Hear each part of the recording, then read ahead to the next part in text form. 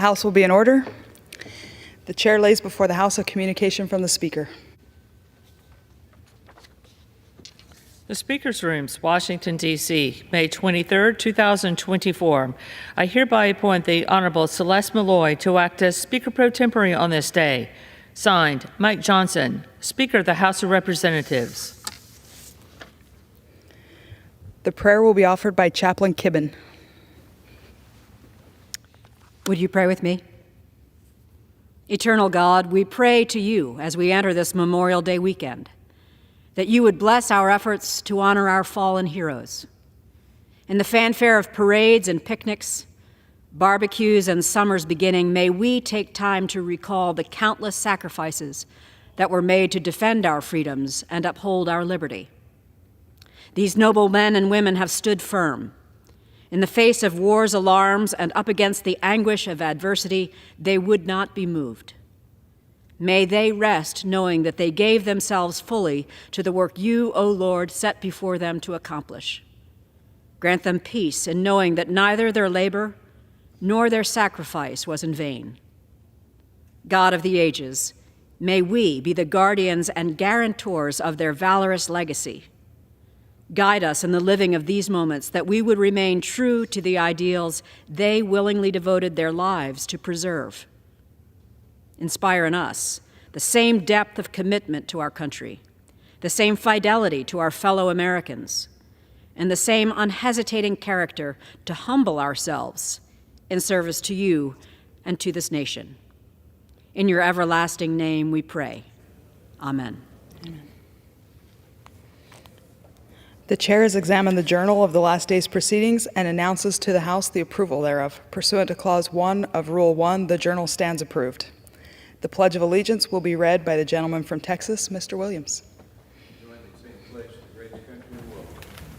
Pledge allegiance to the flag of the United States of America and to the republic for which it stands, one nation, under God, indivisible, with liberty and justice for all.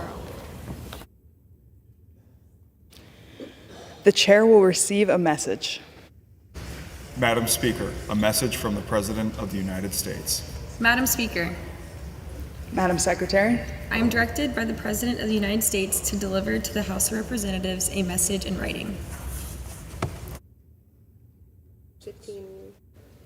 the chair will entertain up to 15 requests for 1-minute speeches. On each side of the aisle, sorry. For what purpose does the gentleman from Texas seek recognition? Without objection, the gentleman is recognized for 1 minute.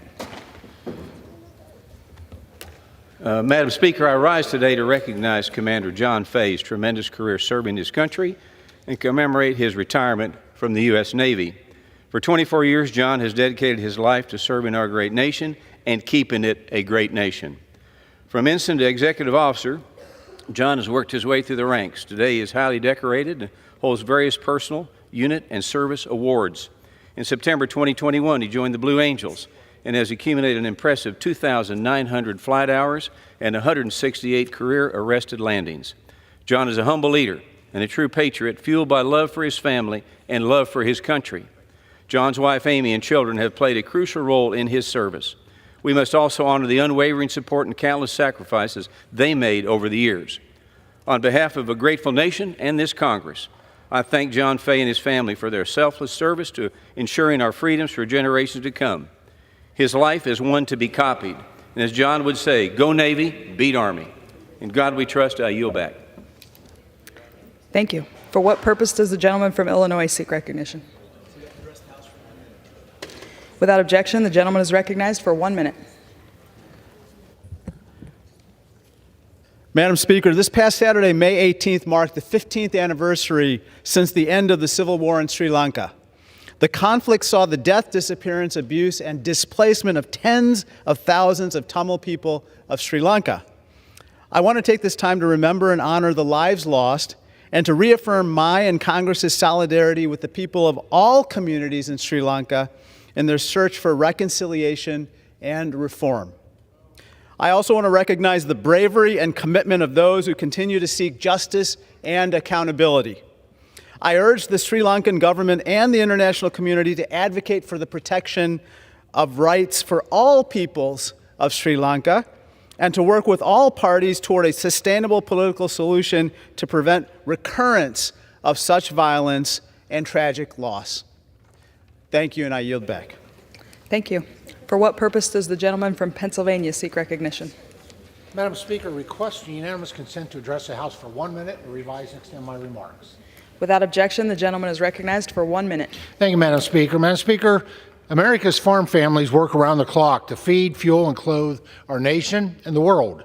Yet their livelihoods are often at the mercy of unpredictable forces beyond their control.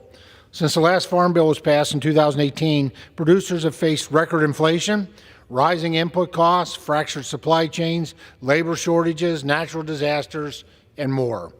Our current safety net is tattered, and our farmers have been bearing the burden of these challenges alone, risking the viability of their operations. The 2024 Farm Bill is the opportunity to implement significant changes to the farm safety net, equipping our farmers to meet their needs. A robust farm safety net provides stability to our producers to ensure farmers can continue operations in uncertain times. A stable, reliable food supply is essential for ensuring national security. The importance of our agriculture industry cannot be overstated. By investing in our farmers and strengthening the safety net, we can ensure that America and American families remain food secure. Thank you, Madam Speaker, and I yield back the balance of my time. Thank you. For what purpose does the gentleman from California seek recognition? To address the House for 1 minute. Without objection, the gentleman is recognized for 1 minute. Today, I want to honor the life and legacy of my friend and mentor, former California State Senator Alan Cerroti.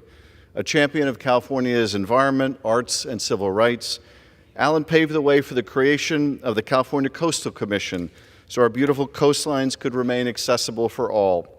His passion for the arts led him to establish the California State Summer School for the Arts, training the next generation of artists, filmmakers, and writers to this day.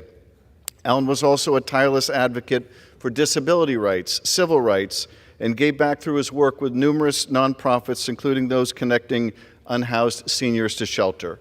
Beyond politics and the arts, Alan was also a lover of jazz. He was a true Renaissance man.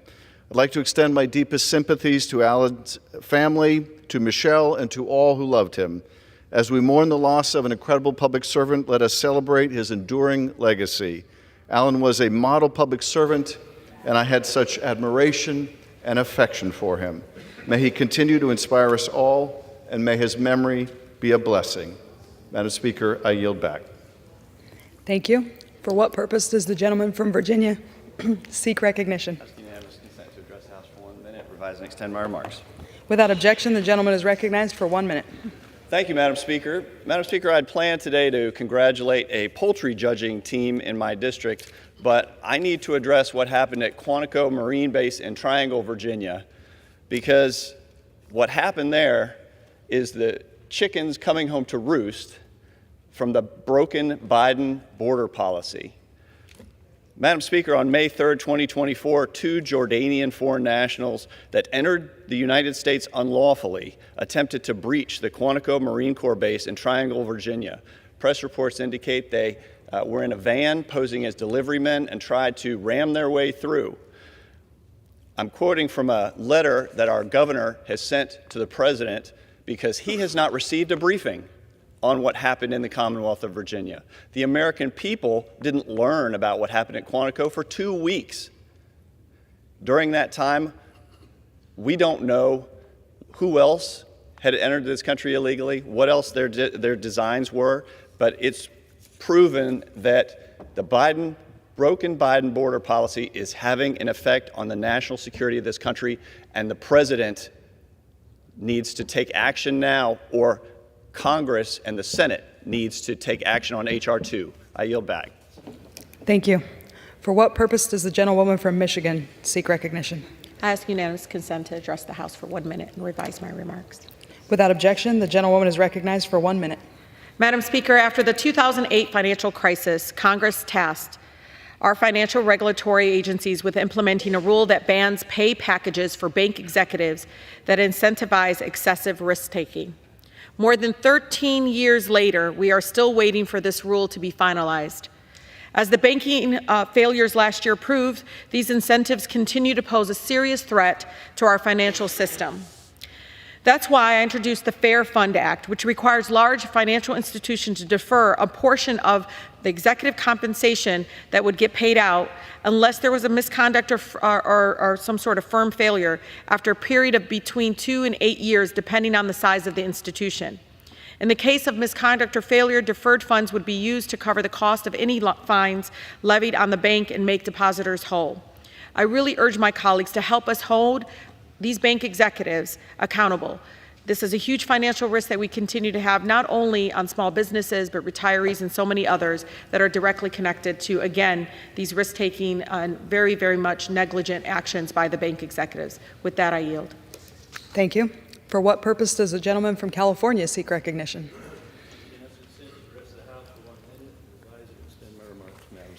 Without objection, the gentleman is recognized for 1 minute. Madam Speaker, as we are on the precipice of another Memorial Day in this country, we have so much to be thankful for and grateful for as we pause to remember those that have fallen to defend our country, our way of life, our Constitution. So from the fields of Valley Forge to Tripoli, to our own homeland of the Civil War, of San Juan Hill, the trenches of France, Pearl Harbor, Normandy, Iwo Jima, the 38th parallel, the jungles of Vietnam, Iraq and Afghanistan, and others. We are grateful for those that stood up and stood in the line of fire for us, for our values. Indeed, from John 15:13, greater love has no one than this, to lay down one's life for one's friends. We owe them a lot. We can never pay that back other than to be grateful and to remember those that have fallen for our nation. I yield back. Thank you. For what purpose does the gentleman from Illinois seek recognition? Unanimous consent to address the House for 1 minute to extend and revise my remarks. Without objection, the gentleman is recognized for 1 minute. Madam Speaker, I rise today to talk about the Affordable Connectivity Program, a critical program that helps millions access affordable internet. Families rely on the internet to do their jobs, to go to school, to meet with their doctors, to stay in contact with family and loved ones.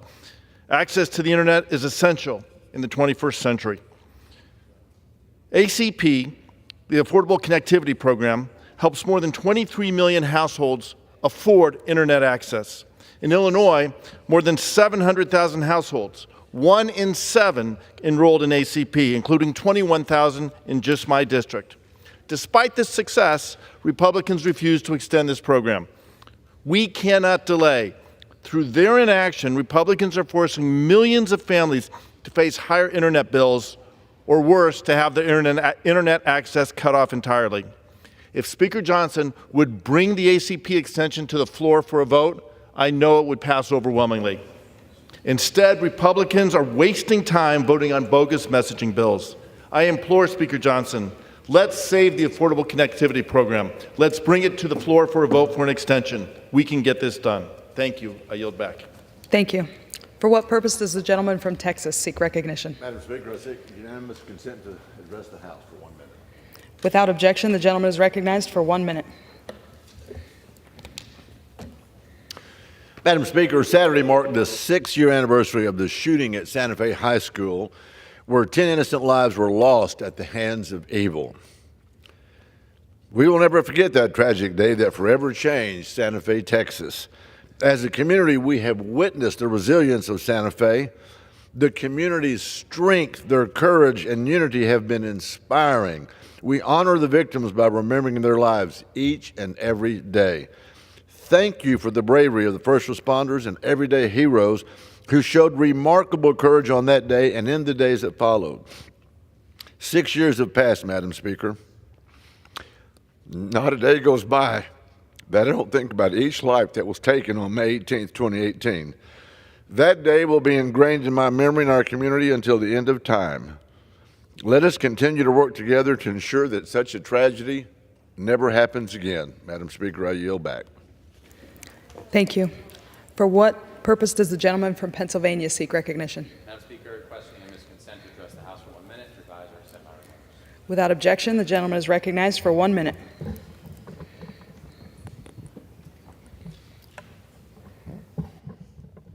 Thank you, Madam Speaker. On Tuesday, the large majority of us came together to pass the Federal Disaster Tax Relief Act. The bill includes a provision to exempt from federal taxes payments for residents like my constituents who were impacted by the East Palestine train derailment and who received payments from the Norfolk Southern Railroad. It's something I've been pushing for along with many others. The East Palestine derailment was a disaster for a lot of families in Beaver County. It's just over the state line from our neighbors in Ohio. It's ridiculous to me that folks who were hurt by this toxic train derailment in their backyard or their farm have to pay taxes on Norfolk Southern's payments to them. Let's remember, it was the railroad's negligence and incompetence that caused this whole mess in the first place. So I was glad on Tuesday night that we passed a bill to help folks who were hurt. Now, if the Senate follows suit, as they should, these payments will be exempted from federal taxes as they should be. Let's keep going to hold big railroads accountable and make freight rail safer. Madam Speaker, we can do that by passing my bill, the Railway Safety Act. I yield back. Thank you. For what purpose does the gentlewoman from Hawaii seek recognition? To address the House for 1 minute and to revise and extend my remarks. Without objection, the gentlewoman is recognized for 1 minute. Thank you, Madam Speaker. I rise today in celebration of Asian American, Native Hawaiian, and Pacific Islander Heritage Month. Our AANHPI community is a diverse diaspora, but too often we are lumped together as one monolithic model minority group, often forced to choose identity between Asian, Pacific Islander, or for me, the very worst, other. We are so much more than other. We are the fastest growing population in the country. We are made up of 70 ethnic groups. We speak over 100 different languages and dialects. We are the descendants of people, cultures, and traditions that are centuries older than this country we now call home. And we deserve to be seen, to be heard, to be recognized for who we are, where we come from, and what we stand for. We are so much more than other. During this month and every month, I challenge my colleagues to join us in uplifting the achievements, the voices, and the struggles facing our AA and HPI community and commit to working towards a future where we are all truly seen, engaged, and represented. Mahalo, and I yield back. For what purpose does the gentlewoman from the Virgin Islands seek recognition? I ask unanimous consent to address the House for 1 minute and to revise and extend my remarks. Without objection, the gentlewoman is recognized for 1 minute. Thank you, Madam Speaker. I rise today to thank my colleagues, Congresswoman Sheila Sherfless McCormick, Senator Tim Kaine, and many other members of both chambers who are urging House Foreign Affairs Committee Chair Michael McCall and Senate Foreign Relations Committee Ranking Member James Risch to lift the hold on the State Department's request for $94 million for the multinational security support mission in Haiti. Congressional Republicans' refusal to support this mission is a serious obstacle to restoring peace, security, and democratic governance in Haiti. As Kenyan President William Ruto visits Washington this week, it is crucial that we find a path forward on these funds. Establishing the MSS is vital to advancing U.S. national security interests, demonstrating American leadership in the Caribbean, and providing a lifeline to the Haitian people. We must act decisively and together. Haiti has a fighting chance to mitigate the chaos plunging and plaguing its communities if we support the MS mission now. I yield back. Thank you. The chair lays before the House a message. To the Congress of the United States, in accordance with Section 517 of the Foreign Assistance Act of 1961 as amended, 22 U.S.C. 232(1)K, I am providing notice of my intent to designate Kenya as a major non-NATO ally. I am making this designation in recognition of Kenya's many years of contributions to the United States African Command Area of Responsibility and globally, and in recognition of our own national interests in deepening bilateral defense and security cooperation with the government of Kenya. Kenya is one of the United States government's top counterterrorism and security partners in the sub-Saharan Africa, and the designation will demonstrate that the United States sees African contributions to global peace and security as equivalent to those of our major non-NATO allies in other regions. I appreciate the support of Congress in this action. Signed sincerely, Joseph R. Biden, Jr., The White House, May 23, 2024. Referred to the Committee on Foreign Affairs and ordered printed.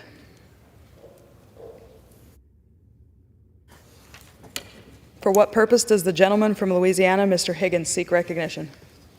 Madam Speaker, pursuant to House Resolution 1243, I call up the bill H.R. 192 to prohibit individuals who are not citizens of the United States from voting in elections in the District of Columbia and ask for its immediate consideration. The clerk will report the title of the bill. Union Calendar Number 118, H.R. 192, a bill to prohibit individuals who are not citizens of the United States from voting in elections in the District of Columbia. Pursuant to House Resolution 1243, the amendment in the nature of a substitute recommended by the Committee on Oversight and Accountability, printed in this bill, is adopted, and the bill, as amended, is considered read. The bill as amended shall be debatable for 1 hour, equally divided and controlled by the chair and ranking minority member of the Committee on Oversight and Accountability or their respective designees. The gentleman from Louisiana, Mr. Higgins, and the gentleman from Maryland, Mr. Raskin, each will control 30 minutes. The chair recognizes the gentleman from Louisiana, Mr. Higgins. Madam Speaker, I ask unanimous consent that all members have 5 legislative days to revise and extend their remarks and include extraneous material on the measure under consideration. Without objection. Madam Chair, I yield myself such time as I may consume. The gentleman is recognized. Thank you, Madam Chair. I rise in support of H.R. 192, an act to prohibit individuals who are not citizens of the United States from voting in elections in the District of Columbia, our nation's capital. In reporting out H.R. 192, the House Committee on Oversight and Accountability holds that Congress must act to exert its constitutional responsibility to oversee the District of Columbia and make certain necessary amendments to the district's law. Since the voters entrusted Republicans with control of the House in the 118th Congress, the Oversight Committee has conducted long overdue oversight of our nation's capital city, including holding hearings on the District of Columbia. Specifically to the topic we're discussing today, the Oversight Committee held a joint hearing with the Committee on House Administration on election integrity in the district. At that hearing, the committees examined the district government's Local Resident Voting Rights Amendment Act, which allowed non-citizen residents to vote in D.C. local elections. This act includes illegal immigrants and even foreign diplomats whose interests may be opposed to the interest of Americans. This radical change to our election laws upset lawmakers on both sides of the aisle, Madam Speaker. D.C. Mayor Bowser withheld her signature on the act, something she's done only a handful of times in her tenure. On February 9, 2023, 260 members of this House voted to overturn the D.C. Act through a resolution of disapproval. In that vote, 42 House Democrats voted to block the D.C. law. However, the bipartisan resolution of disapproval was not considered in the Democrat-controlled Senate, so D.C.'s non-citizen voting law went into effect. This, in my opinion, and the opinion of many Americans across the country, is unacceptable. The primary factor that differentiates American citizens from non-citizens is the right to vote. D.C. residents should be confident that their local government vote is not being diluted by non-citizen residents or illegal immigrants casting votes Article 1 of the Constitution grants Congress exclusive jurisdiction over the nation's capital, and the rules of the U.S. House charge the Committee on Oversight and Accountability with the duty to oversee the municipal affairs of the District of Columbia. I urge my colleagues to support Representative Pfluger's common sense bill to ensure that only United States citizens have the right to vote in local D.C. elections, and to support the repeal of D.C.'s radical law. Madam Speaker, I reserve the balance of my time. The gentleman reserves. The gentleman from Maryland is recognized. Thank you, Madam Speaker. I yield myself such time as I may consume. Gentleman's recognized. And I rise today to oppose H.R. 192, yet another attack on home rule in the District of Columbia. I wish we were here today talking about climate change, which is a dagger at the throat of humanity. We've seen record drought in the Midwest, record forest fires in the West, record flooding in the East, hurricanes of record velocity in the distinguished gentleman from Louisiana's beloved Gulf Coast. There were mosquitoes in the North Pole last summer. The sea levels are rising everywhere. But we're not here to talk about that emergency. I do have a book for my friend, Mr. Higgins, called Bayou Farewell, written by one of my constituents about what's been taking place on the Louisiana coast that I'm going to offer to you today. But we're not talking about climate change. We're not talking about gun violence, despite the fact that America now has rates of gun violence and gun-related mortality 20 times higher than the nations of the European Union. Gun violence is now the leading cause of death among children and young people under 18 in America. It's out of control. But we're not talking about that. We are exercising our constitutional authority, as my distinguished colleague from Louisiana says, to oversee the District of Columbia. And here today, what's caught our eye is that they have legislation which passed, which has become law in the District of Columbia, which allows permanent residents and other non-citizens to register to vote. So they have nearly 500,000 registered voters in the District of Columbia. 512 of them are non-citizens. Around a little bit more than 0.1% of registered voters are non-citizens.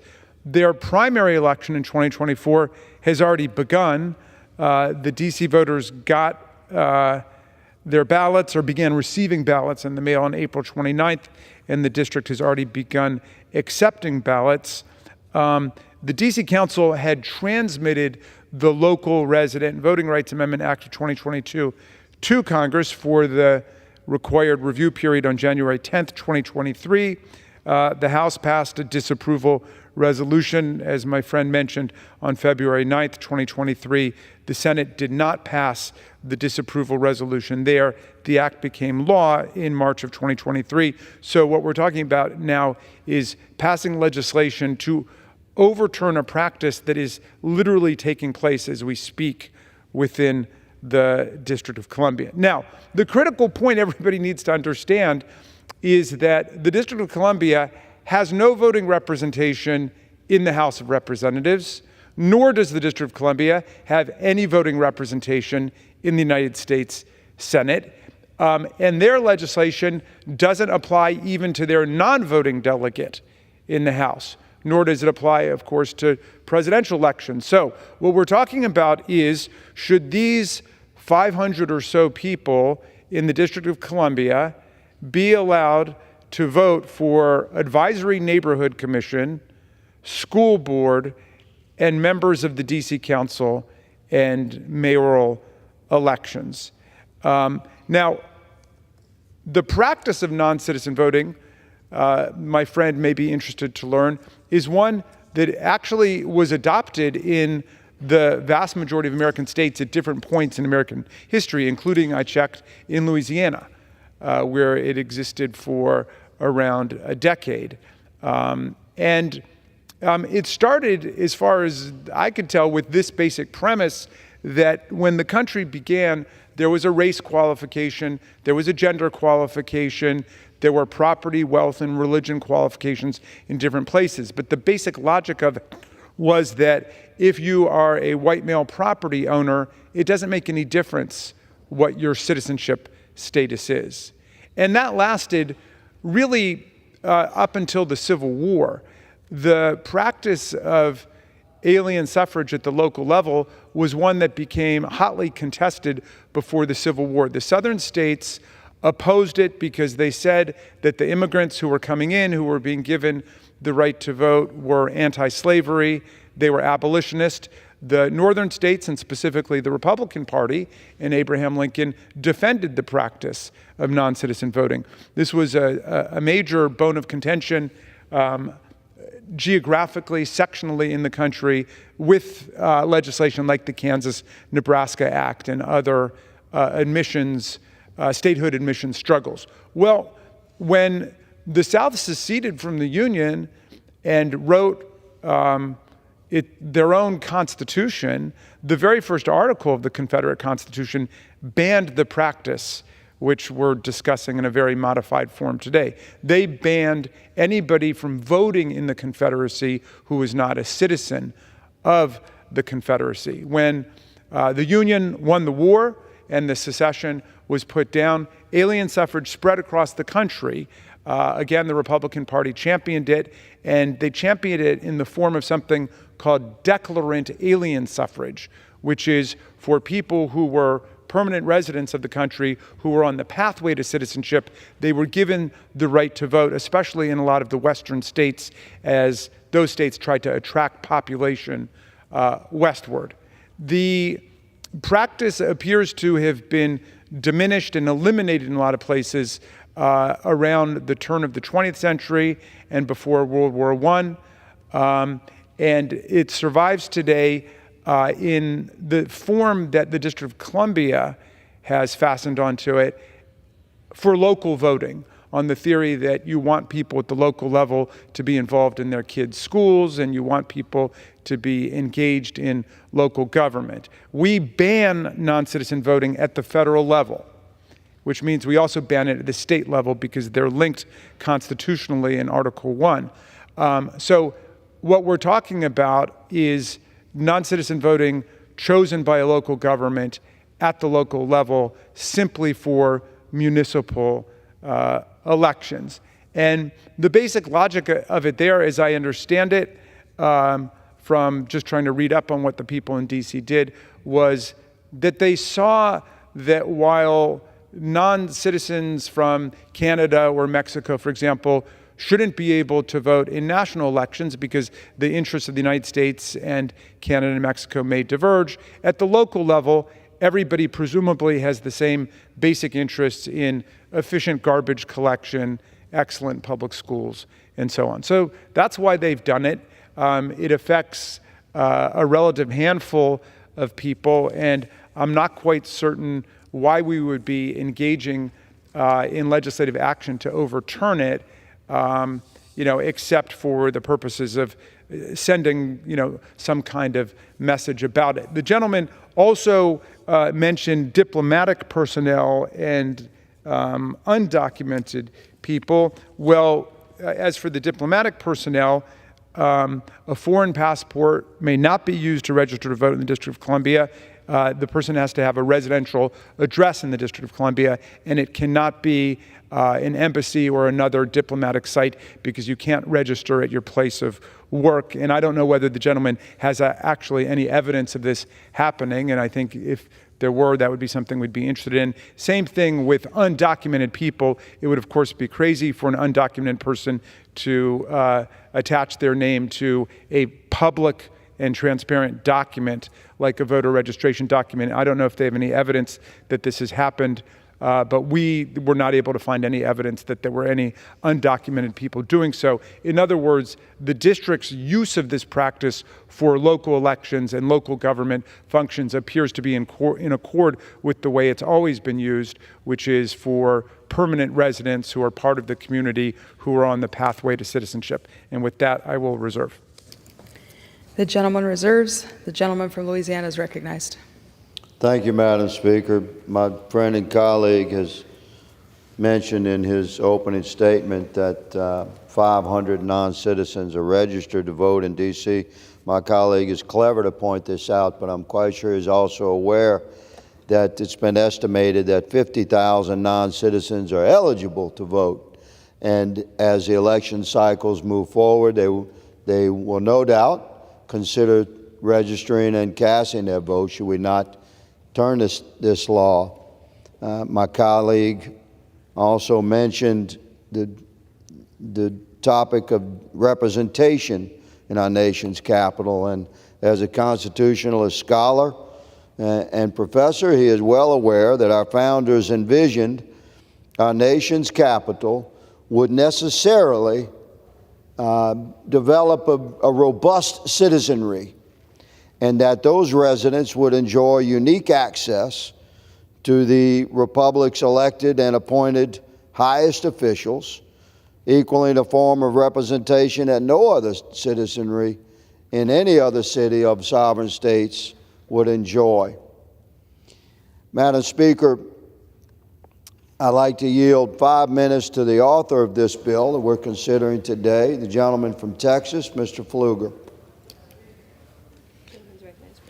I think my colleague from Louisiana, and Madam Speaker, I rise in support of my bill, H.R. 192, that would prohibit individuals who are not citizens of the United States from voting in elections in the District of Columbia.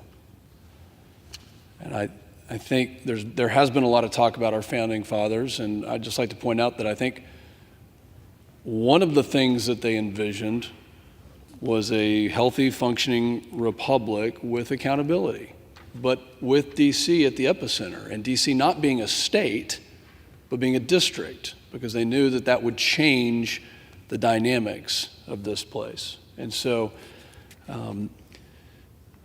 I, like many others, think that this federal district is very special, and it's worth having the accountability, and that accountability is here in the United States Congress. It is Congress, through the Constitution, that our founders entrusted the care of D.C. And specifically, quote, exclusive legislation in all cases whatsoever over the district. And Washington, D.C. is going through a tough time. It's not been going well in the last couple of years. In fact, let me just point out that in 2023, this was the deadliest year on record in Washington, D.C. 274 people were killed. Violent crime spiked by nearly 40%. There were proceedings that even the mayor opposed that had to do with violent crime, that had to do with carjackings, that had to do with lowering the penalties and the thresholds and making it a little bit easier, a strategy of appeasement that even the mayor opposed. And in this Congress last year, we acted and we did something. What we did was we said, no, Washington, D.C., you're not going to lower those penalties for things like carjackings. Oh, you'll never get that through the Senate. Well, guess what? The Senate passed it and President Biden signed it into law because he said that's ridiculous that you would reduce accountability measures in the District of Columbia. And so here we are. And in this case, the D.C. City Council has made a very short-sighted decision that I fear could be a harbinger around the country. And that decision, I believe, lessens and cheapens citizenship. We see that in other areas. But the D.C. City Council has moved to allow non-citizens, including illegal aliens and foreign agents, to vote in local D.C. elections. In fact, not only are they allowed to vote, they're being encouraged. You can look at this flyer right here. This was just sent out by Washington, D.C. to encourage people to vote. Yes, there may be 500 who are registered. This is a year old, but there are 50,000, according to Washington, D.C. statistics, that are eligible. They're encouraging people to vote for mayor, for attorney general, for members of the State Board of Education, and more. And some may argue that, yes, these are just local elections. Well, they're democratic elections that regularly determine taxation, the criminal code that I just referenced, and the election of the various city council members who decide ordinances like who gets to vote. Not to mention that many of these are decided by close margins. And I find it inconceivable that the city council and now other city councils around the United States would intentionally dilute the voting power of their constituents for non-citizens who otherwise might not meet the requirements, might not pay taxes, might not be members of the community that want the same things as those who are citizens. And therefore, I believe it is cheapening and lessening citizenship. As the capital of our democracy, Washington, D.C. ought to be leading the way, setting the example, not incentivizing the exact practices that our adversaries would relish. Take a look at what happened in San Francisco, where they just swore in somebody who is not a citizen to be an election administrator. The election administrator will administrate elections in that part of California, not just for local and municipal elections, but all the elections. Let's look beyond the Democrats' call for this bill to be deemed discriminatory or false claims about its intended purpose. I'm asking my colleagues on the other side of the aisle to look ahead, to put citizenship back in its rightful place as the gold standard. Free and fair elections are a prerequisite for a healthy republic. I believe that's what our founders intended, and non-citizen voting, whether it's one vote or a million votes, dilutes the voting power of the citizen. I believe Congress must act clearly and decisively to bar non-citizens from voting in any election, including in Washington, D.C., and I urge my colleagues to support my resolution. With that, I yield back.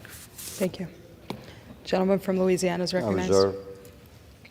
Gentleman reserves. The gentleman from Maryland is recognized. Yeah, just a couple of quick points about the distinguished gentleman's remarks. First of all, what we're talking about is making a federal decision or a congressional decision for a locality. Now, the gentleman's native Texas had non-citizen voting from 1869 to 1921. For a half century, Texas had it, and that policy is one that was completely up to them. It was never overruled by the federal government. The gentleman says that foreign agents could vote under this legislation. Of course, foreign agents can vote all across the country today. People who register under the Foreign Agent Registration Act or fail to register under FARA and are convicted for that still have the right to vote. I believe Michael Flynn is still voting despite the fact that he failed to register under FARA. Paul Manafort is still voting. Other people who have been foreign agents don't automatically lose their right to vote because of that. But in the District of Columbia, if somebody wants to register from a foreign country, they effectively have to renounce their right to vote in the foreign country because the District of Columbia says you can't be voting in another country. Incidentally, that's not the rule all over the world. Under the Maastricht Treaty, Americans who are living in European countries and are effectively domiciled there, which is defined as having physical residence plus the indefinite intention to remain, are given the right to vote in European localities. Again, just European local elections, not in EU elections or national elections, but if you are an American living in Barcelona or Spain indefinitely, you get to vote in local elections there, and they've adopted basically the same logic that the people in D.C. adopted, which is they want people who are living there indefinitely to be engaged in local government. With that, I'm going to yield 5 minutes to the distinguished gentlelady from the District of Columbia, Congresswoman Eleanor Holmes Norton. The gentlewoman is recognized. I thank my friend for yielding, and I strongly oppose this undemocratic, paternalistic bill. This Congress, Republicans have introduced 22 bills to overturn District of Columbia election laws. Yet Republicans have refused to make the one and only change to D.C. election laws that D.C. residents have requested, which is to be giving voting representation in the House and Senate. I ask unanimous consent to enter into the record a letter from the D.C. Council, Chairman Phil Mendelson, and D.C. Attorney General Brian Schwab opposing H.R. 192. Without objection. Before I discuss the substance of H.R. 192, I want to discuss democracy and the lack of it in D.C. The nearly 700,000 district residents have no voting representation in Congress, and Congress has the ultimate say, even on local D.C. matters. My Republican colleagues are correct that Congress has the constitutional authority to legislate on local D.C. matters, but they are wrong that Congress has a constitutional duty to do so. Instead, legislating on local D.C. matters is a choice. In Federalist 43, James Madison said of the residents of the future D.C., and here I'm quoting, "A municipal legislature for local purposes derived from their own suffrages will, of course, be allowed them," end quote. The Supreme Court held in 1953 that, quote, "there is no constitutional barrier to the delegation by Congress to the District of Columbia to full legislative power," end quote. D.C.'s local legislature, the council, has 13 members. The members are elected by D.C. residents. If D.C. residents do not like what the members vote, they can vote them out of office. That is called democracy. Congress has 535 members. The members are elected by residents of their states. None are elected by D.C. residents. If D.C. residents do not like how the members vote on local D.C. matters, they cannot vote them out of office. That is the antithesis of democracy. The merits of H.R. 192 should be irrelevant, since there is never justification for Congress legislating on local D.C. matters. However, I will discuss H.R. 192. H.R.'s Local Resident Voting Rights Amendment of 2022 allows D.C. residents who are non-citizens to vote only in local D.C. elections. D.C.'s law is not unique. More than a dozen cities today allow non-citizens to vote in local elections. While the Local Resident Voting Rights Amendment Act applies only to local D.C. elections, there is a long history in the United States, including before its founding, of allowing non-citizens to vote in local, state, local, and federal elections. At various points, 40 states have allowed non-citizens to vote, including Texas, the home of the sponsor of H.R. 192. Congress only first prohibited non-citizens from voting in federal elections in 1996. The House passed a disapproval resolution on the Local Resident Voting Rights Amendment Act in February 2023. The Senate did not vote on the disapproval resolution, and the Local Resident Voting Rights Amendment Act became law in March 2023. Voting, including non-citizens, started earlier this month in D.C. primary elections. Why did Republicans wait to bring H.R. 192 to the floor until voting had already started? They did so to disrupt the elections. The Revolutionary War was fought to give consent to the governed and to end taxation without representation. Yet D.C. residents cannot consent to any action taken by Congress, and they pay full federal taxes without being denied voting representation in Congress. Indeed, D.C. pays more federal taxes per capita than any state and more total federal taxes than 20 states. If House Republicans cared about elections or D.C. residents, they would bring to the floor the D.C. statehood bill, H.R. 51, the Washington, D.C. Admissions Act, which would give D.C. But I grant the gentlelady another 20 seconds. Would give D.C. residents voting representation in Congress and full local self-government. Congress has the constitutional authority to admit the state of Washington, D.C. It simply lacks the will. D.C. residents, a majority of whom are black and brown, are worthy and capable of self-government. I urge members to vote no on H.R. 192. Gentleman from Maryland is recognized. Gentleman reserves. The gentleman from Louisiana is recognized. Thank you, Madam Speaker. I have not heard my Democrat colleagues address the fact that even one non-citizen's vote will, in fact, dilute the votes of American citizens. And the gentlelady mentioned that Republicans' efforts to disrupt D.C. elections. Quite to the contrary, good lady, we seek to restore the integrity of D.C. elections. We have stood in support of an American's right to have their vote fully counted, including most certainly in our nation's capital. When you have 50,000 potential non-citizen voters in the nation's capital, poised to cast a vote, that is the disruption of the D.C. voting process for the American citizens of D.C., whom we do indeed care for and love and hope to represent.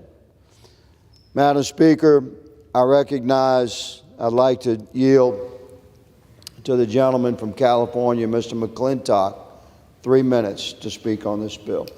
The gentleman from California is recognized. Madam Speaker, in America, the citizens are the sovereign, and we govern through the votes we cast.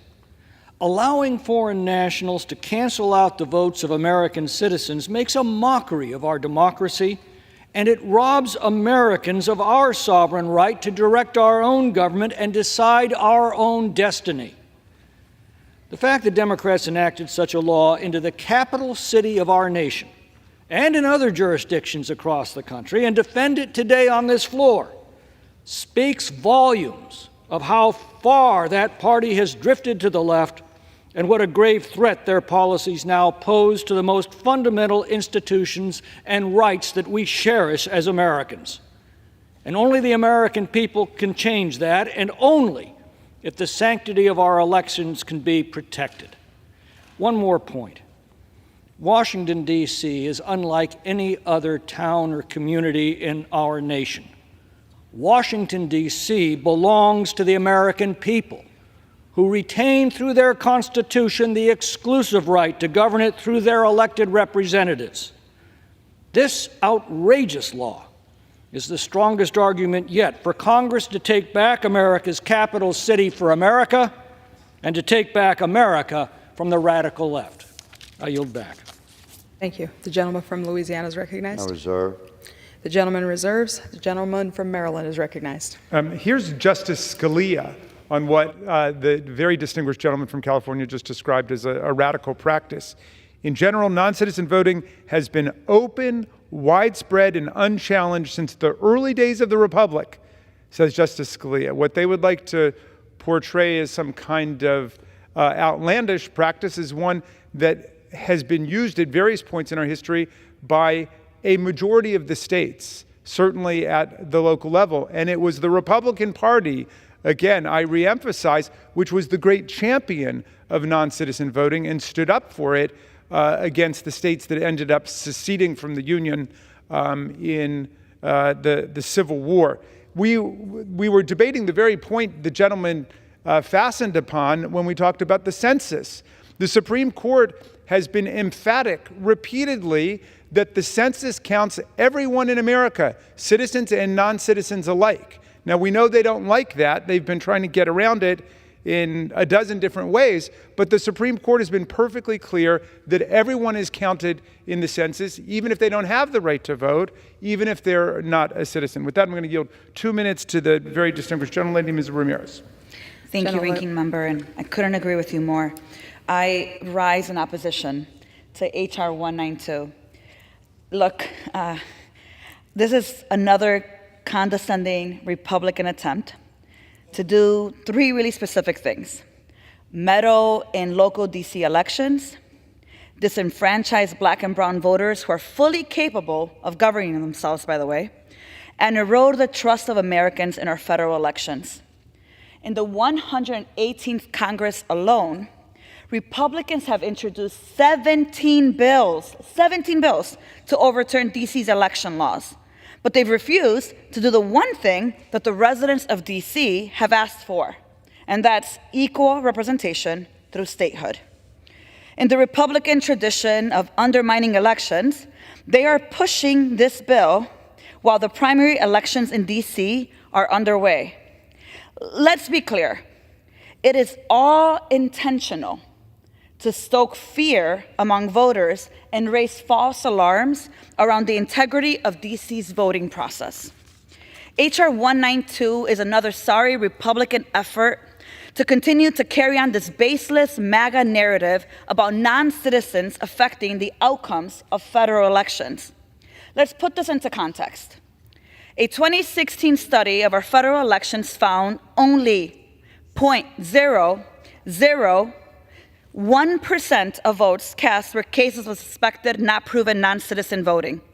Even the former president's appointed commission to investigate his claims of voter fraud by non-citizens was disbanded without identifying one single case. In the meantime, a third of working-age Americans are living through crushing medical debt. Families are spending up to 75% of their income in rent and utilities. And scientists agree that the climate crisis may cause 14.5 million deaths by 2050. Yet here we are again. We need to stop entertaining legislation based on Republican lies. There are real problems that need to be addressed and comprehensive solutions. I yield back. We'll reserve. Thank you. The gentleman reserves. The gentleman from Louisiana is recognized. Madam Speaker, inquire about the balance of my time. The gentleman from Louisiana has 17 and a half minutes. The gentleman from Maryland has 10 and a half minutes. Thank you, Madam Speaker. I'd like to yield 3 minutes to the gentleman from New Jersey, our colleague, Mr. Van Drew. The gentleman is recognized.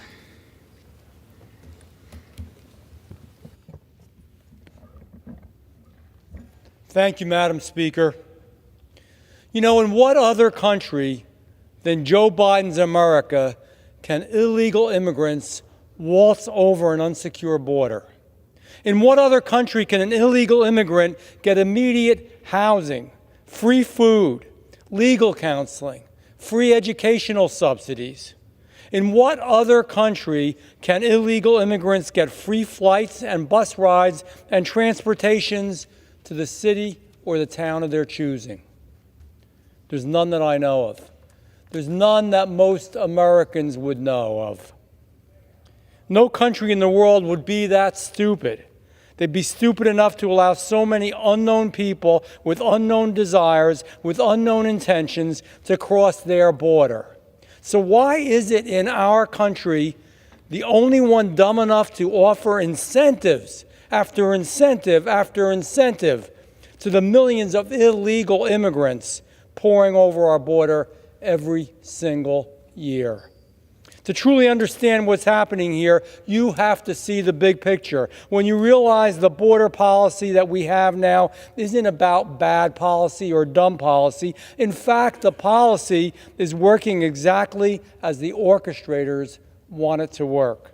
The left knows they can flood this country with millions of people. If the left can promise those millions of people that the Democrats are the party that will feed them, will house them, will transport them, will educate them for free at the American taxpayer's back, and that Republicans will take that away, then the Democrats can use the millions of illegal immigrants as political pawns to increase their power.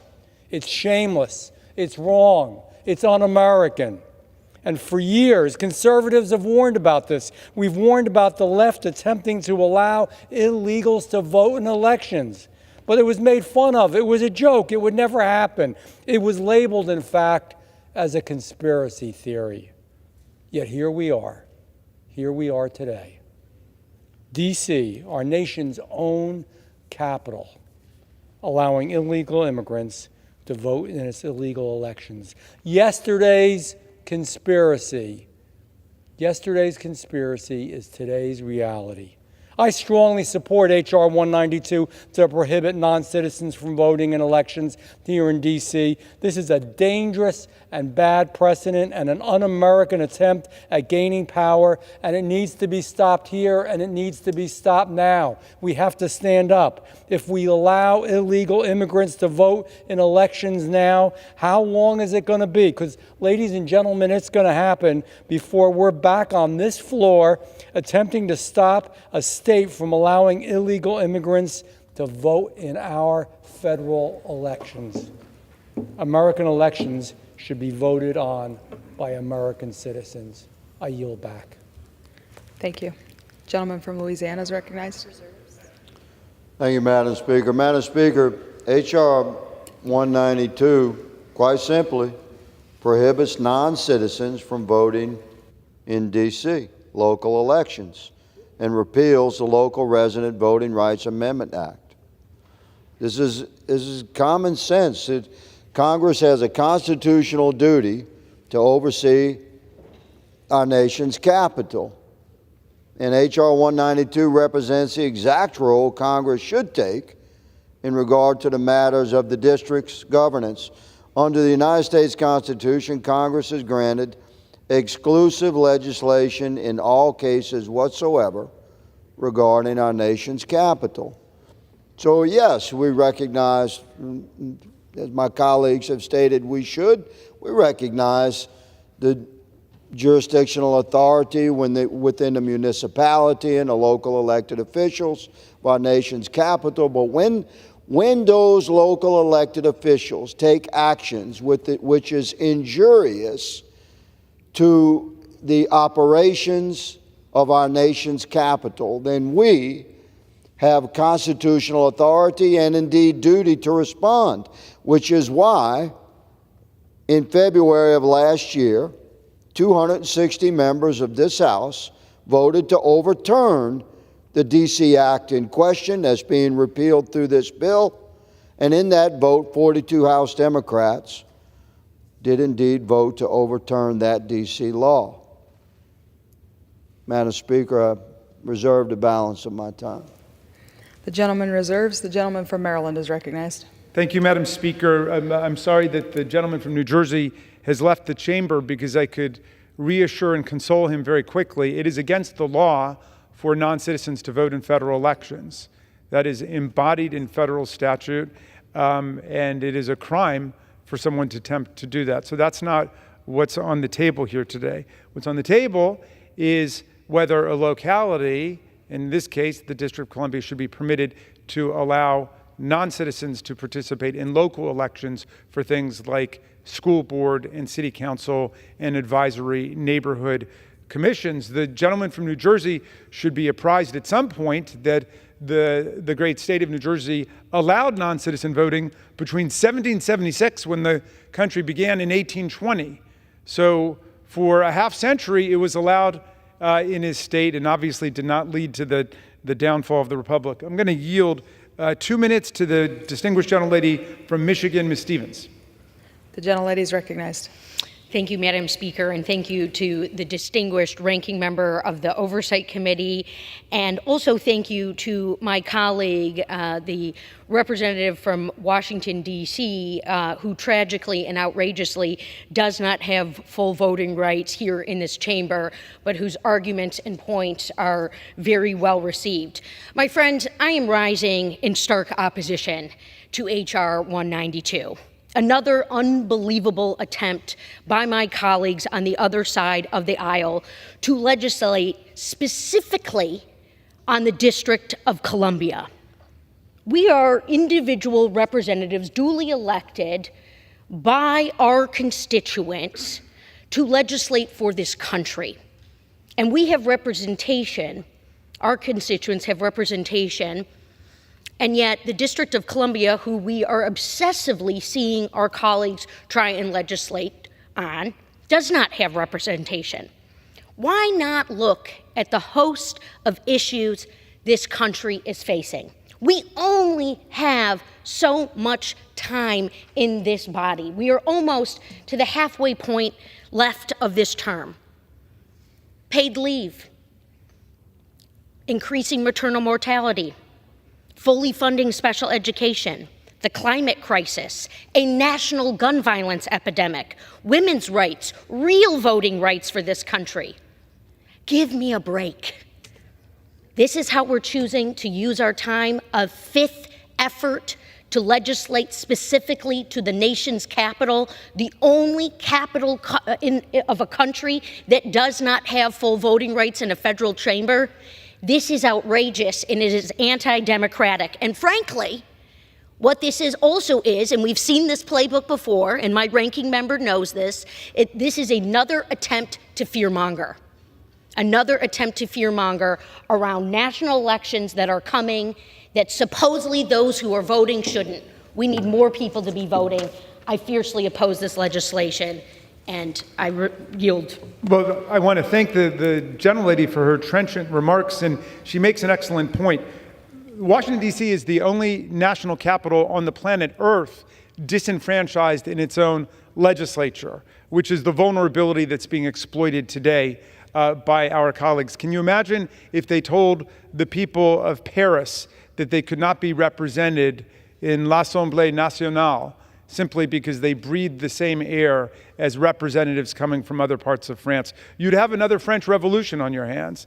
But I want to thank the people of Washington that Ms. Norton represents, who have a valid, bona fide political grievance, and yet did not come down here and beat the daylights out of our police officers, wounding and brutalizing and hospitalizing nearly 150 of them. They've gone about it the right way. They've petitioned for statehood, and they're trying to defend their rights to govern themselves. I'll reserve.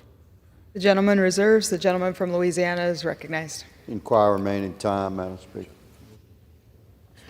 The gentleman from Louisiana has 13 minutes. Thank you, Madam Speaker. Madam Speaker, my distinguished colleague has mentioned that it's already against the law for illegal to cast a vote. We understand this, but surely the gentleman knows that corruption is born in the heart of man, not the mechanisms of man. We have a duty and a responsibility as members of this Congress to oversee the actions of the nation's capital city, and it is our duty to mitigate against the violation of law. We recognize that it's against the law for an illegal to cast a vote in a federal election.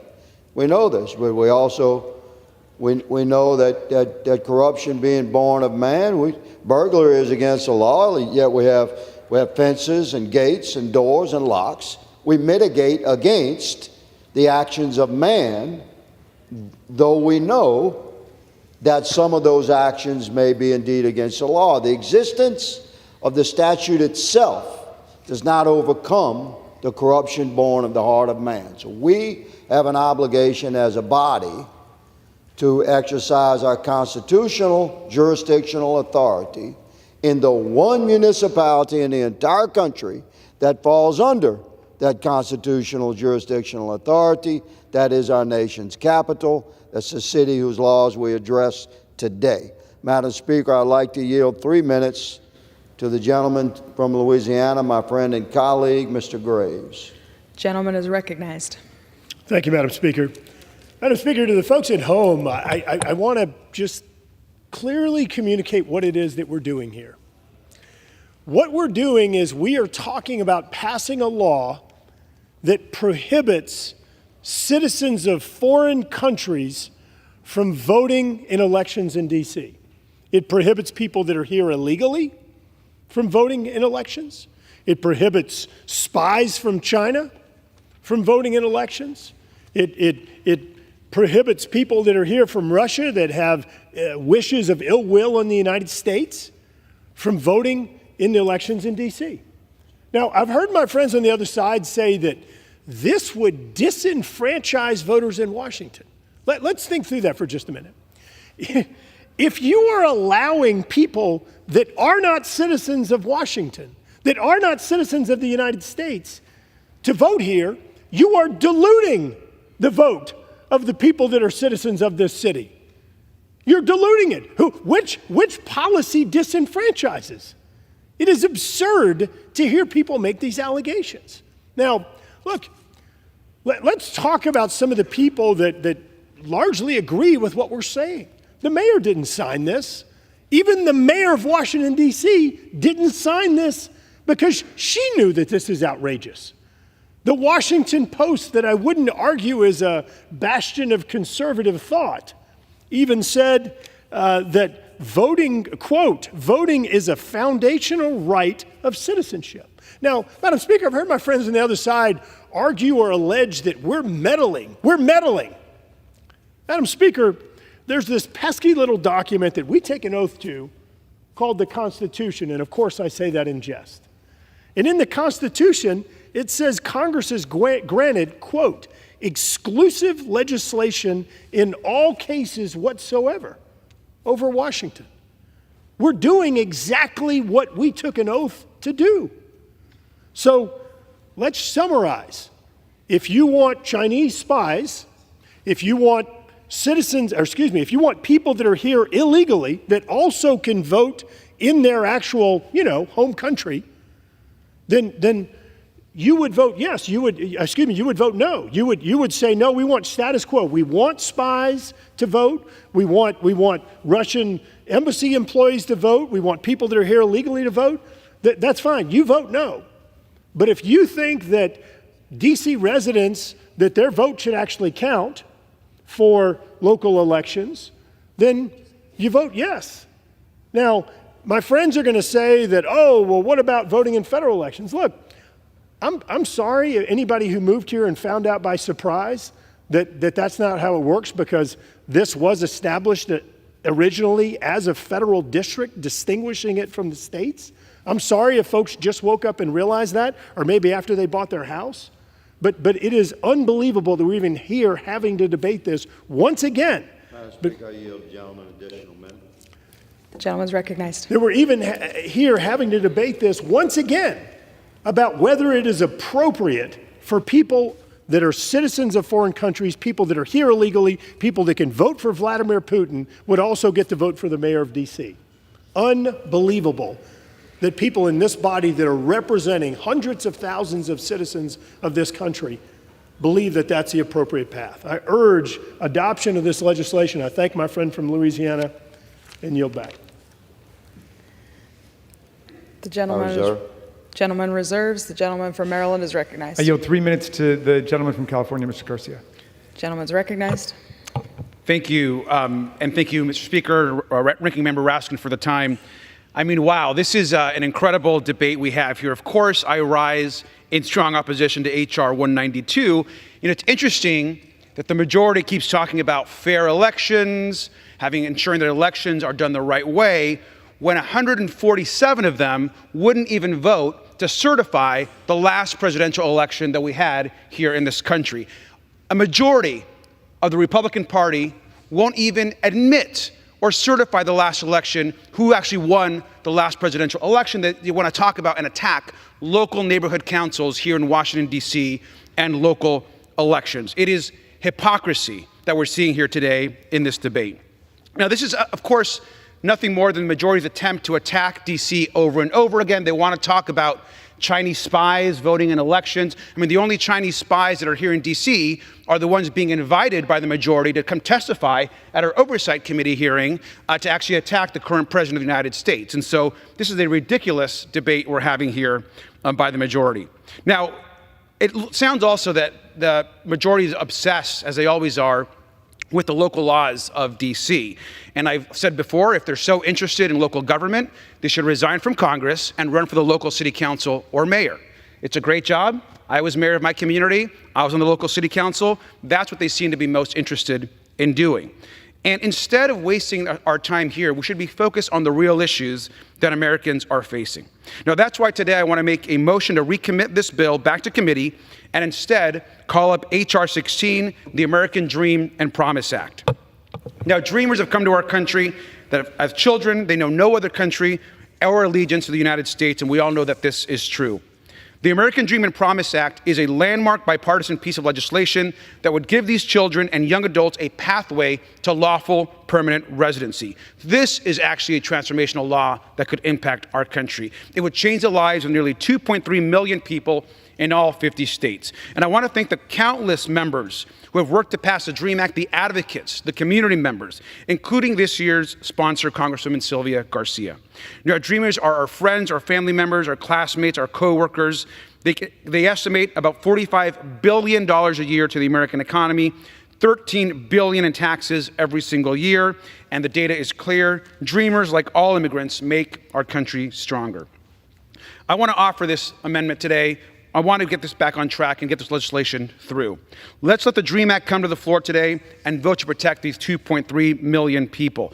And for me, this is personal as an immigrant myself, as someone that has lived with immigrants. I know how important the DREAM Act is to our country and to so many. And instead of wasting our time on this bill, we should be focused on actually helping people in this country that are making our country better every single day. And today, Republicans and Democrats once again have the chance to work across the aisle and protect millions of people who have put down roots and invested in our country and economy, and it's a right thing to do. So, Mr. Speaker, I ask unanimous consent to insert the text of my amendment in the record and immediately prior to the vote on the motion to recommit. Without objection. Today, I hope my colleagues will join me in voting for this motion. The gentleman's time has expired. Okay, I want to thank the gentleman, and we will reserve. Thank you. Gentleman reserves. Gentleman from Louisiana is recognized. Thank you, Madam Speaker. I yield 3 minutes to the gentleman from Texas, Mr. Pfluger, the author of the bill. Gentleman is recognized. I thank my colleague, and I think all those that have risen in support of this, and I just kind of think about this let's just think about it in simple terms. Go back to our constituents, and when you tell them that Washington, D.C. is allowing non-citizens to vote in local elections, they can't believe it. It's been said by several colleagues on the other side of the aisle that multiple states allowed non-citizens to vote. Well, in the case of Texas, that was literally over 100 years ago, and we figured out it was not a good idea. It's absolutely ridiculous that this is even a thought. I said it a little bit ago, but Washington, D.C. is not exactly having an easy time with accountability. When you look at the crime rates, violent crime spiking by 40%, 2023 being the deadliest year on record here, 274 people killed, and you look at what Congress had to do, what President Biden signed into law to maintain the penalties on violent offenders, specifically in carjackings, because the city council in Washington, D.C. decided to lessen those penalties. This Congress voted on that last year, and the president signed it into law. That's the kind of accountability that Americans are wanting. They want that accountability. And to think that Americans are in favor of having non-citizens vote in Washington, D.C. is ludicrous. That's why this legislation is so important. Washington, D.C. should be the standard.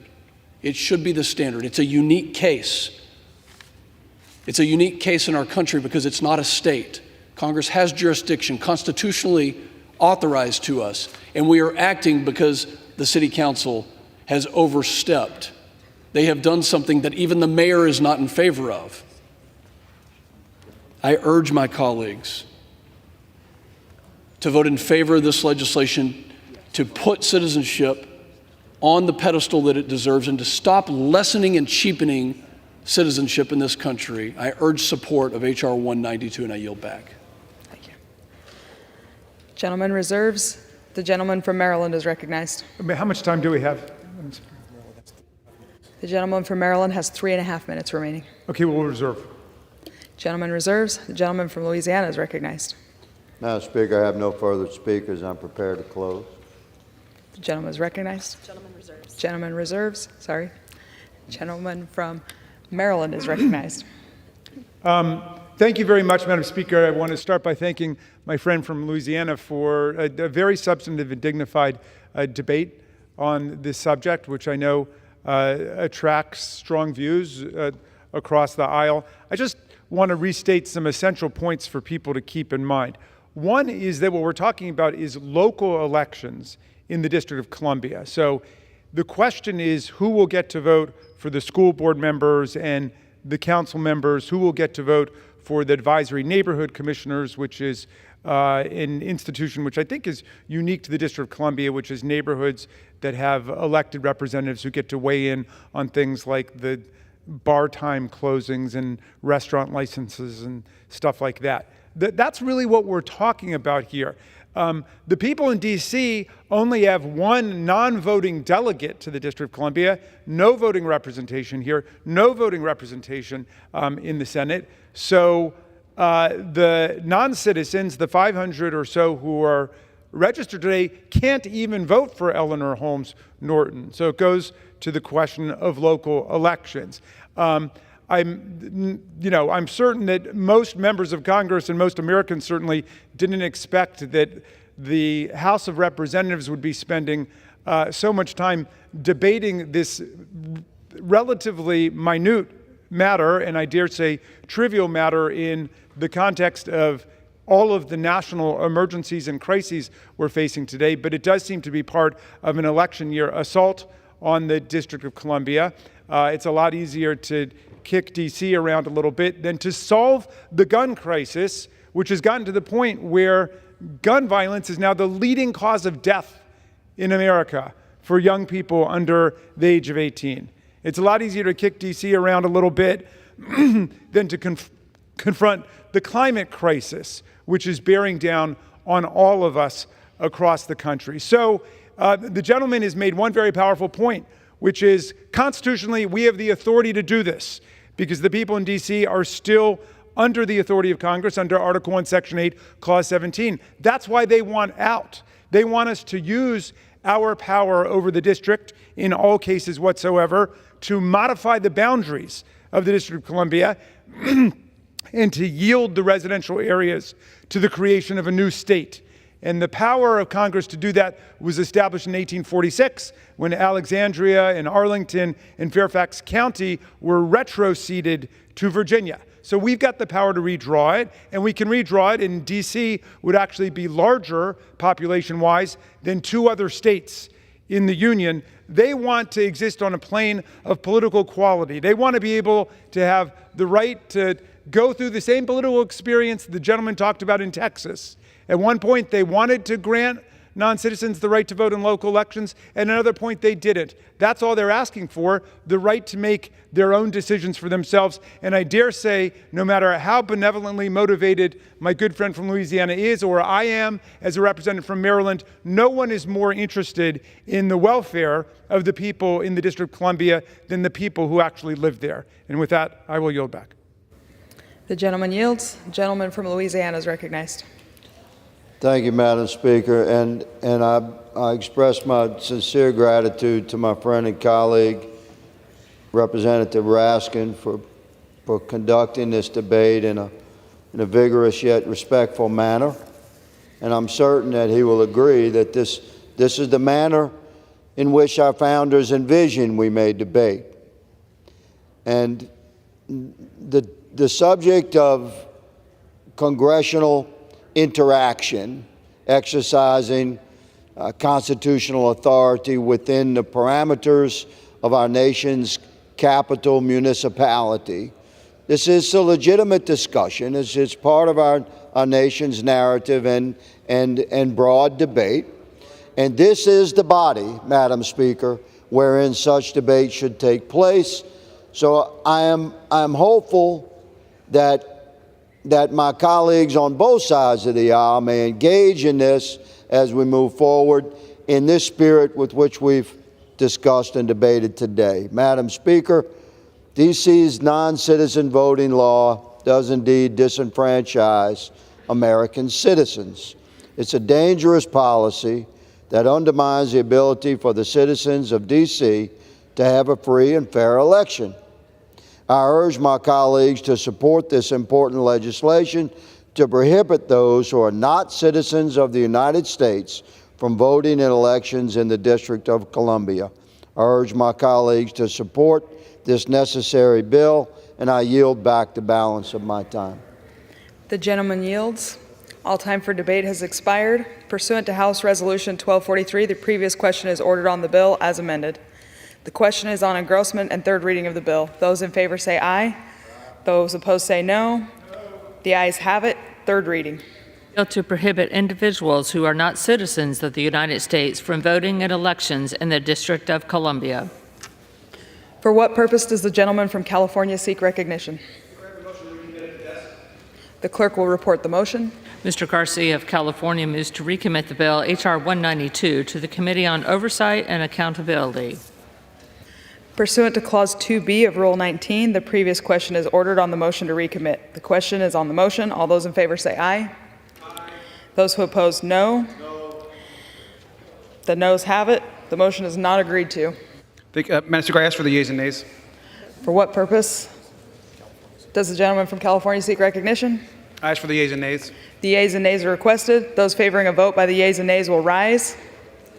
A sufficient number having risen, the yeas and nays are ordered. Pursuant to Clause 8 of Rule 20, further proceedings on this question are postponed.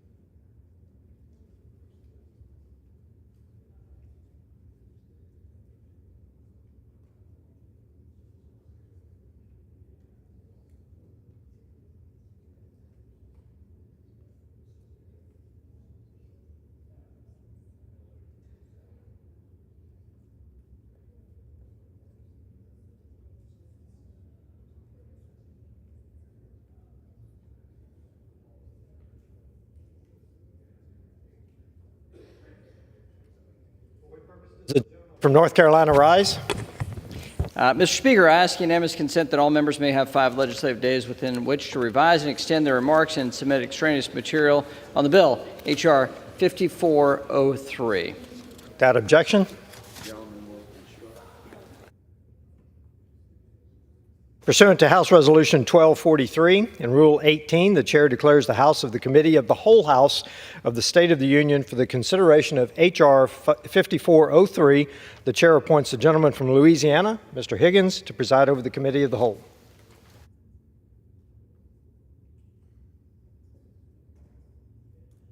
The House is in the Committee of the Whole House on the State of the Union for the consideration of H.R. 5403, which the clerk will report by title. A bill to amend the Federal Reserve Act to prohibit the Federal Reserve banks from offering certain products or services directly to an individual, to prohibit the use of central bank digital currency for monetary policy and for other purposes. Pursuant to the rule, the bill is considered read the first time. General debate shall be confined to the bill and amendments specified in Section 2 of House Resolution 1243 and shall not exceed 1 hour, equally divided and controlled by the chair and ranking minority member of the Committee on Financial Services or their respective designees. The gentleman from North Carolina, Mr. McHenry, and the gentlewoman from California, Ms. Waters, each will control 30 minutes. The chair recognizes the gentleman from North Carolina, Mr. McHenry. Mr. Chairman, I yield myself such time as I may consume. Today we are considering Majority Whip Tom Emmer's H.R. 5403, the CBDC Anti-Surveillance State Act. This bill is straightforward. It halts unelected bureaucrats from issuing a central bank digital currency, or CBDC. We believe that a central bank digital currency would be detrimental to Americans' rights to financial privacy. We've previously seen examples of the government and governments around the world weaponizing the financial system against their own citizens. For example, the Chinese Communist Party used a central bank digital currency to track spending habits of its citizens. This data is being used to create a social credit system that rewards or punishes people based on their behavior. This type of financial surveillance has no place in the United States. After all, we have the Bill of Rights, and they do not. Concerningly, it appears that the current administration does not agree that financial surveillance has no place in the United States. In 2022, the White House issued an executive order pushing for CBDC research and development. The corresponding report and the data related to the executive order the president issued does nothing to ease the concerns about financial snooping on citizens. This is why the CBDC Anti-Surveillance State Act is necessary. The bill requires authorizing legislation from Congress for the issuance of any central bank digital currency, ensuring that it must reflect American values and civil liberties protections. If not open, permissionless, and private, a central bank digital currency is no more than a CCP-style surveillance tool waiting to be weaponized. I want to thank my friend Whip Emmer for his work on spearheading this legislation, along with Representatives Hill and Mooney for their leadership on this issue. I'd also like to thank Representative Davidson for his commitment to financial privacy in a larger context. I urge my colleagues to support this common sense legislation, and I reserve the balance of my time. The gentleman reserves. The gentlewoman from California is recognized. The gentlewoman from California is recognized. Madam Chair, I yield myself much time as I may consume. Again, I yield myself as much time as I may consume.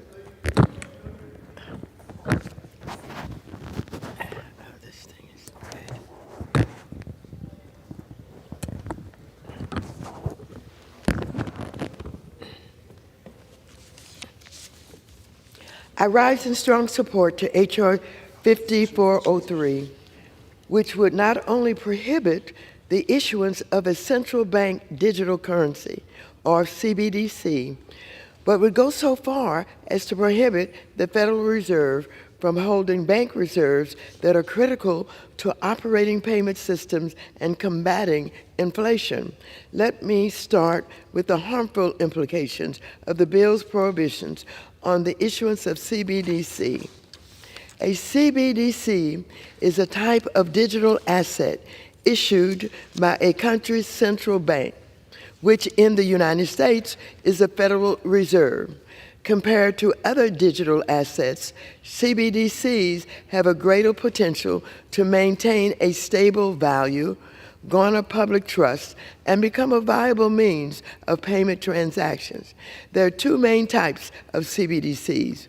One, retail CBDCs that consumers could get from the Fed or a financial institution to pay for everyday things like a cup of coffee, and wholesale CBDCs that would not be used by individual consumers and instead only used for transactions among financial institutions and the Fed. CBDCs are no longer a remote, futuristic possibility. 134 countries and currency unions around the world, representing 98% of global GDP, are currently exploring or implementing a CBDC. Some have referred to the development of a CBDC as the next space race, but the United States is way behind the curve. What's more, there is growing concern that China, which has already issued its own CBDC that has been used by hundreds of millions of people, will be able to significantly influence the rest of the world's CBDC's development because the U.S. is so far behind. This is especially problematic given the Chinese CBDC has government surveillance baked in, while a United States CBDC would be designed to protect consumer privacy and other deeply held American values. This bill exacerbates these concerns by proposing to make the United States the first and only country in the world to ban a CBDC.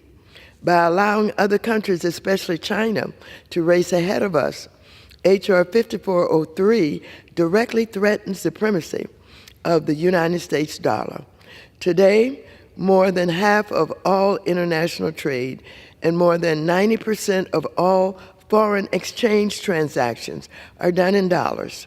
The dollar's dominance provides significant benefits to the United States, like lower borrowing costs for consumers, lower capital costs for United States businesses, and the ability to better implement U.S. foreign policy goals. In fact, the dollar's widespread use is what makes our sanctions so powerful, allowing us to block adversaries like Russia and Iran from doing business, not just with the United States, but with anyone who uses the dollar. That is why countries, including China and Russia, are trying to establish an alternative to the dollar, including developing alternative digital currencies so they can more effectively evade United States sanctions. CBDCs also have the potential to offer benefits compared to United States dollars, like faster and cheaper transactions. If the United States sits on the sidelines as other major economies move forward with CBDC development, another digital currency like the digital euro would very well become the world's preferred currency for international trade.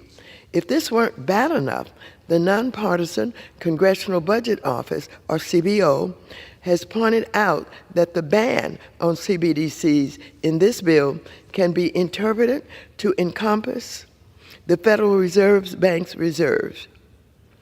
These reserves are instrumental to several core functions of the Fed, including their ability to conduct monetary policy. This means that H.R. 5403 would undermine the Federal Reserve's set of tools needed to ensure our economy does not enter a recession as inflation comes down. It also means that the bill could disrupt our banking system by preventing the Fed from using payment systems like FedWire to quickly move funds between financial institutions. And while some may think that this is merely a drafting error, it appears to be deliberate. During the markup of this bill, Democrats pointed out on the record how this overly broad definition of CBDC could harm the Fed's broader ability to conduct monetary policy. Despite having every opportunity to fix the bill before it was considered here today, Republicans have kept the language the same. But let's not forget that Donald Trump has made clear intention to undermine the Fed with repeated threats to fire the Fed chair when he was in office, and more recently with reports that he'd want to set interest rates from the Oval Office. Furthermore, Project 2025, which is an extreme MAGA transition playbook for a potential Trump administration, would abolish the Fed. House Republicans have already entered a bill to do just that. I urge members to see this bill for what it is. It is not about protecting consumer privacy.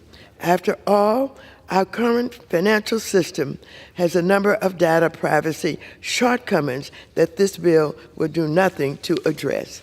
Moreover, there is nothing inherent about a CBDC that would compromise privacy.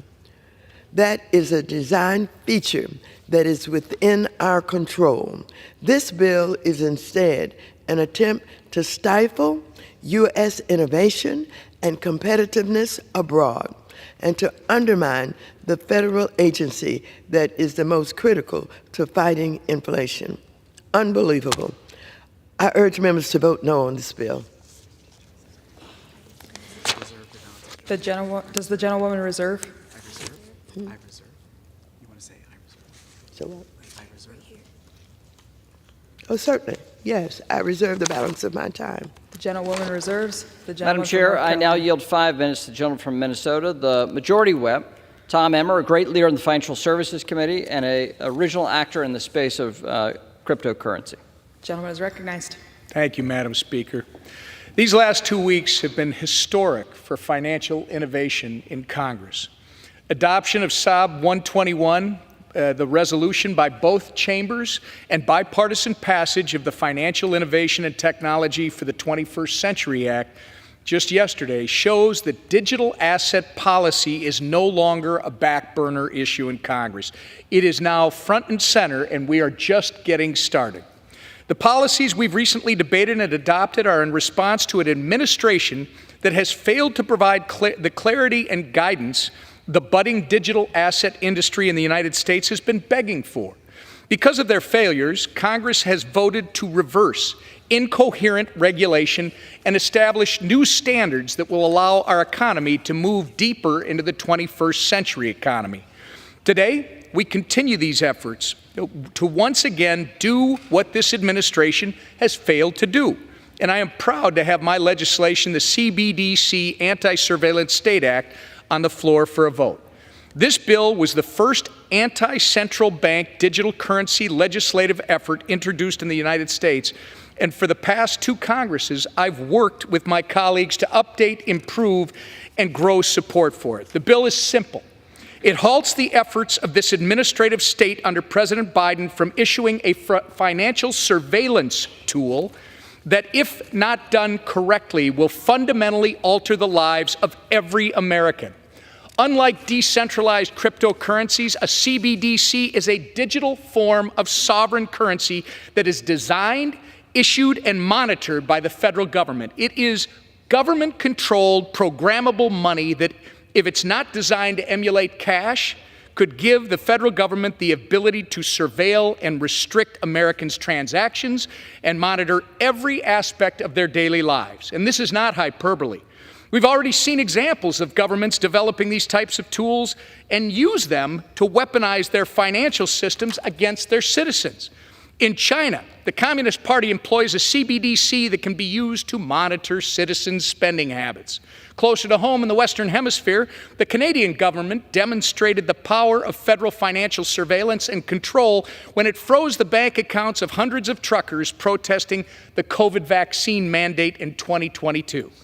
It is naive to believe that your government won't weaponize the tools it has to control you.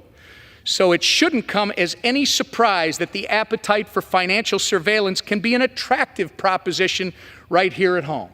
In 2023, the White House issued an executive order placing a, quote, urgency on CBDC research and development.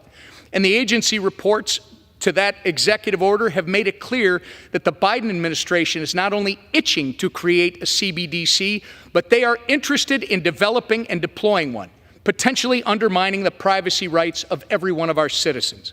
Congress can't allow this to happen. My bill ensures the United States digital currency policy remains in the hands of the American people, not the administrative state, so that any development of a digital money will reflect our American values of privacy, individual sovereignty, and free market competitiveness. The legislation affirms that if the federal government seeks to create a digital version of the US dollar, they can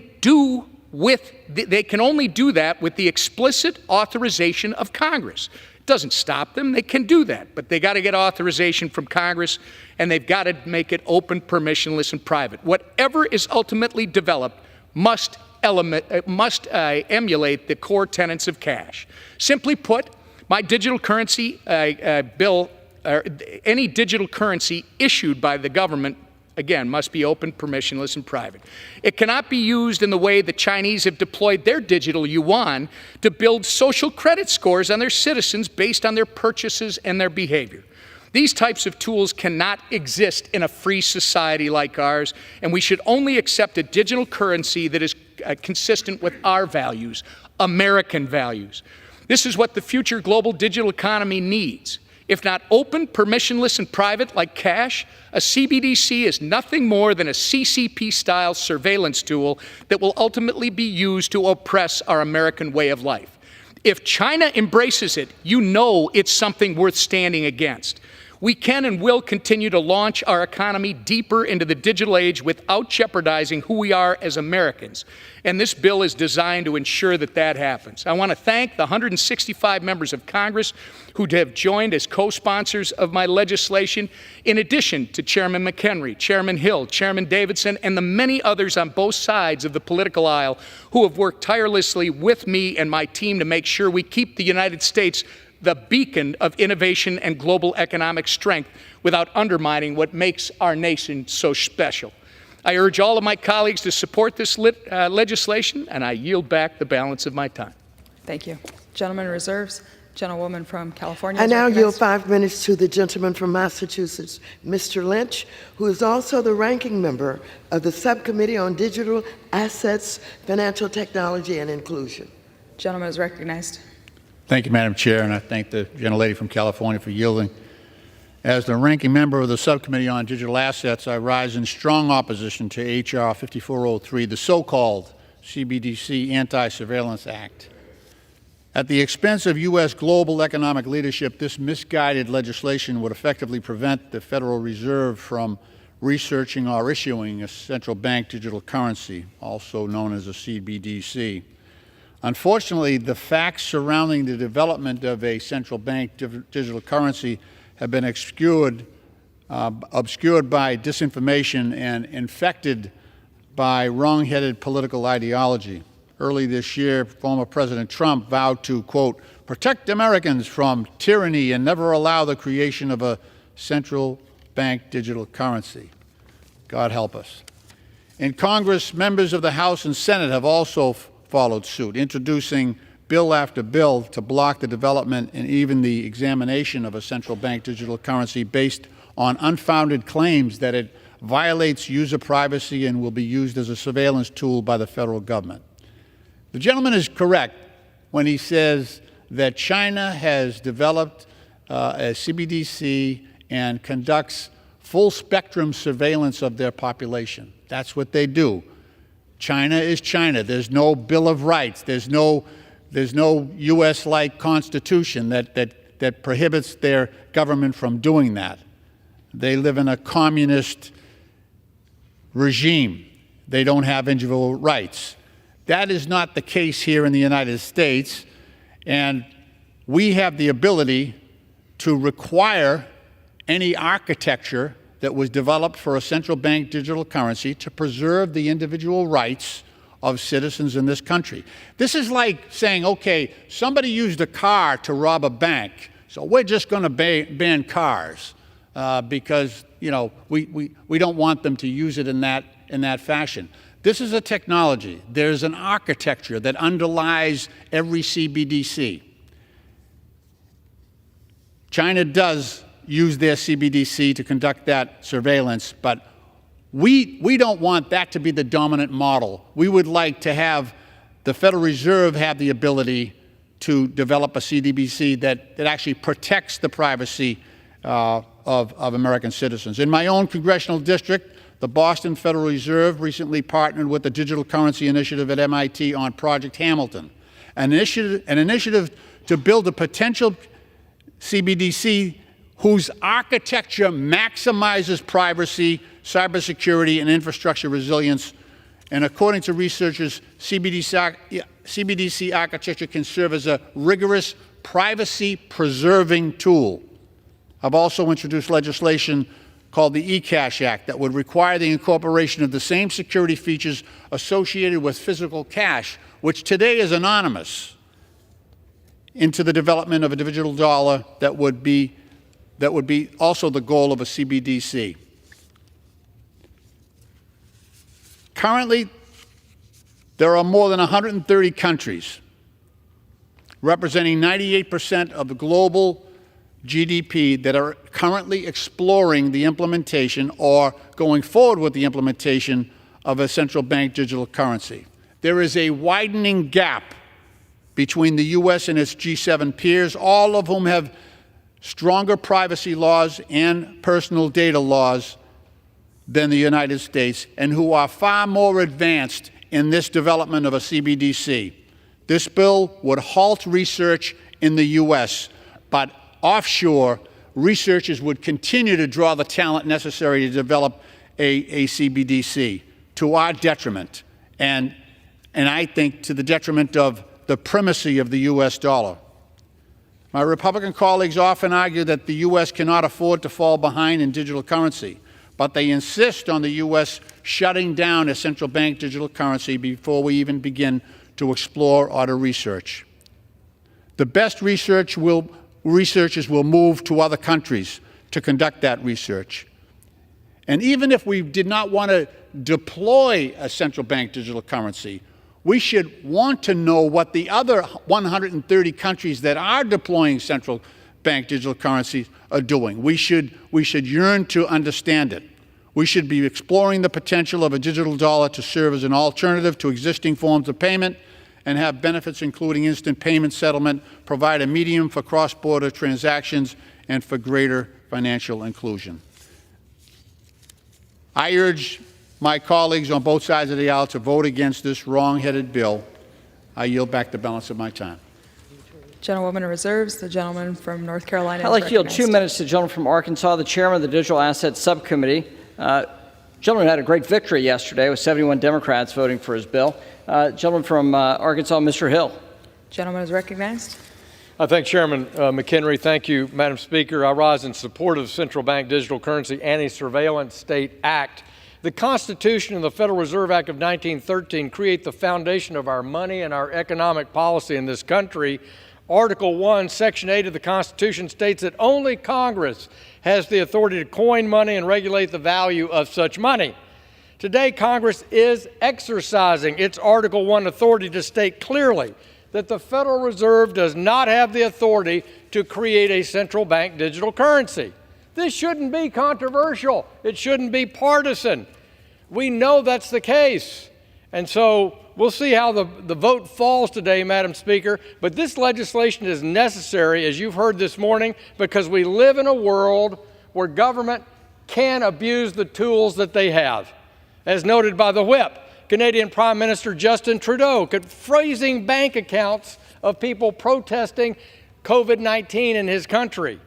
We've read reports from the Select Committee on the Weaponization of the federal government about how FinCEN, a bureau of the Treasury Department, pressured banks to screen private transactions of their customers for words like MAGA or Trump on behalf of federal law enforcement. Is that really the country we want to live in?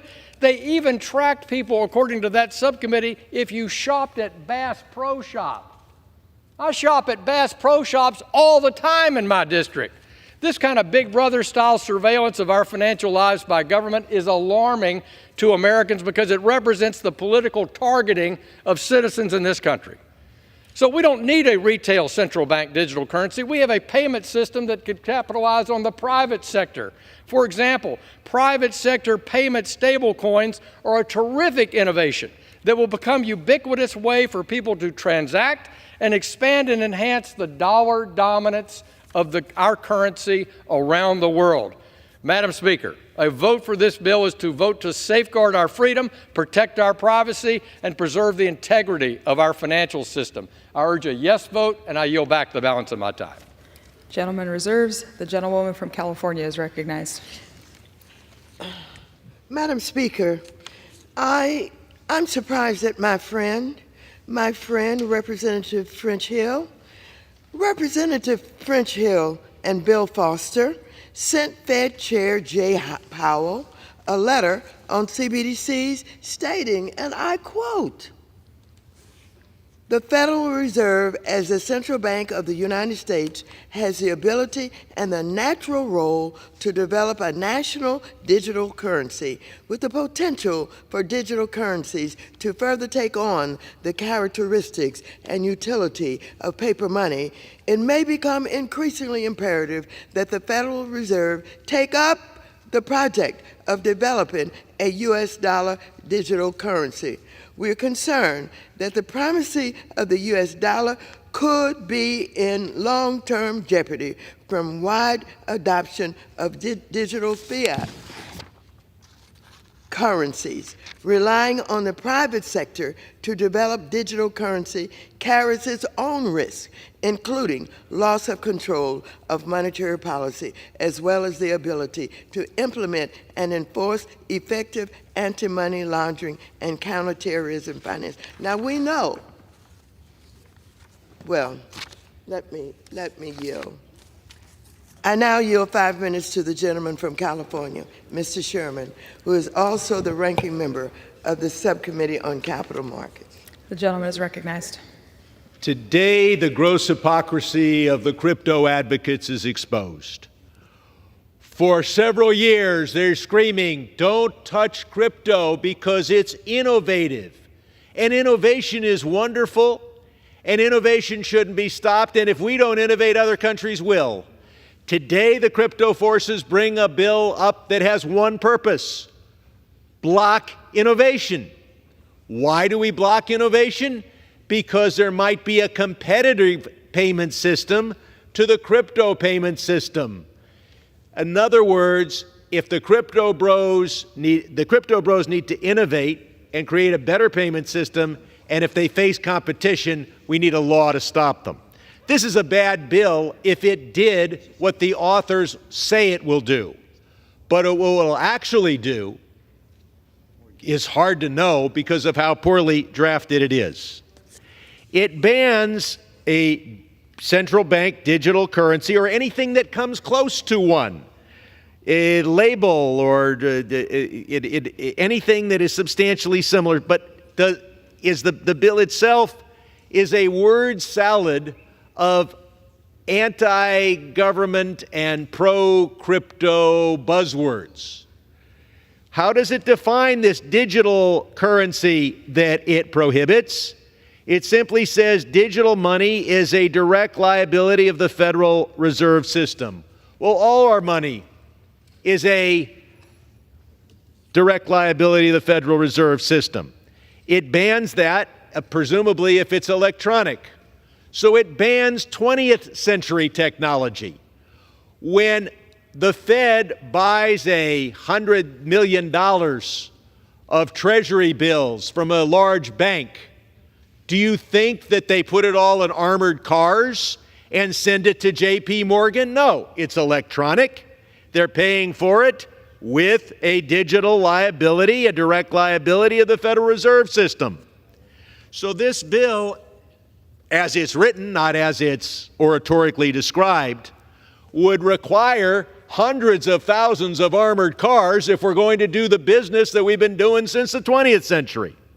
So I would ask any judge interpreting this bill, keep in mind not the words in the bill, because God, that would stop the 20th century technology and all of our major financial transactions, but the purposes of the author. And what is the purposes?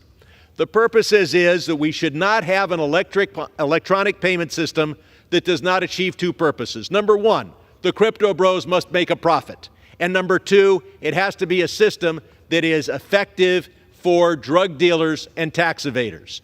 So judges interpreting this word salad that calls itself a bill should keep those two objectives in mind. So then we're told that we need a new payment system in this country so the government cannot freeze bank accounts because Canada froze bank accounts of anti-vax truckers. I have no idea whether Canada should have frozen those bank accounts, but I do know this. If because Canada froze bank accounts of anti-vax truckers, the American government we should have a payment system that makes it impossible for the American government to freeze the bank accounts of convicted tax evaders, convicted drug dealers, convicted charlatans, then we enter into a new world that I call patriotic anarchism. The folks who demand that America be strong and that the government be totally defanged and inept and unable to do anything. It's a wonderful world. You can believe in a strong America without an American government, or an American government unable to freeze the bank accounts of convicted murderers. You want a strong America, but not a government that is able to do that. Now, this world of a surveillance state, if we had a central bank digital currency, keep in mind the use of that currency is entirely voluntary, just as the use of a credit card is voluntary. If you use a credit card to buy a gun and then you kill somebody, there's a record. You're also free to use cash. Cash has some disadvantages. Now, though, in the example I just gave, those disadvantages are not apparent, but those disadvantages include that it's not electronic, that it's bulky, and that if you have over $10,000 you want to deposit in a bank, a report is made. So we are offered a chance to... So we have a bill which, if it is interpreted as written, blocks the American economy the way it operates today and has for decades, and would create lots of American jobs building those armored cars, because the Fed would have to deal with non-electronic transactions. But if it's interpreted as intended, it is designed to create a world in which the American government cannot conduct a criminal investigation that follows the money, and if someone is convicted, their bank accounts cannot be frozen because we have a new payment system without bank accounts that are not subject to being frozen. So vote against this bill because of what's in it. Vote against this bill because of what they wanted to put in it and hoped to have put in it, but didn't. And I yield back. The gentlewoman reserves. The gentleman from North Carolina is recognized. Madam Chair, in responding to the gentleman's arguments, I don't know where to begin. The civil liberties protections in the United States are evident. We have a court of law. We have a provision for law enforcement to go after bad actors. This bill has nothing to do with this. It's a direct question of whether or not the Federal Reserve should be able to track your money without having to go to the courts, just evident in the technology. I'm going to yield 2 minutes now to the gentleman from Ohio, the Vice Chair of the Digital Assets Subcommittee and the Chair of the Housing Subcommittee and the Financial Services Committee. Great leader in digital assets, thoughtful member of the committee. I yield him 2 minutes. The gentleman is recognized. I thank you. I rise in strong support of banning central bank digital currency. Why do we do this? As Congressman Hill pointed out, Congress clearly has the Article 1 authority under the United States Constitution over money, and we should exert that. In the absence of exerting that, with respect to central bank digital currency, the Federal Reserve is plowing right ahead. They're actively hiring programmers to write code to develop a central bank digital currency. And to have colleagues say, oh, well, they won't turn it on, to me is equivalent to having the Empire in Star Wars build the Death Star by promising not to turn it on. Once it exists, it poses a threat. And they're not responding to Congress right now. They're not. They're not listening to our values that are reflected in our Constitution to protect our civil liberties. In fact, our colleagues are encouraging them not to. They're saying, in their own words, oh, we have to be more like China. The version of central bank digital currency, the version that Project Hamilton is embracing, is the same version China's developing. And it is being developed all over the world, with more than 100 countries looking at implementing a central bank digital currency, all under the same model that the Bank of International Settlements, the central bank for the central bankers in Switzerland, is proposing. And it's the same creepy surveillance tool that the Chinese Communist Party is using. Centrally managed, centrally filtered. What definition is used here? Well, I'm not sure that we could gather that from Mr. Sherman's comments, but it is the same definition that was used on March 9th in 2022 when the Biden administration released Executive Order 14067. The definition of H.R. 5403, this bill, is the same definition that we're addressing, chosen by the Biden administration. So we want to ban that. We don't just want to ban that in terms of the ability to... I'd like to yield to the gentleman an additional 1 minute. We don't want to ban that just to establish it. We want to ban the development of it. Another fallacy that they point out, though, is that this would turn off research. No, by all means, study it. Find all the problems with it and make sure that the people know, don't go down this path. That is the point of this bill. And if Congress uses Article 1 authority to subsequently set the parameters, as is our constitutional obligation, we could do that with a subsequent bill. The reality is the Federal Reserve is not responding to dialogue. They need to respond to a law. And with that, I yield. The gentleman reserves. The gentlewoman from California is recognized. I now yield 1 minute to the gentleman from Massachusetts, Mr. Auchincloth. The gentleman is recognized. How much time? Sorry. Gentlewoman from California, how much time are you yielding? 1 minute. Thank you. Thank you, Madam Speaker. The framers of the Constitution understood the importance of a strong and stable national currency, which is why Article 1, Section 8 grants Congress the exclusive power to coin money and regulate its value. Congress must not forfeit this power to the Federal Reserve or the Department of Treasury when it comes to issuing a CBDC. CBDCs are digital liabilities issued by a central bank and made available to the public. My bill, the Power of the Mint Act, which I introduced alongside my Republican colleague and chair of the Digital Assets Subcommittee, Congressman Hill, would prohibit the issuance of a CBDC without authorization from Congress. The Rules Committee, though, controlled by Republicans, refused to consider my amendment, which would have made the text of the Power of the Mint Act the base text of this bill. Instead of voting on a bipartisan bill that I'm confident would have secured a robust majority and achieved functionally consonant ends, we are voting on one now that was thrown together haphazardly, ignoring the advice of ledge counsel, and combining our bills with no regard for duplicative sections. It was voted out of committee on a party line vote. I urge my colleagues to vote no on this legislation. I yield back. The gentlewoman reserves. The gentleman from North Carolina is recognized. I'd like to yield 1 minute to the gentleman from Pennsylvania, Mr. Perry. Gentleman's recognized.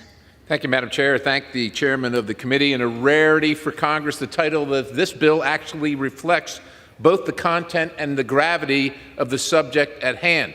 Many of my constituents, my bosses, were rightfully concerned when the president's administration announced its intention to surveil their pocketbooks over transactions as low as $600. A central bank digital currency would be infinitely worse. It would give the government unprecedented visibility and control into Americans' transactions. What does that mean in practice? It means that it's much easier to track purchases of things that the government doesn't like firearms or other items disapproved by the government. It's much easier for the government to shut down dissenting voices, and it's much easier for the government to control Americans. Now, people on the other side say, well, that would never happen. No, it would never happen that the government would tell you what kind of car you got to buy, because they're not going to make any others, or what kind of stove you cannot buy. That would never happen either. We should learn the lessons from the oppressed citizens everywhere, from Canada to the communist Chinese, before it's too late. I urge adoption, and I yield the balance. Thank you. The gentleman reserves. The gentlelady from California is recognized. I now yield 2 minutes to the gentleman from Connecticut, Mr. Himes, who is also the ranking member of the Permanent Select Committee on Intelligence. The gentleman is recognized. Thank you, Madam Speaker, and I thank the ranking member. And wow, the oppressed citizens of Canada. Really? We have gone into conspiracy world here in what was otherwise a trajectory of remarkable bipartisan work on this new strange world of cryptocurrency and crypto assets. Now we're talking about the oppressed citizens of Canada, the surveillance state. They're going to tell you what their cars are doing and appliances. I guess we can't do too much bipartisanship before we have to revert to the madness of conspiracy theories. Folks, why did we do what we did yesterday with Fit 21? It split my party. There were people of goodwill on both sides of that. The reason a number of Democrats, including myself, supported Fit 21, which was not our preferred bill, was because in the context of the possibility of innovation, you open options. We don't know what this stuff is going to look like 5 or 10 years from now, so we open options. That's why we did what we did yesterday. Today, because of conspiracy world, we are closing options. Now, I don't know what a CBDC might look like 5 or 10 years from now. I suspect, having written a white paper on it, that there might be a portion of the population that instead of using Joe's stablecoin, might actually value a stablecoin that was backed by the full faith and credit. But I don't know, and you don't know.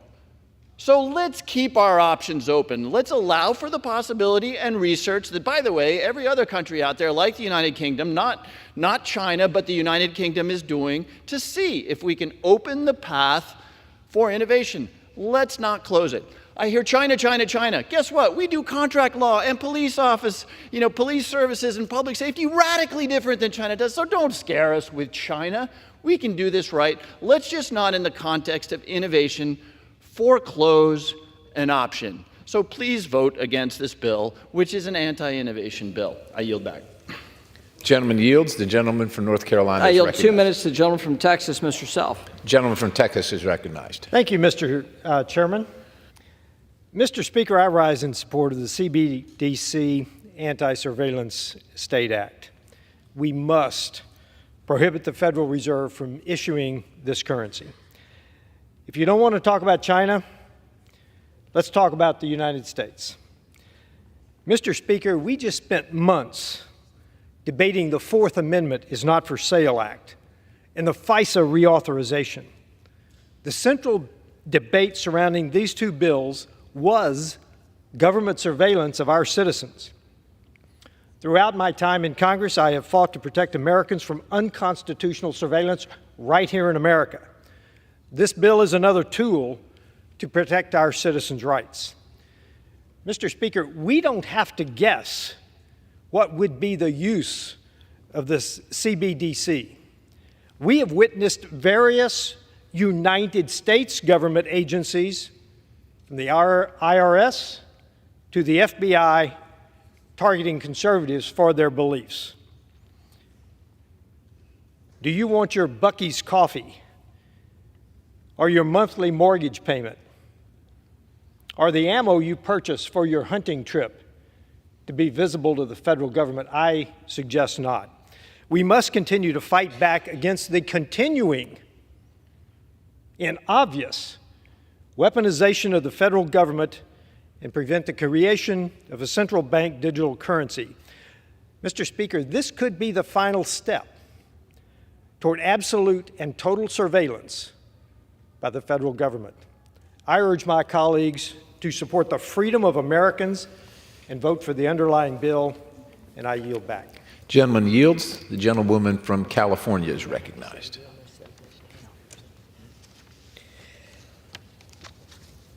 The bill's sponsor has warned that a U.S. CBDC would mirror the surveillance tactics that are baked into the Chinese CBDC without explaining why the United States would ever choose to design its CBDC in a manner that mimics Chinese surveillance. Privacy protections can be incorporated from the earliest development stages of a CBDC. This is what other privacy-focused jurisdictions have been doing with their CBDC development, like the European Union, because their constituents care about privacy too. In fact, research from the Atlantic Council has noted that CBDCs can be designed in a way that offer cash-like privacy through the use of zero-knowledge proofs, encryption, and other design features where a payment validator processes transactions but does not learn the identities of those involved without the permission of the parties. I reserve the balance of my time. Gentlewoman reserves. The gentleman from North Carolina is recognized. I'd like to inquire the chair, time remaining on both sides. Gentleman from North Carolina has 14.5 minutes remaining.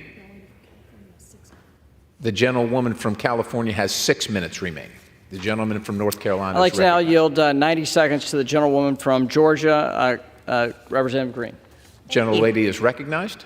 Thank you, Mr. Speaker. I rise in support of the CBDC Anti-Surveillance State Act. This would prohibit unelected bureaucrats at the Federal Reserve from issuing a central bank digital currency that would destroy Americans' right to financial privacy. CBDCs are a digital form of a sovereign currency designed and issued by the federal government and recorded on a ledger controlled by the federal government. In other words, if a political enemy of the deep state or, say, a Democrat regime says or does something that is not approved, the government could prohibit them from using their digital, government-controlled financial assets or simply take them away. We're talking about Americans' money. Never forget, in the past few years, we just lived through a time, and Americans are very aware of it, where the government forced social media to censor Americans for their statements about the 2020 election and unconstitutional COVID lockdowns and violations of Americans' medical freedom, forcing them to take an experimental vaccine in order to work, go to school, shop, go to restaurants, and live. Government tracking Americans on keywords like MAGA, Trump, or Americans that care about their Second Amendment rights has also been something that has happened in the past few years and is still happening. The very idea of our government controlling our money with the ability to turn it off whenever they see fit is terrifying. I support this bill and urge my colleagues to support it. Thank you. Gentlelady yields. Gentlewoman from California is recognized.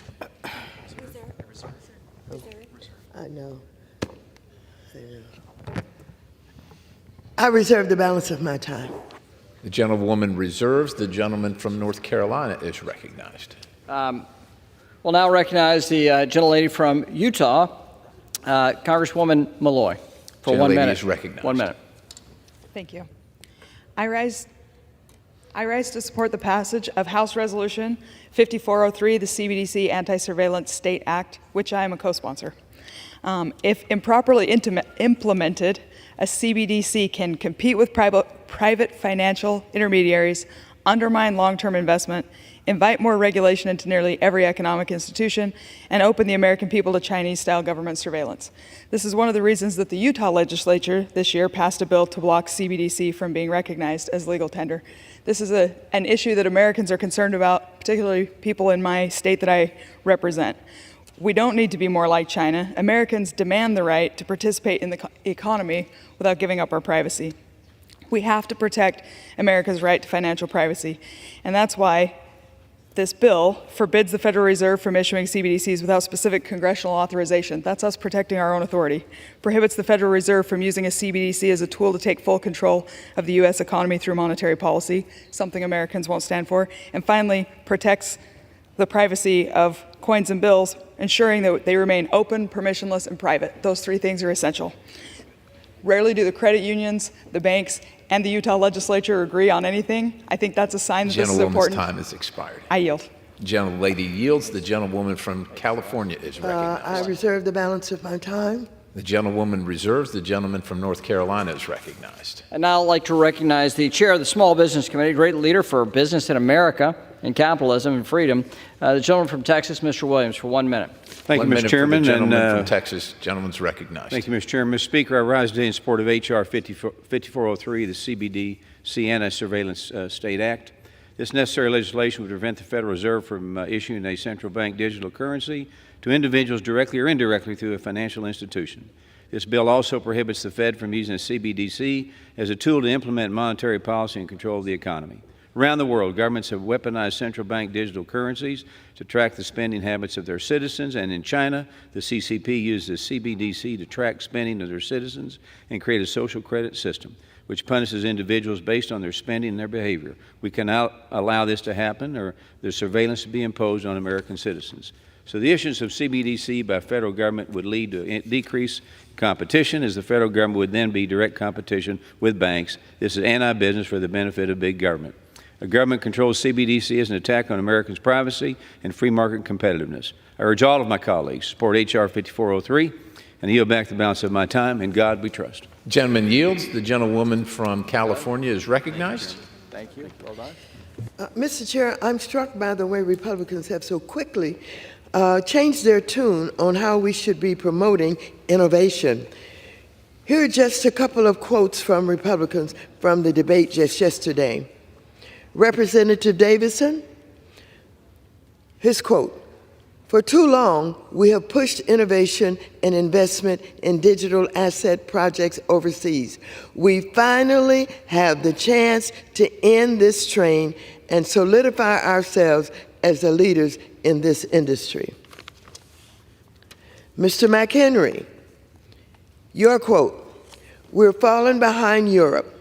This bill catches up so that we do not lose our innovation policy to the Europeans, to the folks in the UK, to Singapore, to Japan, to Hong Kong, that all have regimes similar to what we're doing. The next generation of internet technology is being written, and it should be written by American innovators here in the United States. We can allow that innovation to pass us by, or as Mr. McHenry said, or we can seize that opportunity. The double standard is simply stunning. I reserve the balance of my time. Gentleman Mr. Chair, the gentleman from North Mr. Carolina. Chair, I'd note for the record a couple key things. Number one, this is private sector innovation. That was yesterday's bill. 2/3 of the House spoke in favor of private sector innovation for digital assets. I know the ranking member of the committee did not, but we had 71 of her Democratic colleagues voted with almost all the Republicans yesterday for private sector innovation on digital assets. I know she did not, but today what they want to do is have a public sector innovation. The regimes I spoke of yesterday fostering private sector innovation are not going down the route of a central bank digital currency. So just want to note that for the record. With that, I'd like to yield 1 minute to the chair of the Science Committee, a great leader on the Financial Services Committee, the gentleman from Oklahoma, Mr. Lucas. Gentleman is recognized. I want to thank Chairman McHenry and Whip Emmer for being leaders in the digital asset policy, and specifically for this legislation preventing a Federal Reserve Bank from offering central bank digital currency to an individual. As advances in technology drive changes in the payments landscape, it is the responsibility of Congress to foster innovations while protecting consumers. Today, a Federal Reserve note, physical currency, is the only kind of central bank money available to the public. But a CBDC would be a new form of money, a digital dollar, which raises significant financial stability, privacy, and consumer protection concerns. This legislation clarifies that the Fed cannot offer direct products or services or maintain accounts on behalf of an individual, and specifies that congressional authority is needed for the Fed to set up a CBDC. During the past 15 years, Congress has transferred a significant amount of authority to the Federal Reserve. In the case of CBDC, congressional approval is essential for embarking on transferring policy changes with broad implications. I want to thank Mr. Emmer and Mr. McHenry for offering this legislation, and I yield back. Gentleman yields. The gentlewoman from California is recognized. If privacy is the main concern motivating the supporters of this bill, then it is woefully unclear why the bill would ban wholesale CBDCs, which do not pose privacy concerns because they would not be used by consumers at all. They would be used by banks and other institutions to reduce transaction costs and improve payment speed in cross-border transactions with other institutions. For these reasons, it was the American Bankers Association who advocated for the exclusion of wholesale CBDCs from this bill when it was marked up by our committee. Supporters of this bill can't explain to the American people why a prohibition on a wholesale CBDC would protect their privacy, so they resort to baseless fear-mongering. I yield 30 seconds to the gentleman from California, Mr. Sherman. Gentleman from California is recognized. We're told to reject this because China's doing this. In China, they drink orange juice. Should we prohibit orange juice? Not everything that happens in China needs to be banned by statute in this Congress. We're told we need to protect privacy, but this bill is designed. Does not prohibit or does not require anybody to use a digital currency. You're still going to have cash. You're still going to have a credit card. It's just one more option. You may say the use of the credit card doesn't give you privacy because my wife then finds out I spent too much on a tie. So what do? I spend cash. You're going to have debit cards, credit cards, cash, and maybe a digital currency. Gentleman's time has want to keep expired. private? Don't use it. It's not mandatory. Gentleman yields. The gentleman from North Carolina is recognized. I would note for the record that bow ties are cheaper than the long ties, and I suggest the same for the gentleman. With that, I'd like to yield 1 minute to a great Michigander, the chair of the Oversight Subcommittee on Financial Services, Bill Heisinger. Gentleman is recognized. Thank you, Chairman McHenry. Mr. Speaker, last Congress, as a member of the Digital Assets Working Group, we established clear principles on how any proposed CBDC proposal should be evaluated. First, the U.S. dollar must remain the world's reserve currency, and our payment systems must continue to be the envy of the world. American taxpayers should benefit, not be disadvantaged by any legislation that Congress enacts. Second, the private sector must lead the way. Digital asset policies must promote private sector innovation and foster competition. That's what the bill was about yesterday, Mr. Speaker. Further, we must maintain privacy and security protections consistent with other currency transactions utilized today. That is in danger based on what the Fed is proposing. Lastly, it should come as no surprise that many Americans view a Fed-developed central bank digital currency with great skepticism, and I include myself in that category. Congress has not granted the Fed this authority, nor should it. And with that, I yield back the balance of my time. Gentleman yields. The gentlewoman from California is Serve the recognized. balance of my time. Gentlelady reserves. The gentleman from North Carolina is recognized. At this point, I'd like to recognize the gentleman from Nebraska, a leader in digital assets, Mr. Flood, for 1 minute. Gentleman is recognized for 1 minute. Thank you, Mr. Speaker. Thank you, Chairman McHenry. This bill is necessary because a retail central bank digital currency would be a terrifying and powerful tool in the hands of any government entity. I'd like everybody in this chamber just to think and picture the politician they disliked the most in their mind. Now imagine that person and all the ill intentions you ascribe to them with the power to monitor, restrict, or even halt the financial transactions of their political opponents. It's actually a horrifying thought, and it cuts to the core of why we need to reject a retail CBDC in this country. Some of my colleagues across the aisle claim that arguments like this are alarmist. However, they fail to realize that once a CBDC is built, even if it was built with good intentions, it will endure through every political twist and turn our country has ahead, for better or for worse. President Reagan famously said, "Freedom is never more than one generation from extinction." If we issue a retail CBDC in this country, freedom would never be more than one election away from extinction. I urge my colleagues to support this bill. Thank the Financial Services Committee and yield back. Gentleman yields back. The gentleman reserves. The gentlelady from California is recognized.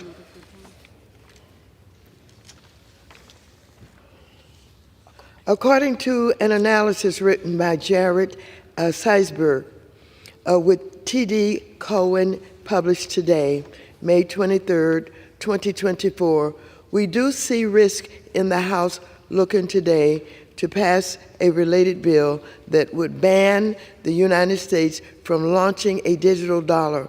We view such a ban as negative for the global dominance of U.S. banks and for the global role of the U.S. dollar. This is because the ban would apply to wholesale as well as consumer use. That could give the euro or other currencies that are digitalized an edge over being used for global trade as stablecoin digital dollars, could lose value if there is a redemption run, while a digital euro would not face that threat. I reserve the balance of my time. Gentlelady reserves. I'm prepared to close, and I reserve. The gentleman reserves. The gentlelady from California is recognized.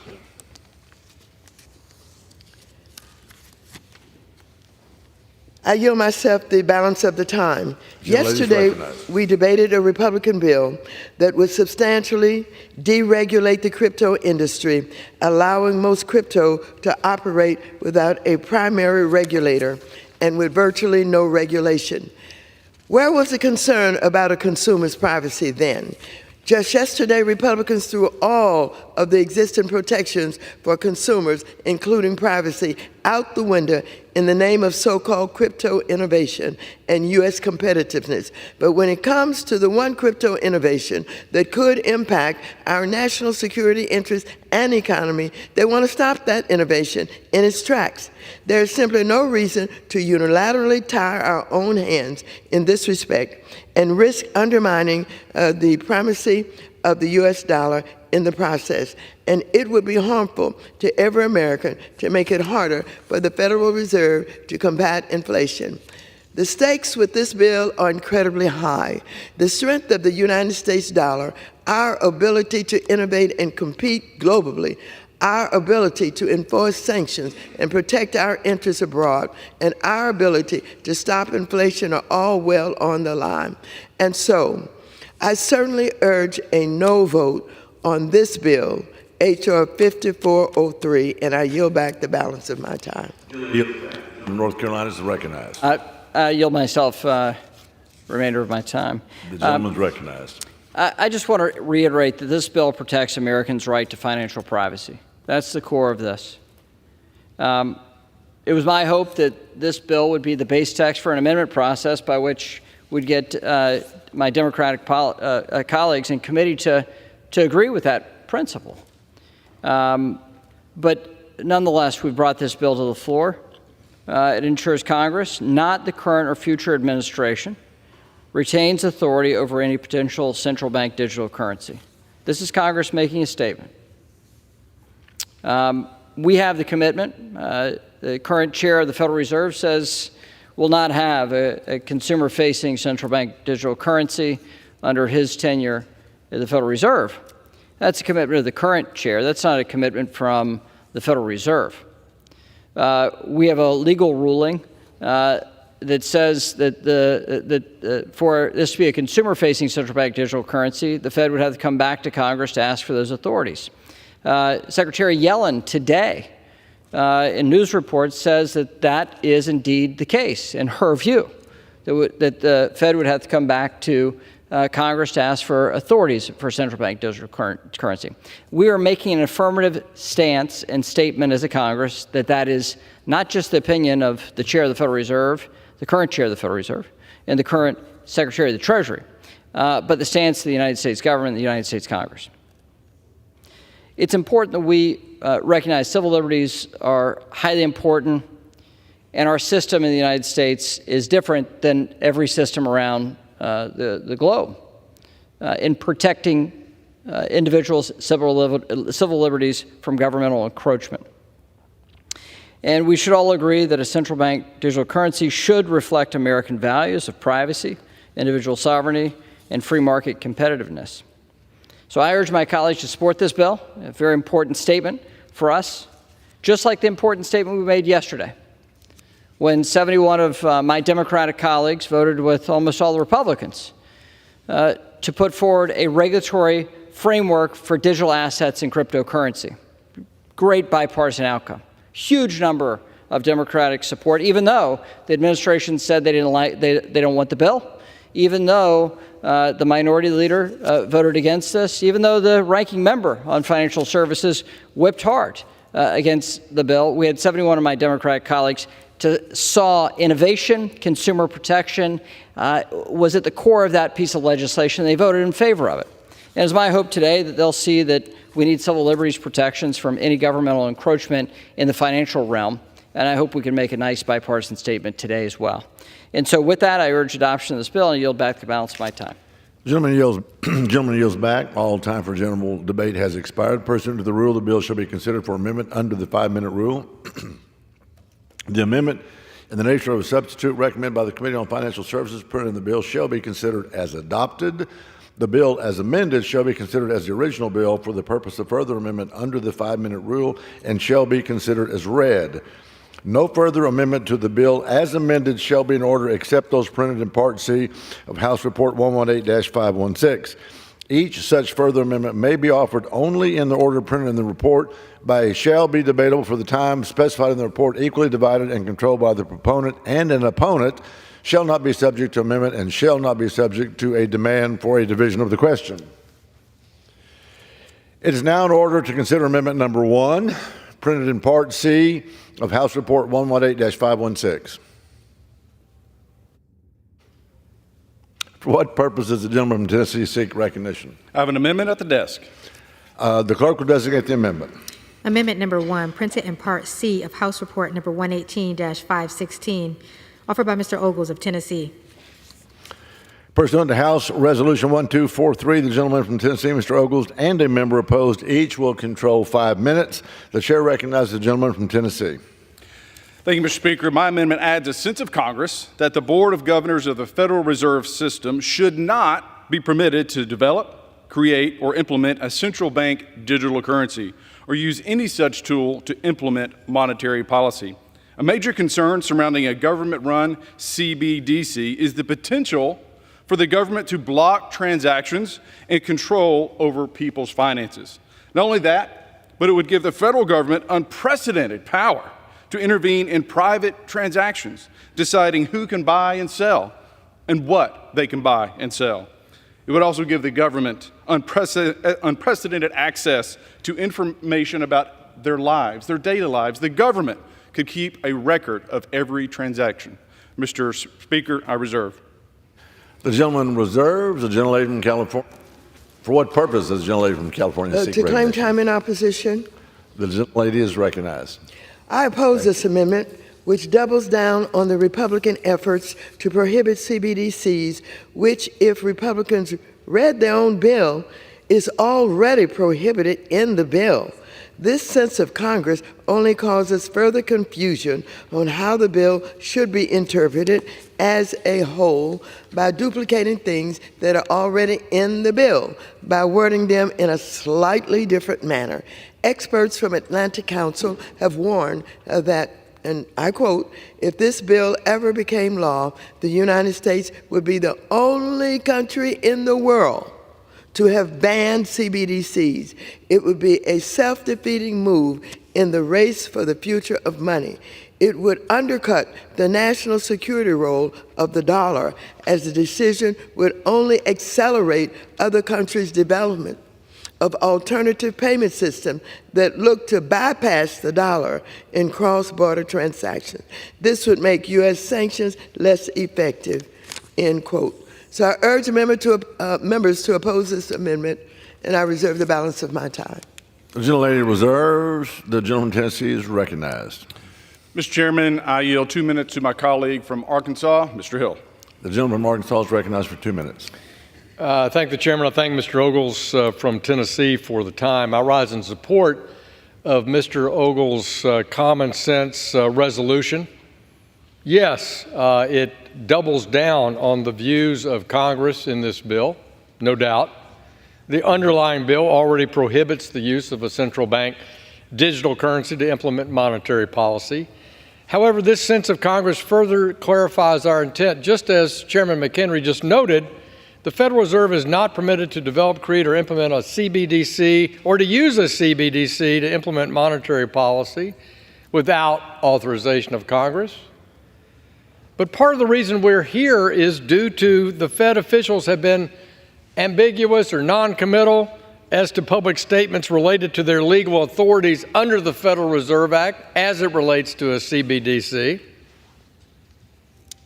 I agree with Mr. McHenry that certainly this chairman, Jay Powell, has been quite clear to our committee that issuing a retail CBDC is not something he could do without an authorization of Congress.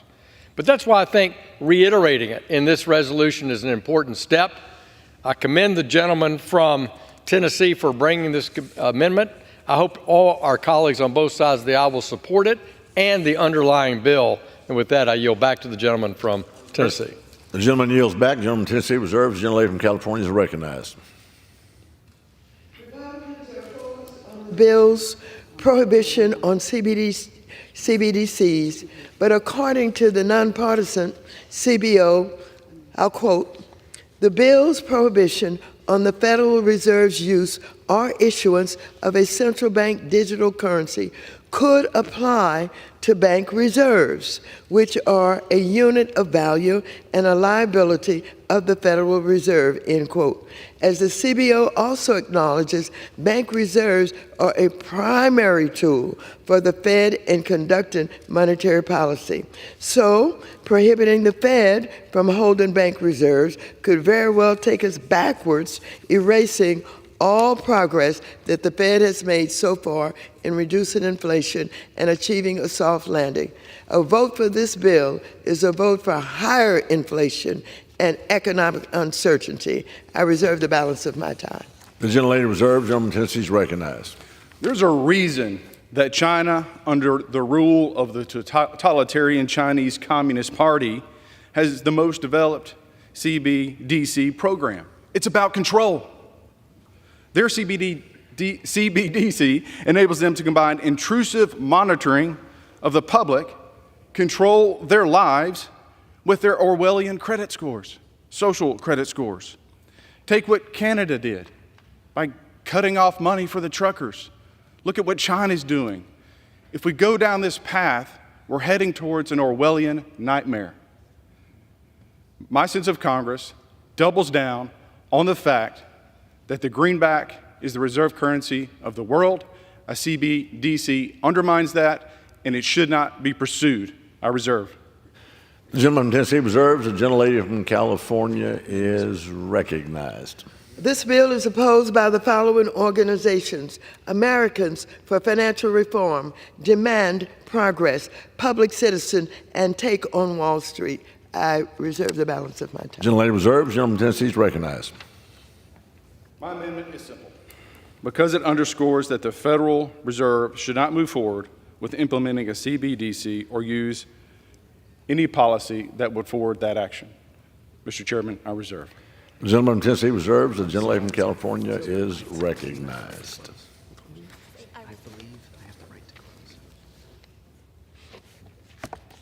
I believe I have a right to close. And what do I use for my close? Just that. The gentlelady from California does have the right to close.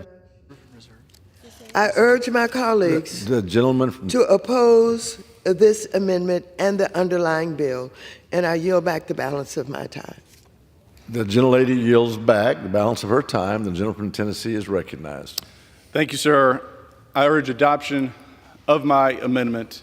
It is clear, it is concise, it is simple, and it's just good policy. I yield back. The gentleman from Tennessee yields back. The question is on the amendment offered by the gentleman from Tennessee. Those in favor say aye. Those opposed say no. In the opinion of the chair, the ayes have it. The amendment is agreed to. Is requested. This is the gentlelady from California. Seek recognition. A recorded vote is requested. Pursuant to Clause 6 of Rule 18, further proceedings on the amendment offered by the gentleman from Tennessee will be postponed. It is now in order to consider amendment number 2, printed in Part C of House Report 118516. For what purpose does the gentleman from West Virginia seek recognition? Mr. Chairman, I have an amendment at the desk. The clerk will designate the amendment. Amendment number 2, printed in Part C of House Report number 118-516, offered by Mr. Mooney of West Virginia. Pursuant to House Resolution 1243, the gentleman from West Virginia, Mr. Mooney, and a member opposed, each will control 5 minutes. The chair recognizes the gentleman from West Virginia. Thank you, Mr. Chairman. I yield myself such time as I may consume. The gentleman is recognized. A central bank digital currency, or a digital dollar, represents one of the greatest government surveillance threats of our time. And I'm glad this Republican majority is taking it seriously. House Republicans have been clear that the Federal Reserve does not have the authority to issue a digital dollar without an act of Congress first. So it also does not have the ability to build and test ones behind the scenes. My amendment would stop the Federal Reserve's rogue digital dollar experimentation, known as the pilot program loophole, dead in its tracks. Right now, the Federal Reserve is contracting with the private sector to build digital dollars for the United States, far beyond what could be considered traditional research. Essentially, the Federal Reserve is creating a central bank digital currency to use at a moment's notice. In communist China, the digital yuan is being used to spy on its citizens and crack down on pro-democracy dissent. Soon, Chinese citizens will not even have a choice whether or not to use the digital yuan. In America, the Biden administration could use the digital dollar to track your gun purchases, for example. Chairman Jerome Powell has said the Federal Reserve would not issue a digital dollar without an act of Congress, but doing so as a so-called pilot program is the same thing. That is why my amendment is important, because Congress cannot give an inch when it comes to the central bank digital currency. My amendment would simply block the Federal Reserve from establishing, carrying out, or approving any program intended to test the feasibility of issuing a digital dollar. If the federal government wants to experiment with a surveillance tool that the overwhelming majority of American citizens oppose, that direction must come from a vote in Congress. Make no mistake, central bank digital currency are not about innovation, they're about control.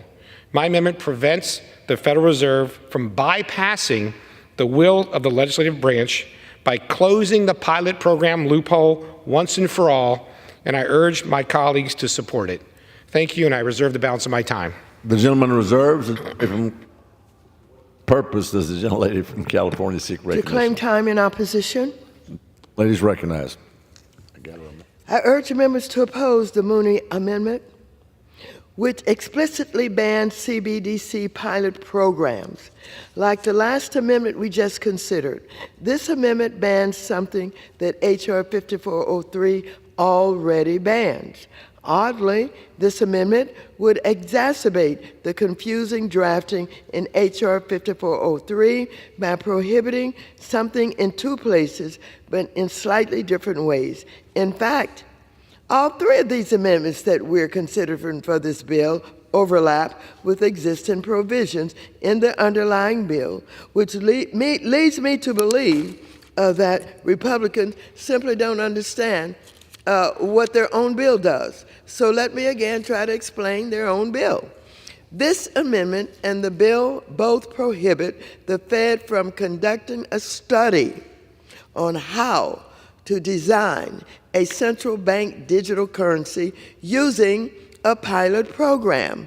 In case the public is wondering, the New York Fed is currently conducting a pilot through its New York Innovation Center to test the benefits and drawbacks of a wholesale CBDC in collaboration with U.S. banks and the Monetary Authority of Singapore.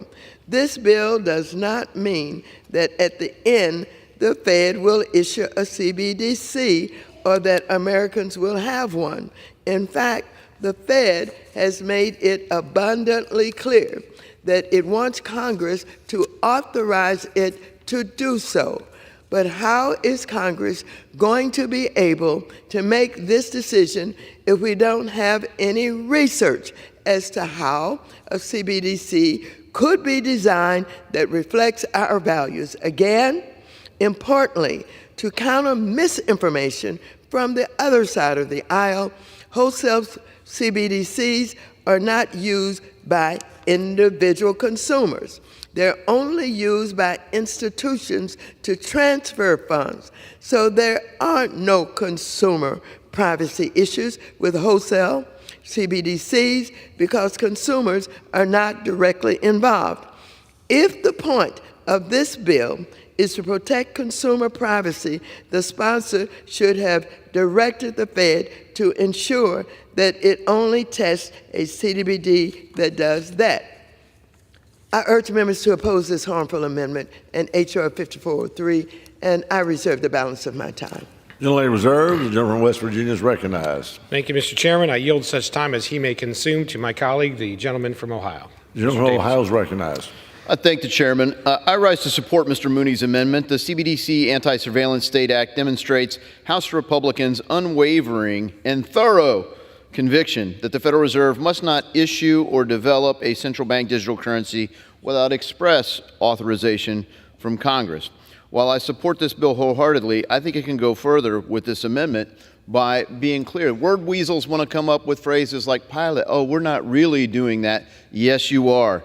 The pilot project represents a first step that we could take, and this, as you see the Federal Reserve spending time and resources building a team, actively hiring and staffing and outsourcing for this, it's logically consistent that this pilot could be developed to something further.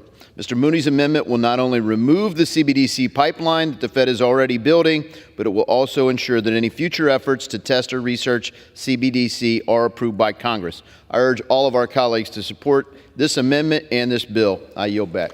The gentleman yields back. The gentleman from West Virginia is recognized. I reserve. The gentleman reserved. The gentleman from California is recognized.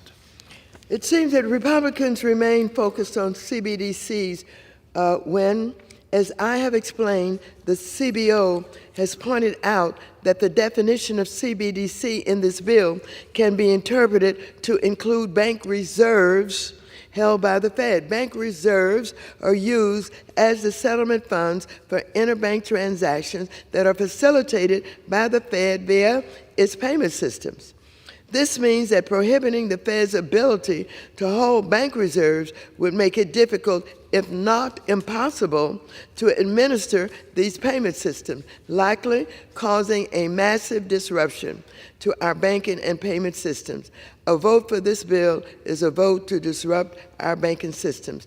Republicans are refusing to acknowledge the broader impacts of this bill to undermine the Fed, disrupt our banking and payment systems, and risk higher inflation. But the American people should know the truth. I reserve the balance of my time. Gentlelady reserves. Gentleman from West Virginia is recognized. Mr. Chairman, we have no further speakers, so I'll yield back the balance of my time. The gentleman yields back. The gentlelady from California is recognized. You can, now you read right here. Don't you sit down. What is it? You read right here.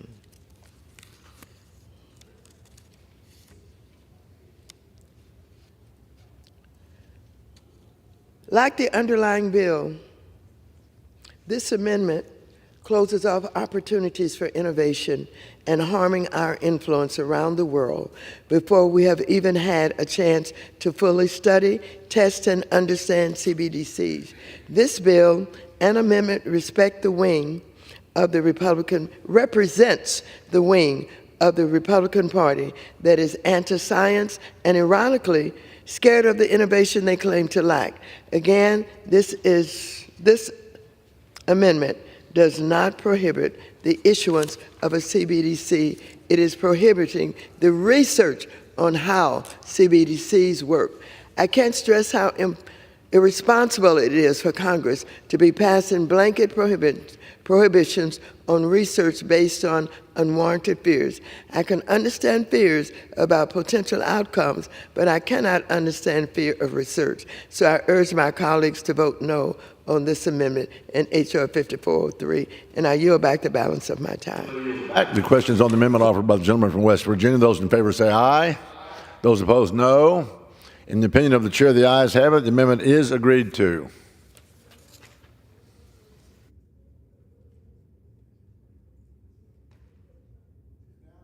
It is request a recorded vote. For what was it?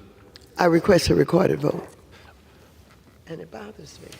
A recorded vote has been requested pursuant to Clause 6 of Rule 18. Further proceedings on the amendment offered by the gentleman from West Virginia will be postponed. Now, in order to consider amendment number 3, printed in Part C of House Report 118-516, for what purpose does the gentleman from Ohio seek recognition? Chairman, I have an amendment at the desk. The clerk will designate the amendment. Amendment number 3, printed in Part C of House Report number 118-516, offered by Mr. Davidson of Ohio. Pursuant to House Resolution 1243, the gentleman from Ohio, Mr. Davidson, and a member each opposed, each will control 5 minutes. The chair recognizes the gentleman from Ohio. I thank the chairman. I applaud Congressman Emmer's hard work on getting this important piece of legislation to where it is today. I'm encouraged that so many of my colleagues, like Mr. Hill, Mr. McHenry, Mr. Huizenga, Mr. Barr, Ms. Wagner, the subcommittee chairs on financial services are united in this. I wish that extended across the aisle because central bank digital currency is the creepiest surveillance tool known to man. Every dystopian fiction out there, whether Brave New World, 1984, what I consider scripture, the book of Revelation, shows the corruption of money from its proper use as a store of value and a means of exchange into a tool for coercion and control, something that can filter people's access to their own money and their ability to use it in a free society. Why would we enable it? Everywhere it's depicted as evil, why would we even tolerate that? But our own government is doing it. Frankly, the underlying text prevents the Federal Reserve from establishing a central bank digital currency, and this amendment's important because we should be clear. We don't want them to design it, we don't want them to build it, we don't want them to do development work on it, and we certainly don't want them to issue it. That authority is reserved for Congress. And there may become a point where our form of money looks different than it does today, but it should always have the characteristics of permissionless peer-to-peer payments, like cash. And saying, oh, but cash is one option in the system, doesn't cut it when the whole underlying architecture becomes permissioned, conditioned on your ability to be granted access to your own property from a central government. This is a bad system, and it is great today for us to have the opportunity to ban it. I reserve. The gentleman reserves. For what purpose does the gentlewoman from California seek to claim time in opposition. The gentlelady is recognized. With this amendment, my Republican colleagues are really piling on to ensure the Fed is prohibited from even thinking about CBDCs. Yet again, this amendment is not adding anything substantive that isn't already in the bill. Instead, it is making worse the internal draft inconsistencies in H.R. 5403. So I urge members to oppose this amendment and the underlying bill, and I reserve the balance of my time. The gentlelady reserves. The gentleman from Ohio is recognized. I thank the chairman. The gentlewoman correctly recognizes that we are piling on. We want it to be absolutely clear to the word weasels in the executive branch that try to find a way to scheme and maneuver, and even in spite of Supreme Court rulings, come up with new executive orders, whether it's forgiving student debt, launching climate change initiatives, banning bump stocks, pistol braces, warrantless searches, you name it. They've got a way to get past the clear intent of Congress, and we want to close every possible venue. Absolutely. Reserve. The gentleman from Ohio reserves. The gentlelady from California is recognized. I reserve the balance of my time. The gentlelady reserves. The gentleman from Ohio is recognized. Is the gentlewoman prepared to close? I have the right to close.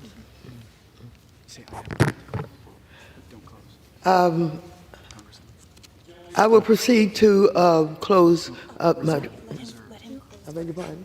Does the gentlelady reserve? Reserve. I will reserve the balance of my time. The gentleman from Ohio is ready to close. The gentleman from Ohio is recognized. Look, I think we've made it clear with the amendments, with our statements, with the bill text, we need to ban central bank digital currency. Do not let them design, develop, build a Death Star only to promise not to turn it on. We need to prevent the Federal Reserve from doing this. All this should make it clear that that is the clear intent of Congress. I encourage all of our colleagues to unite in support of this bill and this amendment, and I yield back. The gentleman yields back. The gentlelady from California is recognized. Thank you very much. This amendment, like the underlying bill, is dangerous and rash. It would prohibit the U.S. from even training for a race that has already begun. I urge my colleagues not to cave to baseless fear-mongering. I've already explained in depth how the privacy concerns from Republicans do not align with the actual facts. And so I simply urge my colleagues to vote no on this amendment and the underlying bill, and I yield the balance of my time. The gentlelady yields back. The question is on the amendment offered by the gentleman from Ohio. Those in favor say aye. Aye. Those opposed say no. In the opinion of the chair, the ayes have it. The amendment. Does the gentlelady from California seek recognition? I request a recorded vote. Pursuant to Clause 6 of Rule 18, further proceedings on this amendment offered by the gentleman from Ohio will be postponed.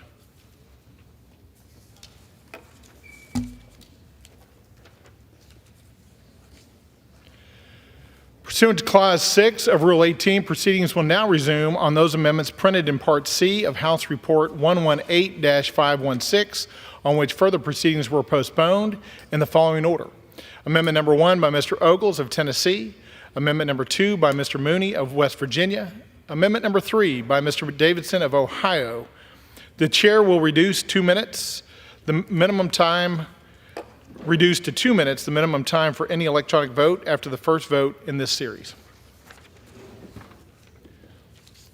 The unfinished business is the request for a recorded vote on the amendment number 1 printed in Part C of House Report 118-516 by the gentleman from Tennessee, Mr. Ogles, on which further proceedings were postponed and on which the ayes prevail by voice vote.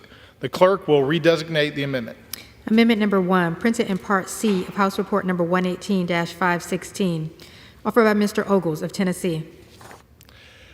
A recorded vote has been requested. Those in support of the request for a recorded vote will rise and be counted. A sufficient number having risen, a recorded vote is ordered. Members will record their votes by electronic device. This will be a 15-minute vote.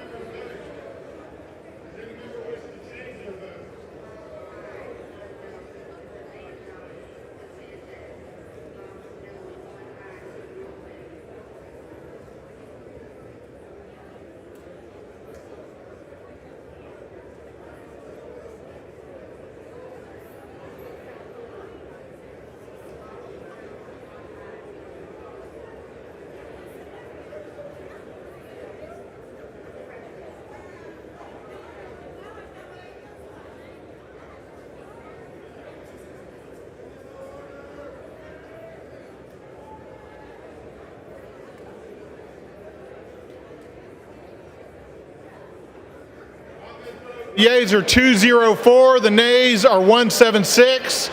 The amendment is adopted. The unfinished business is the request for a recorded vote on Amendment Number 2, printed in Part C of House Report 118-516 by the gentleman from West Virginia, Mr. Mooney, on which further proceedings were postponed and on which the ayes prevailed by voice vote. The clerk will redesignate the amendment. Amendment number 2, printed in Part C of House Report number 118-516, offered by Mr. Mooney of West Virginia. A recorded vote has been requested. Those in support of a request for a recorded vote will rise and be counted. A sufficient number having risen, a recorded vote is ordered. Members will record their votes by electronic device. This will be a 2-minute vote.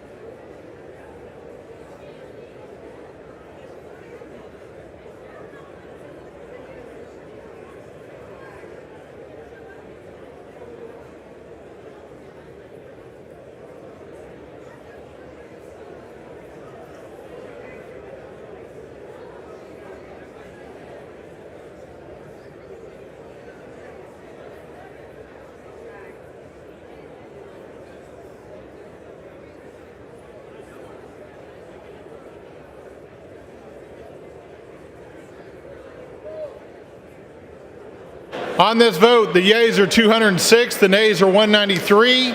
The amendment is adopted. The unfinished business is a request for a recorded vote on Amendment Number 3, printed in Part C of House Report 118-516 by the gentleman from Ohio, Mr. Davidson, on which further proceedings were postponed and on which the ayes prevailed by voice vote. The clerk will redesignate the amendment.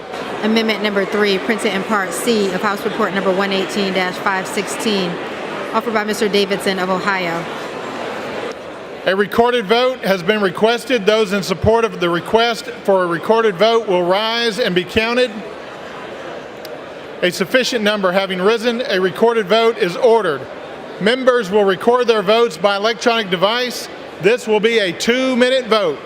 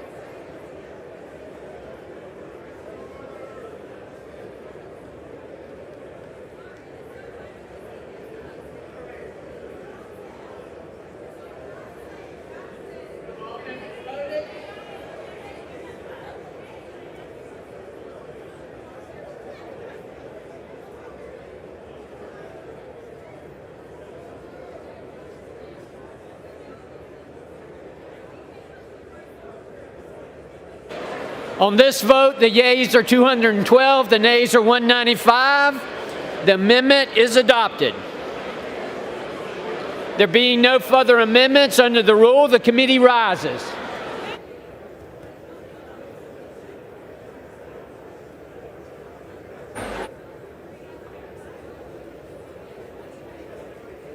Mr. Chairman.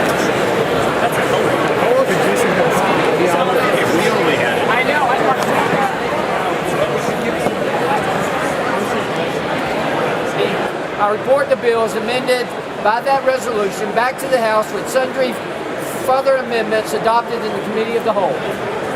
Did you get that? The chair of the Committee of the Whole House on the State of the Union reports that the committee has had under consideration the bill H.R. 5403 and pursuant to House Resolution 1243, reports the bill as amended by that resolution back to the House with sundry further amendments adopted in the Committee of the Whole. Under the rule, the previous question is ordered. Is a separate vote demanded on any further amendment reported from the Committee of the Whole? If not, the chair will put them in gross. The question is on the adoption of the amendments. Those in favor, please say aye. Those opposed, please say no. The ayes have it. The amendments are adopted. The question is on engrossment and third reading of the bill. Those in favor, please say aye. Those opposed, please say no. The ayes have it. Third reading. A bill to amend the Federal Reserve Act to prohibit the Federal Reserve banks from offering certain products or services directly to an individual, to prohibit the use of central bank digital currency for monetary policy and for other purposes. The question is on passage of the bill. Those in favor, please say aye. Those opposed, please say no. The ayes have it. It's requested. A recorded vote is requested. Those favoring a recorded vote will rise. A sufficient number having risen, a recorded vote is ordered. Members will record pursuant to Clause 9 of Rule 20. This 5-minute vote on passage of H.R. 5403 will be followed by 5-minute votes on adoption of the motion to recommit H.R. 192 and passage of H.R. 192 if ordered. This is a 5-minute vote.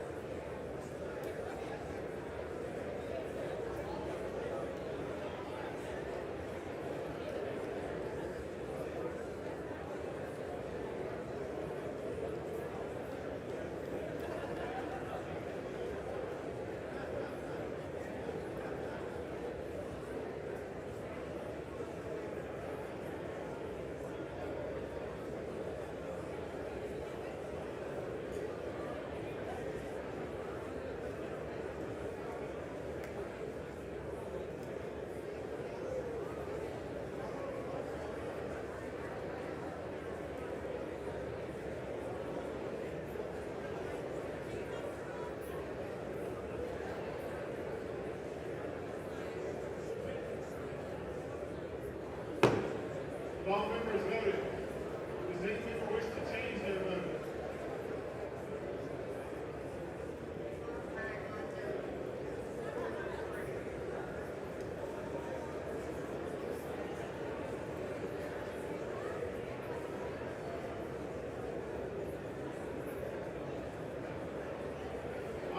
Vote. The yeas are 216 and the nays are 192. The bill is passed. Without objection, a motion to reconsider is laid on the table. Pursuant to Clause 8 of Rule 20, the unfinished business is the question on agreeing to the motion to recommit on H.R. 192, offered by the gentleman from California, Mr. Robert Garcia, on which the yeas and nays were ordered. The clerk will redesignate the motion. Motion to recommit H.R. 192, offered by Mr. Robert Garcia of California. The question is on agreeing to the motion to recommit. Members will record their votes by electronic device. This will be a 5-minute vote.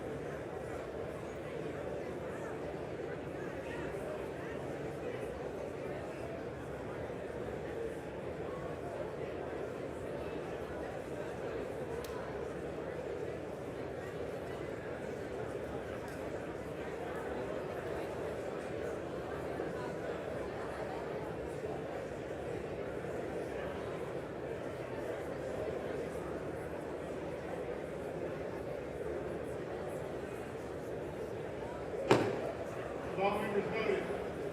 Does any member wish to change their vote?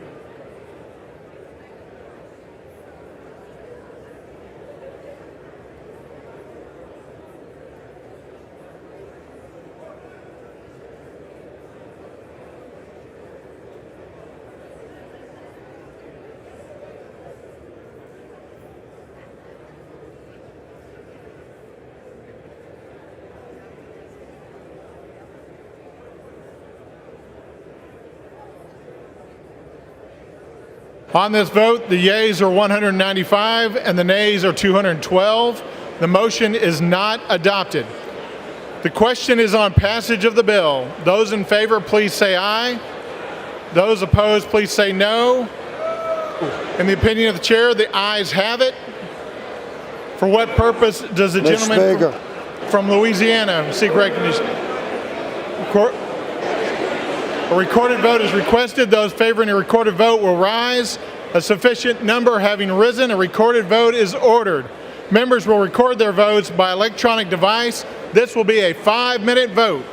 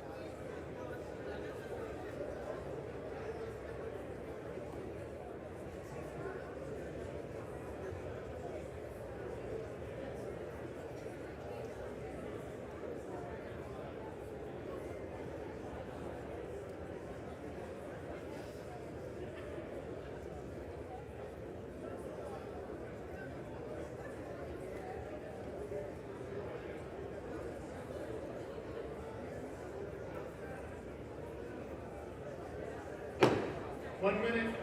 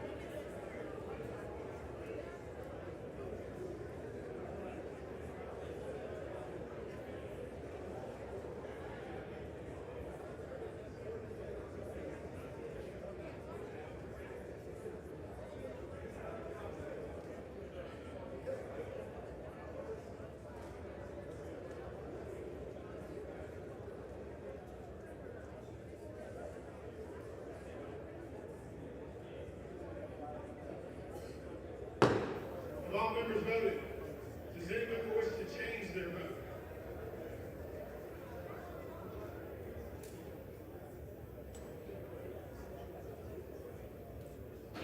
On this vote, the yeas are 262, the nays are 143. The bill is passed. Without objection, a motion to reconsider is laid on the table.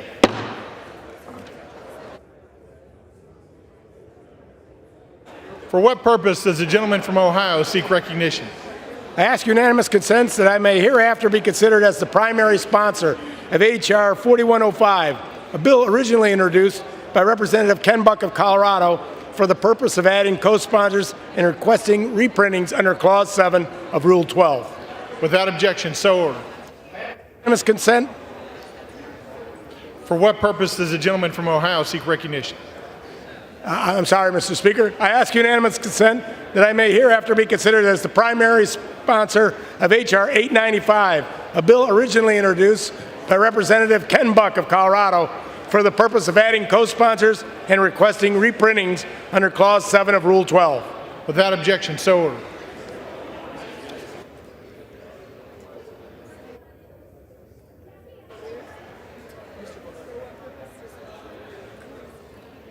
For what purpose does the gentleman from Illinois seek recognition? Mr. Speaker, I ask unanimous consent that I may hereafter be considered as the primary sponsor of H.R. 1402, a bill originally introduced by Representative Higgins of New York for the purpose of adding co-sponsors and requesting reprintings under Clause 7 of Rule 12. Without objection, so ordered. Without objection, the title of H.R. 192 is amended.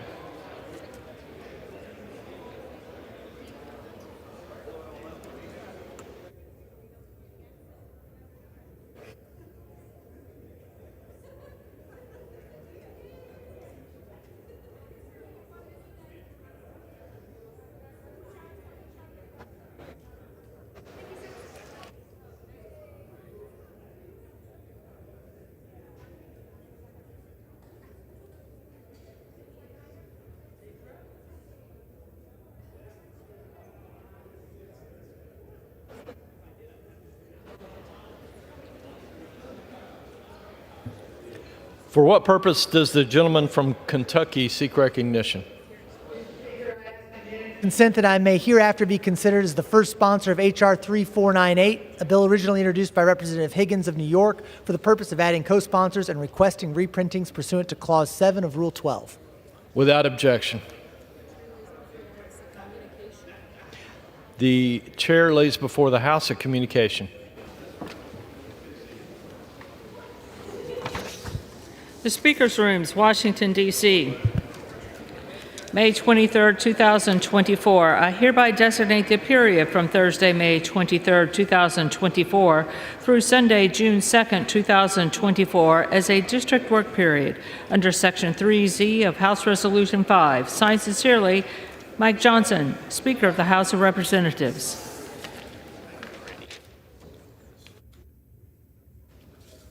The chair will now entertain requests for 1-minute speeches.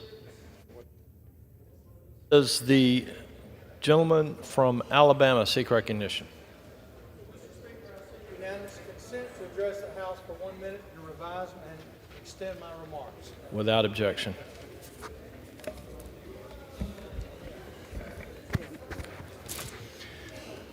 Mr. Speaker, I rise to share my displeasure with the Mexican government. We have an Alabama-based company, Vulcan Materials, which has faced continuous harassment and intimidation from the Mexican government since Mexico illegally invaded and shut down their operations 2 years ago.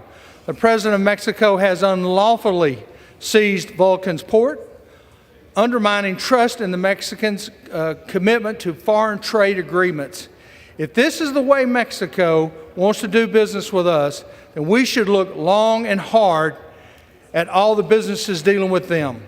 This jeopardizes the relationship when we should be prioritizing our strength in the Western Hemisphere and reducing our dependence on China. I'm working with the House Appropriations Committee to warn Mexico that if they continue ignoring the rule of law, then they will face consequences. Upholding the rule of law is essential for effective trade agreements, and violators, including Mexico, will be held accountable. We will investigate and potentially sanction any private citizen involved in the illegal scam of providing Vulcan from the profits they have been stolen from them. With that, Mr. Speaker, I return my time. The gentleman yields. For what purpose does the gentleman from Kentucky seek recognition? Thank you, Mr. Speaker. I ask unanimous consent to address the House for 1 minute. Without objection. Mr. Speaker, I rise today to recognize 100 years of the legendary Mike Lenig's restaurant in Louisville, Kentucky. Mike Lenig's is a cultural institution. New York City has Katz's Deli. New Orleans has Café du Monde.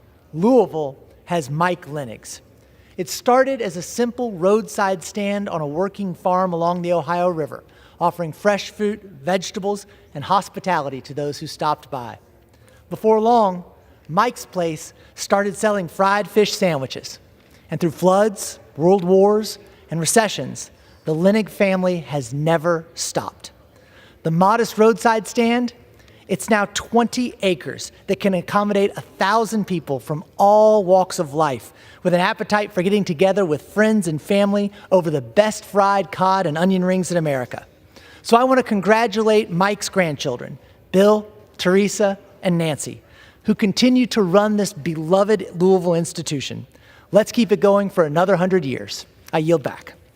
The gentleman yields. For what purpose does the gentleman from Tennessee seek recognition? Mr. Speaker, I seek unanimous consent to address the House for 1 minute to revise and extend my remarks. Without objection, the gentleman is recognized for 1 Thank minute. you, Mr. Speaker. I'd remind some of the members in the back that's crowded back there, there's a few more seats down front if y'all want to come down here. Mr. Speaker, I want to recognize radio DJ Ted Gunner Owsley, who is retiring in June after a career that spanned 6 decades. Gunner started his career at AM 1470 in Maryville, Tennessee, before working at 94.3 in Knoxville and the hit kicker 100.3 before moving to WIVK, or WIVIC as we call it, 107.7, where he spent the last 28 years. He has interviewed some big names in country music over the years, like Jason Aldean, Blake Shelton, and Taylor Swift. And yes, she used to sing country music. When she was 15 years old, she did. Gunner loved our veterans and troops and has used his job to help them however he can. Back in 2004, he spent 3 months with the 489th Special Operations in a combat zone of Iraq and started a weekly radio show called Voices from the Front. That allowed troops to communicate with their families back home, was used by many troops all over the world through the years. He has also hosted the Veterans Day Parade every year in Knoxville. Gunner has worked with other charities like St. Jude's Children's Research Hospital, Knoxville Area Rescue Ministry, Tennessee Alzheimer's, and many others. He is a man who truly loves his country and his community. He also became the first inductee in the Tennessee Radio Hall of Fame career class of 2024. Congratulations on a great career, Gunner. I wish you the best in retirement. I always remember you for always being good to my daddy, who was a World War II veteran. So thank you, Gunner, and I yield the remainder of my time, Mr. Speaker. The gentleman yields. The chair now recognizes the gentlewoman from Ohio.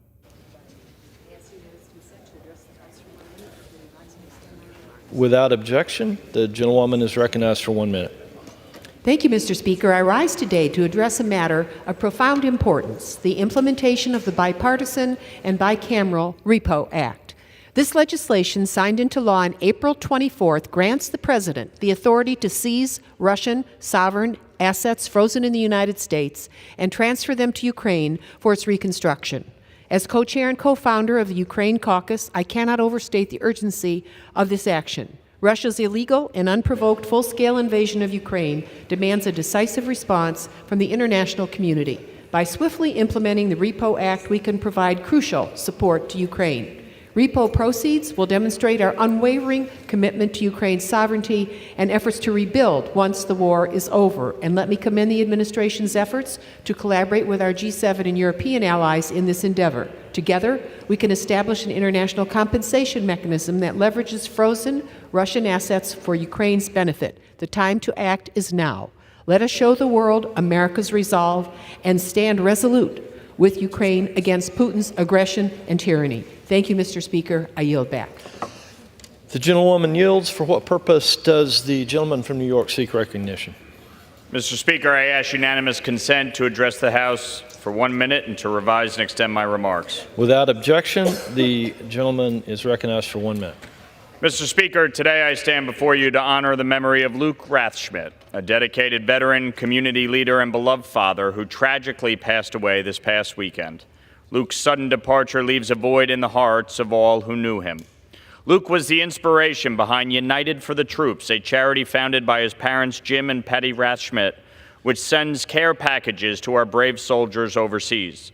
This initiative began with the simple act of love, a care package sent to Luke during his deployment with the U.S. Army. His family's effort blossomed into a movement that has brought a touch of home to tens of thousands of our brave men and women abroad.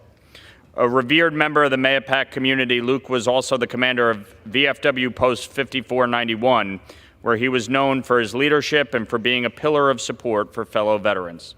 His commitment to service was paralleled only by his dedication to his family, including his 2 children, Jalen and Brant, and the love of his life, Tracy. Luke's legacy is in the lives he touched, the community he strengthened, and the country he served. We mourn his loss, but celebrate his incredible, impactful life. I extend my deepest condolences to the Rathschmidt family and all who were fortunate enough to know Luke. He was truly larger than life, and his memory will indeed last a lifetime. Thank you, Mr. Speaker. I yield back. The gentleman yields. For what purpose does the gentlewoman from Alabama seek recognition?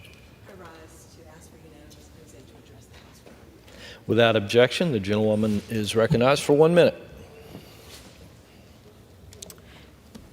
Mr. Speaker, I rise to congratulate Selma's own Asher Havan for winning season 25 of The Voice.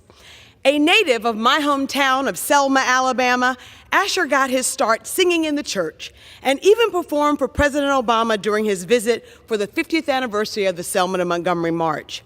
Throughout this season on The Voice, Asher's outstanding vocal abilities have taken America by storm. His first place win makes him not only the first Alabamian to win The Voice, but also the first openly LGBTQ person to earn such a title. I ask my colleagues to join me in congratulating the one, the only, Asher Havan of Selma, Alabama, for his first place finish as the winner of The Voice. We in Selma are so proud of you, and we can't wait to see everything that you will continue to achieve. We are indeed Selma strong. The gentlewoman yields. For what purpose does the gentleman from Alabama seek recognition? Mr. Speaker, I seek unanimous consent to address the House for 1 minute and to revise and extend my remarks. Without objection, the gentleman is recognized for 1 minute. Thank you, Mr. Speaker. I rise today regarding the Mexican government's unprecedented interference in the lawful operation of Alabama's based Vulcan Material Company.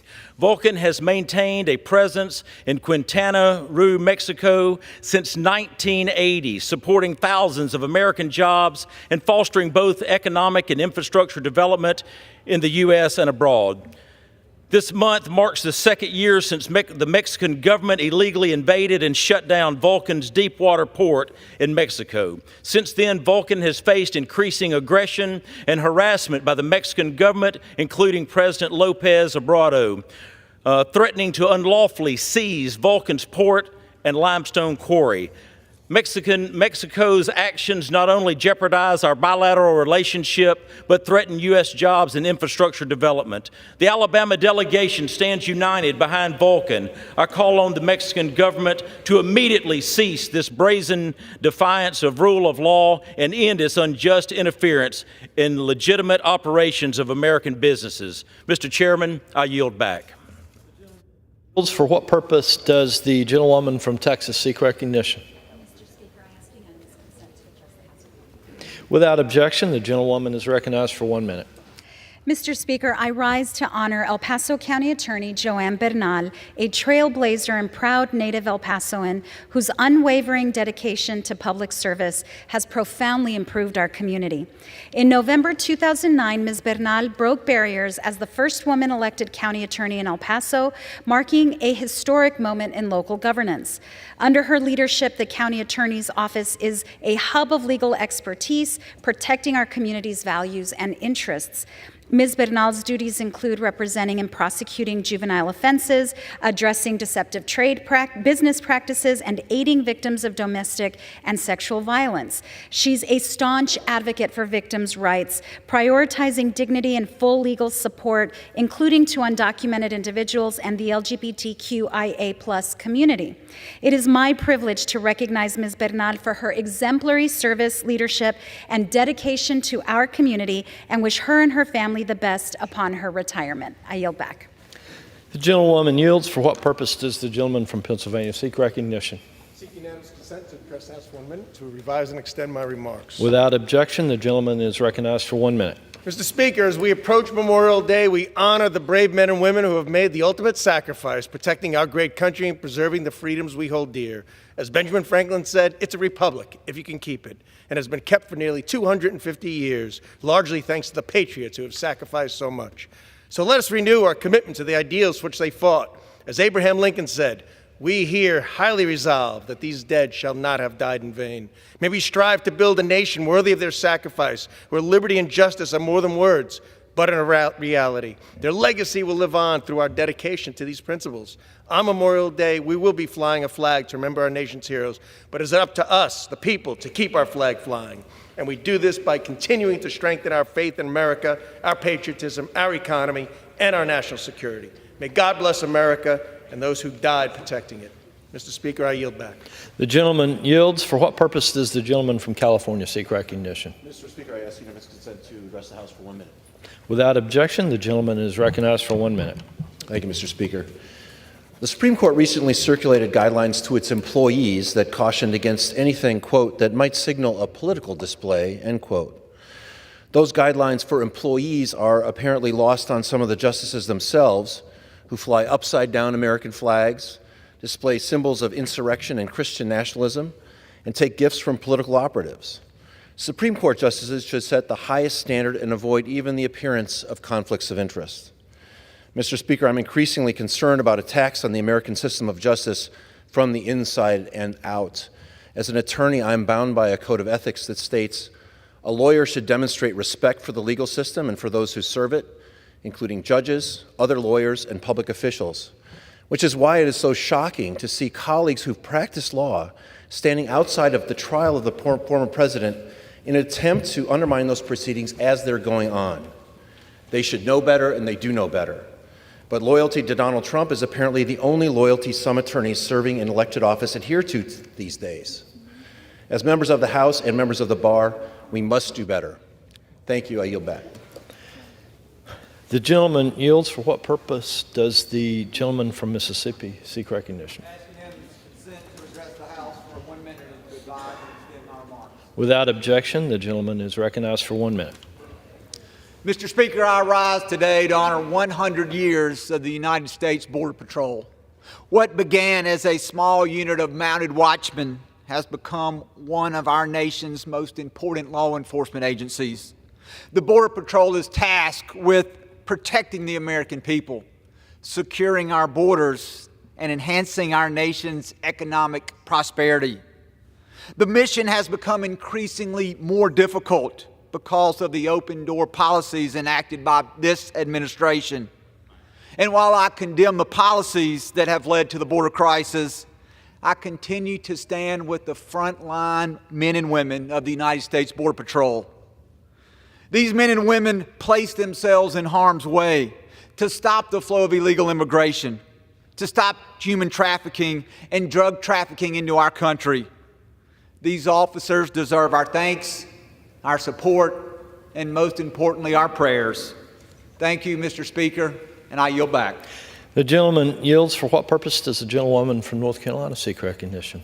Mr. Speaker, I ask unanimous consent to address the House for 1 minute and revise and extend my remarks. Without objection, the gentlewoman is recognized for 1 minute. Mr. Speaker, I rise today during Mental Health Awareness Month, a time to reflect on the stark reality that more than 1 in 5 adults in America live with a mental illness. But adults aren't the only ones who struggle with their mental health. Children, teens, and young adults face unprecedented mental health challenges every day, but are far less likely to get the support that they need. And while mental health is important all year long, during May, we raise awareness, educate others, and remind those struggling, you are not alone. I was proud to secure $6 million in federal funding for Wake Med's new mental health and well-being hospital to improve access to mental health care in my community. Let's continue to fight for a future where every American has access to the resources that they need to live a healthy and fulfilling life. Thank you, and I yield back. The gentlewoman yields. For what purpose does the gentlewoman from Pennsylvania seek recognition? Mr. Speaker, I ask unanimous consent to address the House for 1 minute and to revise and extend my remarks. Without objection, the gentlewoman is recognized for 1 minute. Mr. Speaker, the Judicial Code of Conduct advises that a United States judge should uphold the integrity and independence of the judiciary and avoid impropriety and the appearance of impropriety. Just days after January the 6th, the Alitos flew an upside-down American flag, an image that sickened me, an image that was adopted as a Stop the Steal emblem. The United States Flag Code states that an upside-down flag can be displayed only as a signal of dire distress in instances of extreme danger to life or property. Dire distress, not a political dispute, not a political fight with your neighbor. Justice Alito has served on the bench for 18 years. He knows better. No matter why the Alitos flew our flag in this disrespectful way, Justice Alito has failed to avoid impropriety and even the appearance of impropriety itself. I call on Justice Alito to recuse himself from all cases involving January 6th and the 2020 election. This justice knows better. Thank you. I yield back. The gentlewoman's time has expired. For what purpose does the next gentlewoman from Pennsylvania seek recognition? I seek unanimous consent to address the House for a minute and to revise and extend my remarks. Without objection, the gentlewoman is recognized for 1 minute. Thank you, Mr. Speaker. Over 60 million Americans live with a disability, including many of our seniors and veterans. When they travel, these passengers deserve a safe and dignified flying experience. But I've heard all too often from constituents living with disabilities that their air travel experience can be anything but safe and dignified. Inaccessible restrooms and aircraft, damage to wheelchairs, or an absence of assistance devices can make air travel unpleasant or even impossible. So I was proud to vote for the bipartisan FAA Reauthorization Act, which expands the rights of passengers with disabilities and makes important strides for consumer protection and accessibility, including protections for powered wheelchairs, safer handling of assistive devices, new aircraft with accessibility standards, deadlines for DOT to investigate and respond to disability-related complaints, improved accessibility for airline mobile apps, and important updates to emergency medical kits on commercial planes. Many of these measures are key provisions from the Air Carrier Access Amendments Act, which I've proudly fought to advance since coming to Congress and will continue working to include. I yield back. The gentlewoman's time has expired. For what purpose does the gentleman from New York seek recognition? revise and extend my remarks as needed. Without objection, the gentleman is recognized for 1 minute. Thank you, Mr. Speaker. I rise today to honor the 50th anniversary of a trailblazing advocacy organization, the Ms. Foundation for Women. For a half-century, the Ms. Foundation has been at the forefront of the fight for gender and racial equity in our country. Since its founding in New York City by Gloria Steinem, Patricia Carbine, Letty Cotton Pogrebin, and Marlo Thomas, the Ms. Foundation has invested over $90 million in 1,600 organizations fighting for equal justice worldwide. From working to end domestic violence to fighting for women's rights in the workplace and helping to lead the charge against the AIDS epidemic, the Ms. Foundation has always been at the forefront of critical national issues. In the fight for reproductive justice and freedom alone, following the disastrous Dobbs decision, the Ms. Foundation has distributed more than $1 million in grants to organizations across the country to help vulnerable women and women of color access the health care they need. For the past 50 years, the Ms. Foundation has been devoted to making the United States a more just place for all people, and I look forward to working alongside them for the next 50 years. Thank you, and I yield back. The gentleman yields. For what purpose does the gentleman from California seek recognition? Mr. Speaker, I rise today to seek unanimous consent to address the House. Without objection, the gentleman is recognized for 1 minute. Mr. Speaker, I rise today to sound the alarm on the housing crisis in the United States of America. Over half of U.S. renters are paying more than 30% of their income in rent. And we have over 650,000 who are unhoused. Here's what we need to do. Stop Wall Street from buying up single-family homes. I have a bill to end the corporate subsidies. Second, cap rent so it doesn't go higher than inflation. The president can do this because many corporate landlords are reliant on financing from our federal agencies. Third, let's make sure that we build 7 million in new affordable housing units. And finally, let's make sure that those with prior criminal records aren't banned from public housing, and we have a tenant's Bill of Rights. Thank you, Mr. Speaker. I yield back. The gentleman yields. For what purpose does the gentleman from New Hampshire seek recognition? Unanimous consent to address the House for 1 minute and revise and extend my remarks. Without objection, the gentleman is recognized for 1 minute. Thank you, Mr. Speaker. I rise to honor the career of a true New Hampshire original, the Dean of our state Senate, Lou D'Alessandro. Senator D'Alessandro, or Lou as he's universally known, will be retiring from the New Hampshire State Senate after serving the people of District 20 for 26 years. New Hampshire's working families and middle class have no greater champion than Lou D'Alessandro, and the work he's done on their behalf to improve public education, to create jobs, and strengthen our economy will be felt for decades to come. His legacy is as much the bills he's passed and the laws that bear his name as it is the generations of young men and women he has taught, coached, and mentored, leaving a lasting impression on them all. In addition to being a lifelong public servant, Lou's an educator, a coach, and someone so dedicated to his family, including his amazing wife, Pat. Lou's life work has made a tremendous difference on New Hampshire and all of its families and communities. I join all Granite Staters in thanking him for his years of service, and as he often says, I hope Lou D'Alessandro has a great, great American day. I yield back. The gentleman yields. For what purpose does the gentleman from Maryland seek recognition? I seek unanimous consent to address the House for 1 minute. Without objection, the gentleman is recognized for 1 minute.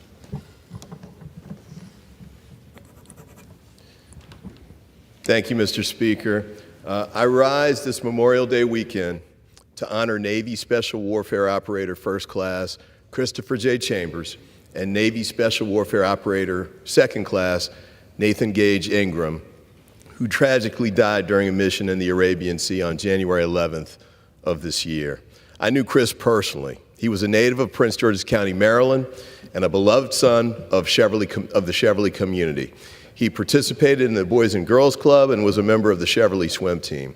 Chris's presence as a leader impacted the lives of many, including my kids, while he coached them during their swim team participation.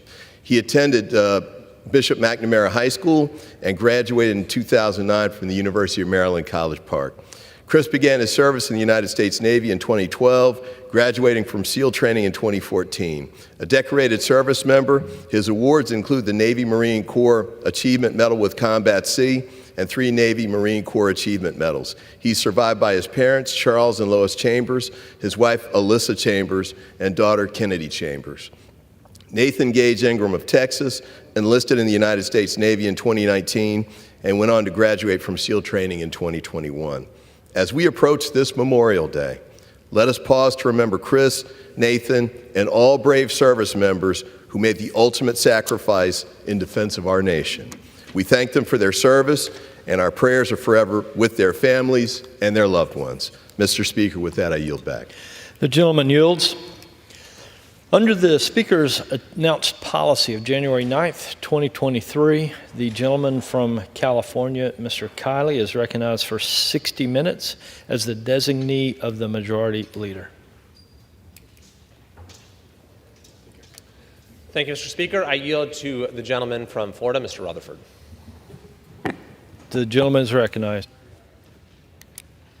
I thank my good friend from California for yielding.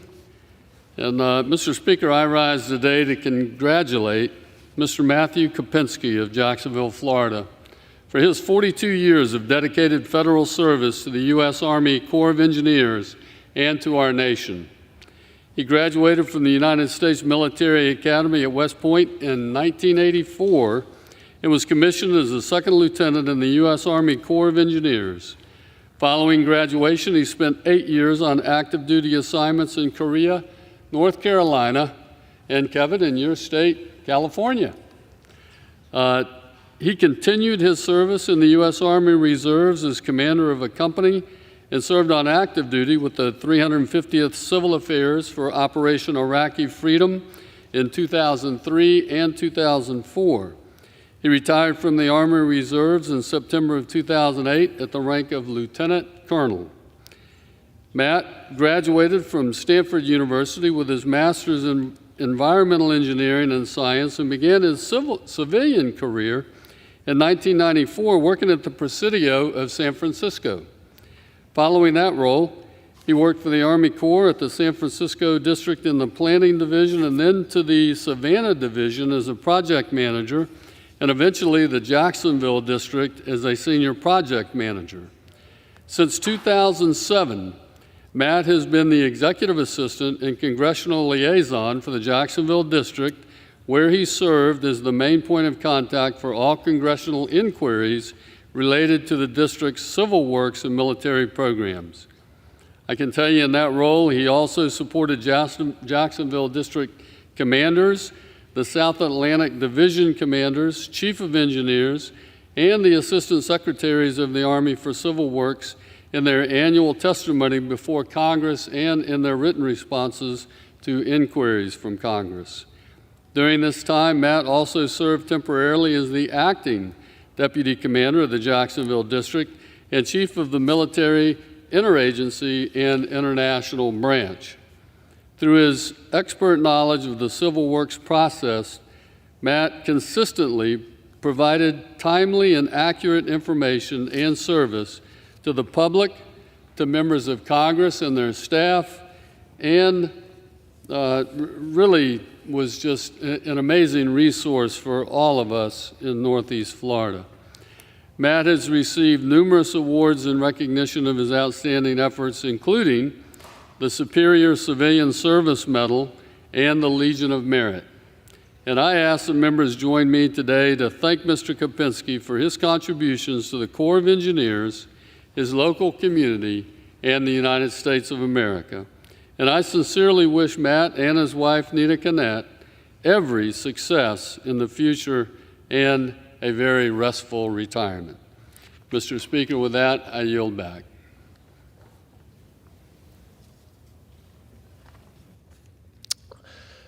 Thank you to my colleague from Florida. Today, the Education and the Workforce Committee held a hearing with the presidents of 3 universities, UCLA, Northwestern, and Rutgers. And at the hearing, I joined the Anti-Defamation League in calling for the resignation of at least one of them. But I want to provide some reflection on what transpired today and what has transpired at several hearings that we've now had. We've had the chance to hear testimony and question 7 university presidents now. In addition to those 3, also Columbia, Penn, Harvard, and MIT. 2 of those presidents from Penn and from Harvard have already resigned following the hearings. And what's striking about these hearings is just how difficult it is for these university presidents to answer in a straightforward way to the clearest questions of right and wrong.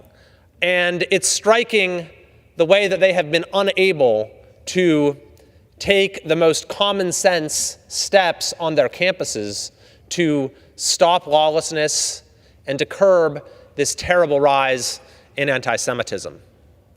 And when you look at the folks who testified today, or for that matter, any of the 7 presidents we've heard from, I don't think there's any of us who would suggest that these individuals are themselves anti-Semitic or prejudiced. And yet, they seem to believe that appeasing anti-Semites, appeasing anti-Semitic constituencies on their campuses, and thereby institutionalizing, normalizing, to use the word that the Anti-Defamation League does, anti-Semitism at their universities, they seem to believe that's what they have to do in order to keep their jobs. And so this is itself a fundamental failure of leadership and a reason to doubt the fitness of any of these particular individuals to lead major universities.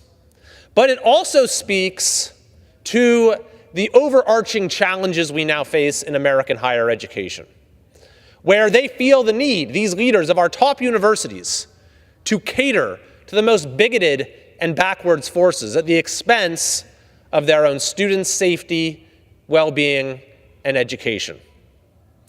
So I think it is vitally important that the Education and the Workforce Committee continues to shine a light on the horrible things that are unfolding at American universities, while at the same time trying to direct our higher education system in the direction of badly needed reforms that have, because we have seen how many long-standing problems have gotten us to this point.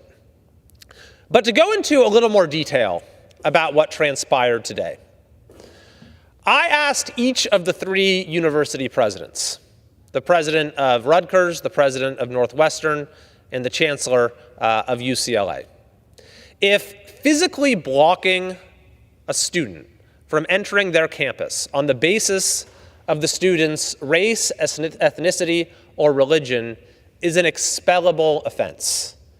And I was rather taken aback by the responses. Not one of them could give a simple yes. That is, by its very nature, an expellable offense. Instead, they said it depends upon the circumstances, the context, and so forth. I found that to be a rather shocking response. I think the correct response would have been, well, yes, of course.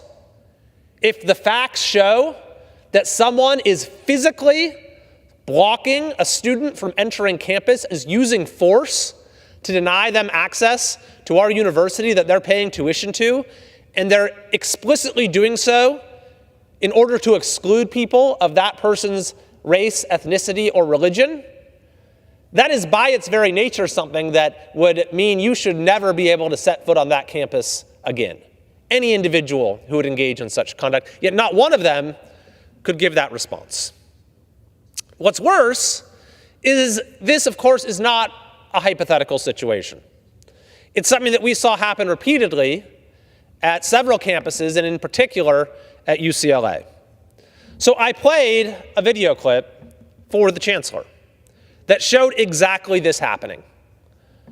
A Jewish student, it's a Star of David, who's trying to gain access to his campus to go to class, who has his student ID card in his hand, and a group of self-appointed enforcers lock arms and form a blockade to stop the student who tries to enter, who puts his hands in the air showing he means no harm, and they physically, by force, stop him from entering his own university. I asked the chancellor of UCLA, who are these people who formed this blockade? Are they students? He didn't know. I asked, have they been disciplined? He didn't know. It seems very clear that they got away with this absolutely monstrous conduct that should have no place in the United States of America. To make things even worse, a member of the committee, the representative from Minnesota, Congresswoman Omar, actually tried to minimize what had happened. In her questions, she suggested that this wasn't such a big deal because there are other pathways available to that student. So apparently it's okay to block people from moving about, their freedom of movement based upon their Jewish identity if there are other places that they're allowed to walk. Absolutely unbelievable. But UCLA's response to this situation was, of course, deeply problematic in a number of other ways. The situation there was allowed to build and build and build. The encampment got larger and larger and larger, and eventually things spiraled out of control. Until eventually, the chancellor did the right thing and called upon law enforcement to come and enforce the rules for those who refused to leave. But it never should have gotten to that point. Indeed, we now know that the police chief had advised the university not to allow an encampment, and yet UCLA allowed it anyway. Now, Chancellor Block claims that there is a system-wide UC policy that prevented them from moving more quickly. If this is so, the University of California needs to change its policy. If it's really true that the university will not seek the assistance of law enforcement until violence actually manifests itself, that is a deeply problematic policy on a number of levels. Number one, it allows for the violence to happen until you actually do anything to protect students. Number two, it allows for all manner of other illegal activity to continue unabated so long as those engaging in it characterize their actions as a protest. We saw all kinds of illegal activity in this anti-Semitic encampment at UCLA. We saw self-appointed students set up checkpoints, as I mentioned before, stopping Jewish students from being able to get to class. And the university did very little, it would seem, to stop this from happening. Indeed, the chancellor couldn't even tell me what happened to the students caught on video who were responsible. Now, this particular university leader, Chancellor Block, has served for 17 years and is retiring and will not be at that university very soon. So I would leave it to the judgment of the UC system to decide what the consequences for him in particular should be, with just a few months remaining in his tenure. But I will say there is now news just today that a new encampment has started at UCLA, and I would suggest that the chancellor needs to learn from what just happened and make sure that that is taken care of in short order. But generally, I don't think it's my role to be deciding which university leaders should stay and which should go. Ideally, that would be decided upon using the appropriate channels, and that when you have clearly fireable conduct, the Board of Regents, the governance boards would take appropriate action. But where I would draw the line on a broad level, on a general level, and say that anyone who crosses that line is unfit to lead a university, is the line that was drawn by the Anti-Defamation League, as well as the Brandeis Institute and others. In the specific case of the president of Northwestern, who also testified today. Now, what was different about what happened at Northwestern from some other universities, and I believe Northwestern was the first prominent university to do this, is that the university president actually ended the encampment by giving the lawless members of that encampment what they wanted. He agreed to their demands. So I want to go through in detail, just to have it on the record, what those demands were. But first, I'll read you the statement from the Anti-Defamation League, as well as the Brandeis Center and Stand With Us. It says as follows: as the three leading organizations in the United States holding colleges and universities accountable for creating hostile environments for Jewish students, we are shocked and dismayed by the agreement Northwestern University President Michael Schill reached on behalf of Northwestern University with encampment protesters yesterday. For the last 7 months and longer, Jewish Northwestern students have been harassed and intimidated by blatant anti-Semitism on campus, worsening since October 7th. Yesterday, at the time this was written, President Schill signed an agreement with the perpetrators of that harassment and intimidation, rewarding them for their hate. For days, protesters openly mocked and violated Northwestern's code of conduct and policies by erecting an encampment in which they fanned the flames of anti-Semitism and wreaked havoc on the entire university community. Their goal was not to find peace, but to make Jewish students feel unsafe on campus. Rather than hold them accountable, as he pledged he would, President Schill gave them a seat at the table and normalized their hatred against Jewish students. It is clear from President Schill's actions that he is unfit to lead Northwestern and must resign. President Schill capitulated to hatred and bigotry and empowered and emboldened those who have used intimidation, harassment, and violence to achieve their ends. Instead of issuing fines and suspensions in accordance with university policies, he awarded protest groups with scholarships, professorships, and a renovated community home. Instead of permanently shutting down the encampment and making campus safe for all, he told protesters that they can stay until June 1st. Instead of reaffirming a long-standing university policy rejecting the anti-Semitic boycott, divestment, and sanctions campaign, he created new pathways to its implementation.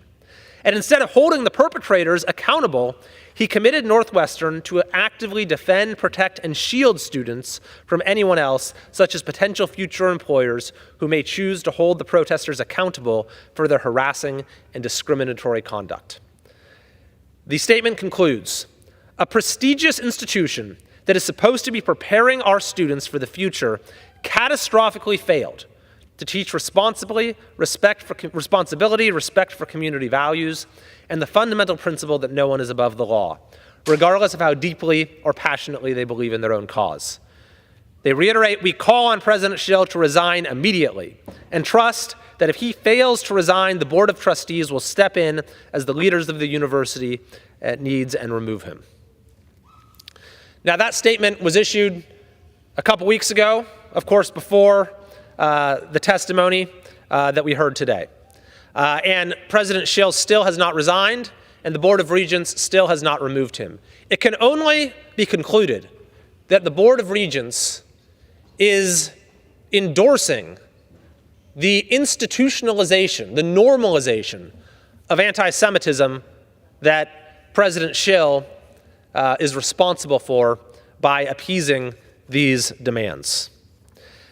Now, there's the substance of the demands, which are deeply rooted in anti-Semitism, and then there's also the means by which they were achieved.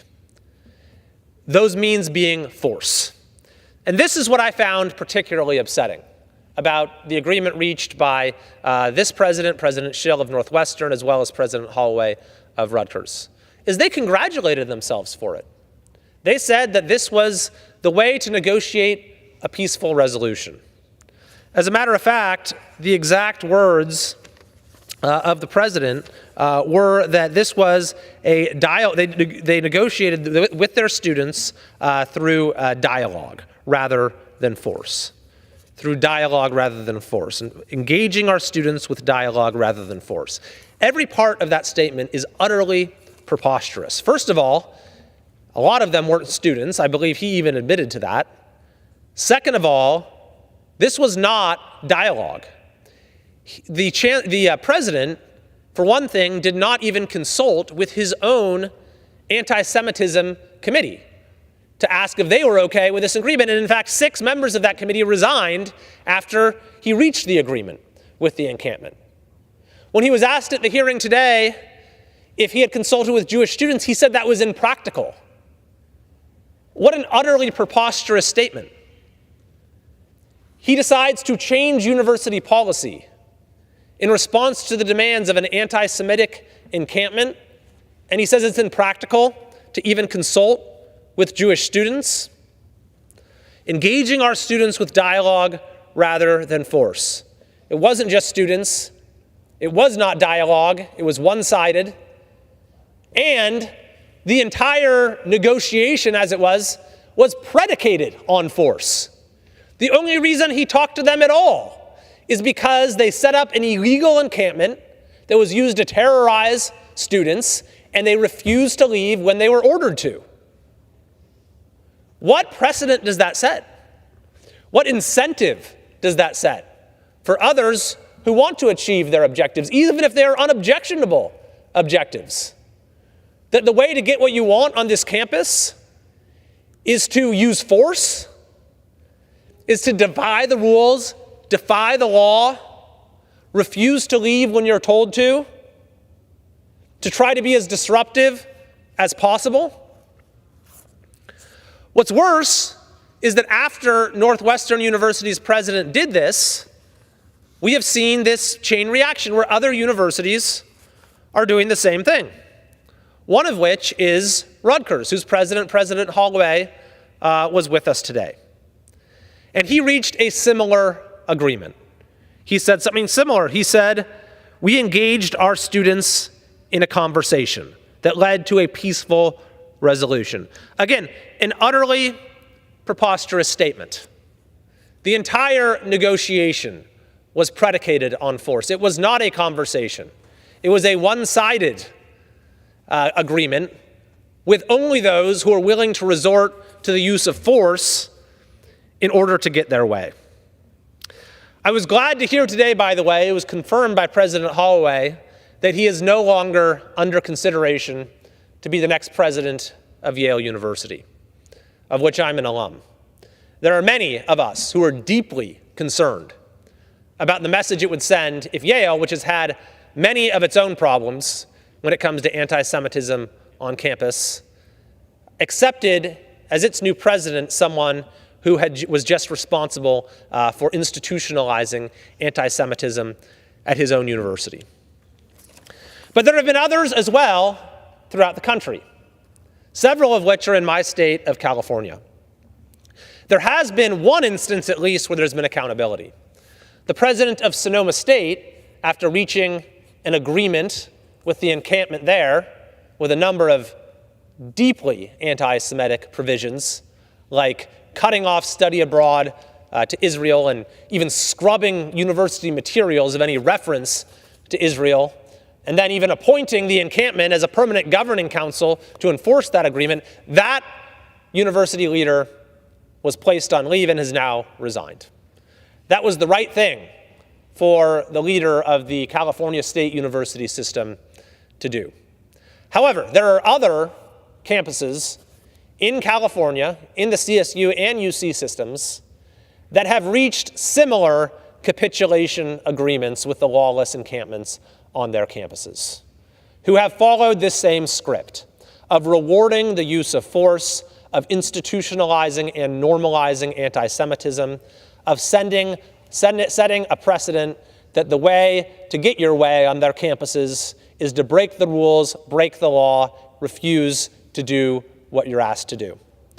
And they all need to face discipline as well. There were a number of other remarkable statements at today's hearing with the three university presidents, though, of UCLA, of Rutgers, and of course, of Northwestern.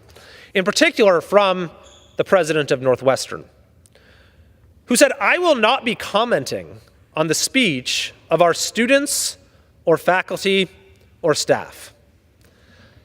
A completely preposterous statement. This individual has commented on all manner of political issues. I was able to find a number of examples, just Googling this on my phone as he said it. And the idea that he wouldn't call out or fire or condemn a high-ranking university official who makes overtly racist statements, that absolutely defies belief. Incredibly, when asked by my colleague Burgess Owens if he would have dealt with a KKK demonstration in the same manner, he said he would not engage in a hypothetical, refusing to even condemn this most offensive of speech. Or more than speech, of course, when we're dealing with the conduct that we've seen play out on these campuses. The president also said that, and the president I'm referring to is President Schill of Northwestern, that a police option on that campus was not possible. This is how he justifies just appeasing the demands of the encampment rather than enforcing the law. Well, I find that quite difficult to believe, that there couldn't have been a sufficient police response coordinating with local law enforcement to just ensure that those who were on the encampment left. But it's absolutely hypocritical when you look at the record of this president, President Schill, who actually reduced the police and defunded police when he was the president of the University of Oregon. So the committee, I know, is committed to continuing this investigation of anti-Semitism across American higher education. But it's also important to understand the need for broad reform in higher education based upon what we have learned. And there have been some encouraging signs lately. We saw, for example, MIT just recently said it's no longer going to require so-called diversity statements in the faculty hiring process. And even the Washington Post came out with an op-ed opposing the use of these diversity statements in hiring. I think our work is only just beginning.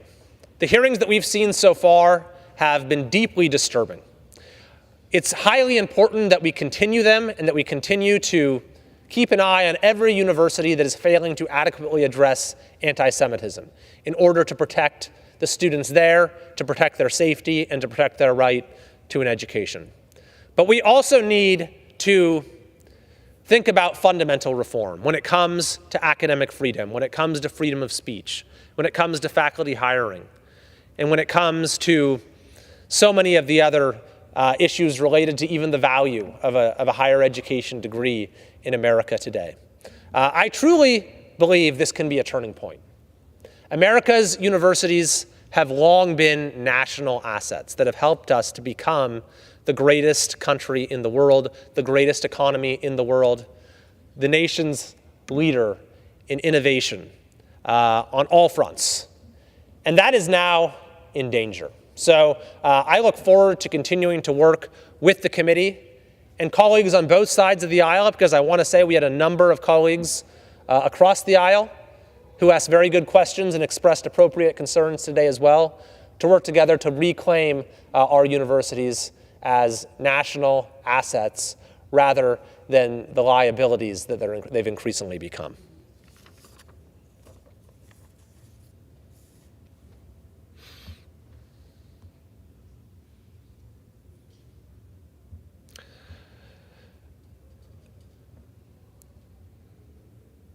Mr. Speaker, I'd like to address a concerning situation in the world of artificial intelligence that has developed over the last couple weeks.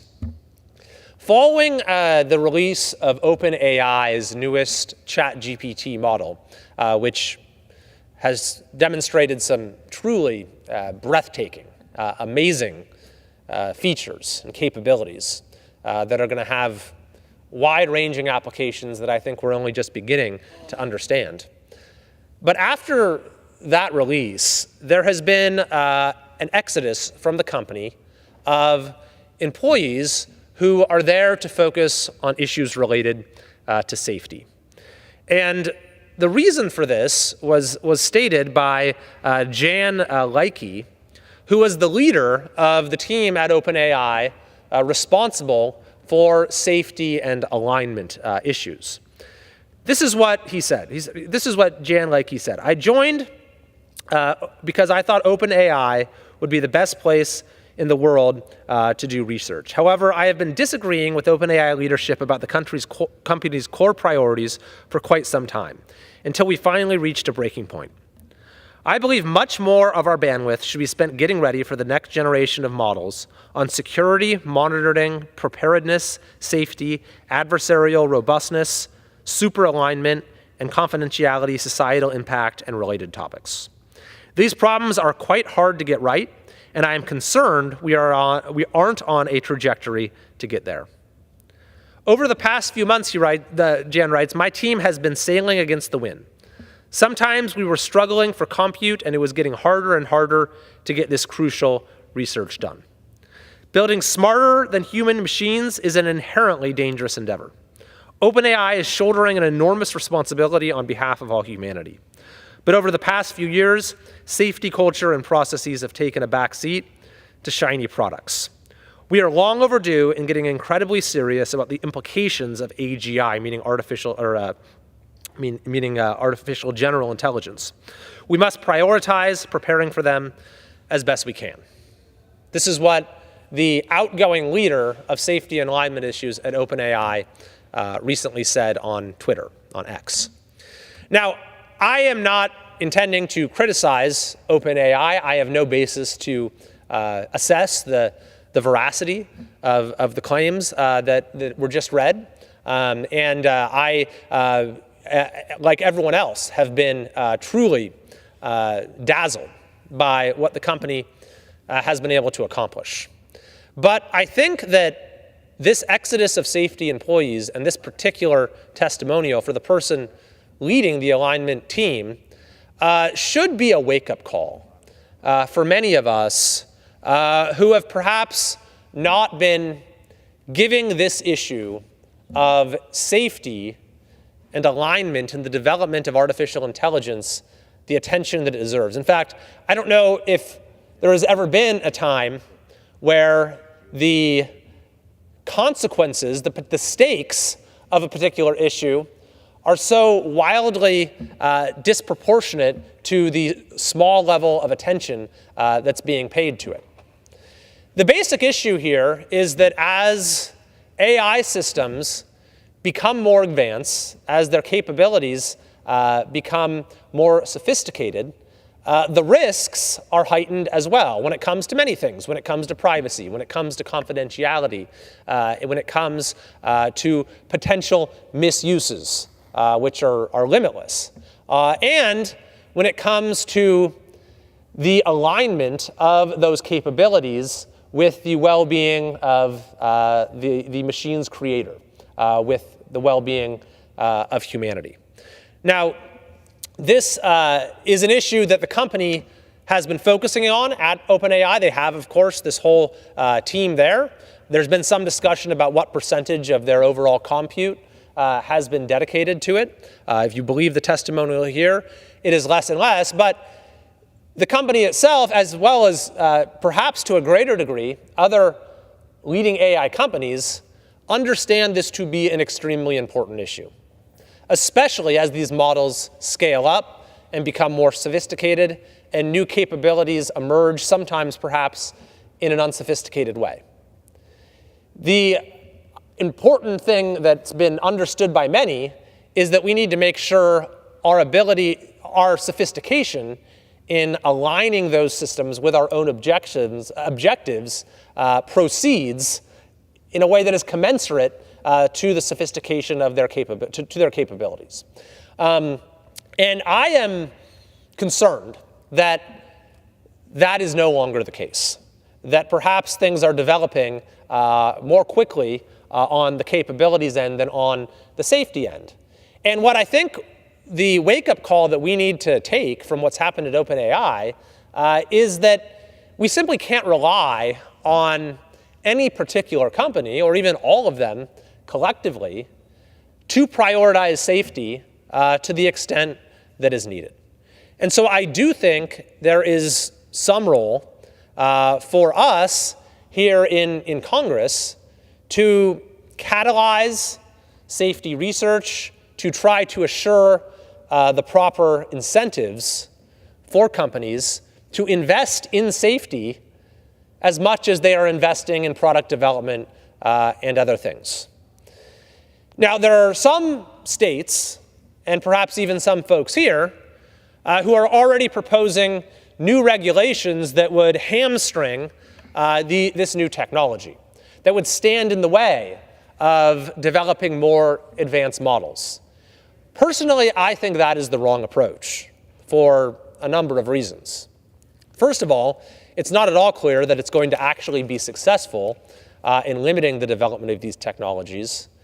And if it is, it would only apply to us here in the US and our jurisdiction, whereas our potential adversaries in other countries could continue to develop this technology unabated and in a way that poses a risk to the United States, our competitiveness, and our national security. But moreover, to try to block the further development of AI will limit the manifold benefits that are now appearing before us, that are limitless. As these models become more and more advanced, so too do their applications in the fields of medicine, in the fields of transportation, in basically any field that you can think of. We have seen applications already, and these applications are only going to become greater and greater, that have enormous potential to save lives, to extend lives, and to enhance the quality of life. And so the position from a humanist point of view should be one of not trying to hold the development of that potential back, but rather trying to assure that it proceeds in a manner that unlocks the benefits while mitigating the risks. And those risks will perhaps become most pronounced as we work towards what is commonly called AGI, which was referenced in that series of tweets, artificial general intelligence. Now, there's a lot of debate on this topic among people who know a lot more about it than I do. But there are many who believe that it's not that far away, that it's much closer than we might have thought even a few years ago. That is the creation of an AI system that has the capacity to outperform human intelligence across multiple domains or across all domains. And what's more, once AGI is achieved, if indeed it is achieved, then the capabilities could well accelerate in a very rapid manner from there on out. So that's why many who focus on issues related to AI safety have emphasized the need to get the safety question right urgently before that threshold is crossed. And indeed, when Sam Altman, the CEO of OpenAI, was here last year, I asked him straight up, how close are you to developing AGI? And he basically said they're one big breakthrough away. And that was a while ago. So I don't think anyone really knows how close we are or what that will look like. But I think there is an urgent need to prepare for that day by doing everything we possibly can to assure that as capabilities develop in an unpredictable way, we have done the groundwork to make sure that those capabilities are aligned to our objectives and serve human purposes and don't have the potential to serve other purposes or to misinterpret their commands in a way that has grave consequences. So I've introduced a bill, a bipartisan bill, that I think is a modest proposal that will help us get there. It will have the National Institute of Health create a grant program that will fund basic research into AI safety. And I think that that is something that would be helpful, that would be a start. In fact, I ran the idea by the CEO of OpenAI itself, Sam Altman.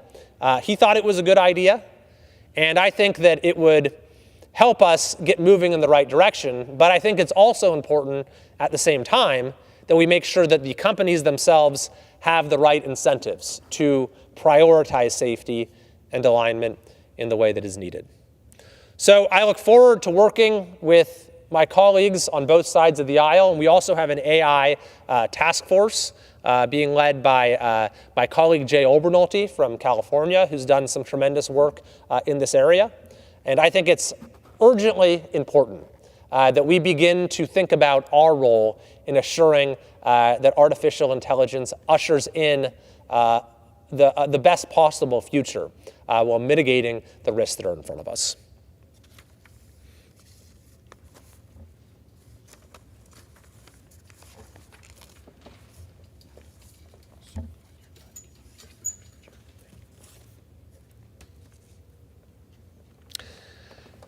And now, Mr. Speaker, I'd like to take a few moments to recognize some truly outstanding individuals from my district.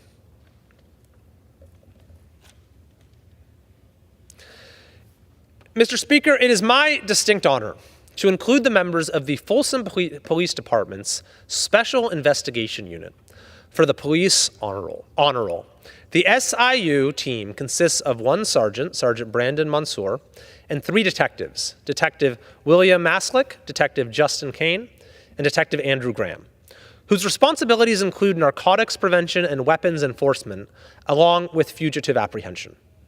I believe that their work surrounding fentanyl poisonings throughout the last year is truly worthy of recognition. Along with several other areas in this country, the city of Folsom has seen an increase in fentanyl-related deaths. These tragedies are the direct result of individuals who carelessly furnish this product to often unsuspecting customers on the illicit drug market. In early 2023, the SIU team decided to address this issue by developing criminal homicide cases against drug dealers and knowingly sold this dangerous product. This was no small task, as these types of cases had never been attempted or prosecuted in Sacramento County. They began by coordinating with the Sacramento District Attorney's Office to determine the type of evidence that would be required to bring this type of case to conclusion.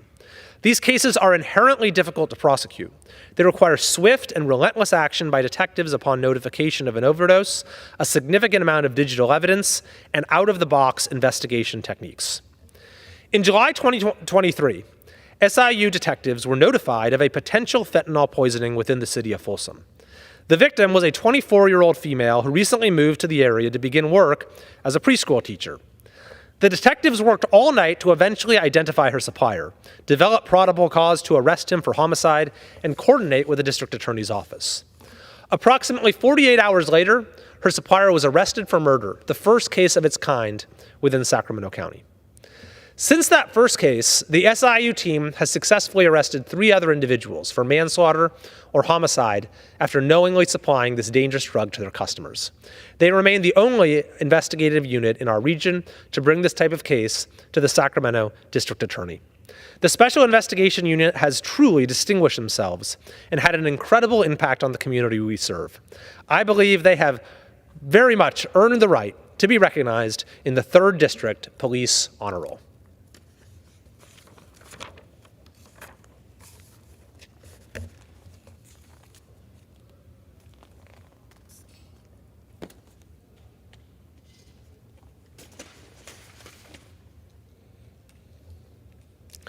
Mr. Speaker, I rise to honor Rebecca Perez, an English teacher at Loyalton High School in Loyalton, California. Rebecca is a remarkable and gifted educator who enriches the lives of her students and her community alike. Before accepting her position at her hometown high school 8 years ago, Rebecca taught in Title I schools in Southern California for 5 years. Rebecca is one of those teachers who changes lives for the better. Her advanced placement students have scored in record passing rates at Loyalton High School. As a former educator, I understand the essential role that a teacher plays in the lives of their students. And Rebecca has high expectations for her students. She provides excellent support to ensure they can meet those expectations. Knowing that reading literature and participating in thoughtful discussions are essential for rural students to get a glimpse and understanding of the bigger world, its diverse cultures, and its complexity drives Rebecca's work. Active in her community, she serves on the board of her church and as a 4-H project leader. Her big laugh, huge smile makes students, colleagues, and parents alike feel like they have come home and are deeply cared for. Rebecca's positive leadership at Loyalton is reflected in a sign that she has made for her classroom. And I love this. It says, "Get excited, people." Whether teaching English, providing academic advisement, leading the accreditation process, serving as a senior class advisor, or coaching young people, Rebecca brings infectious, joy-filled excitement to those all around her. Loyalton High School shines so bright because of her great work, and we are forever grateful that she has chosen to teach at Loyalton High School. Therefore, in honor of her passion, dedication, and her commitment to her students' success, it is my privilege to recognize Rebecca Perez as the truly outstanding teacher that she is.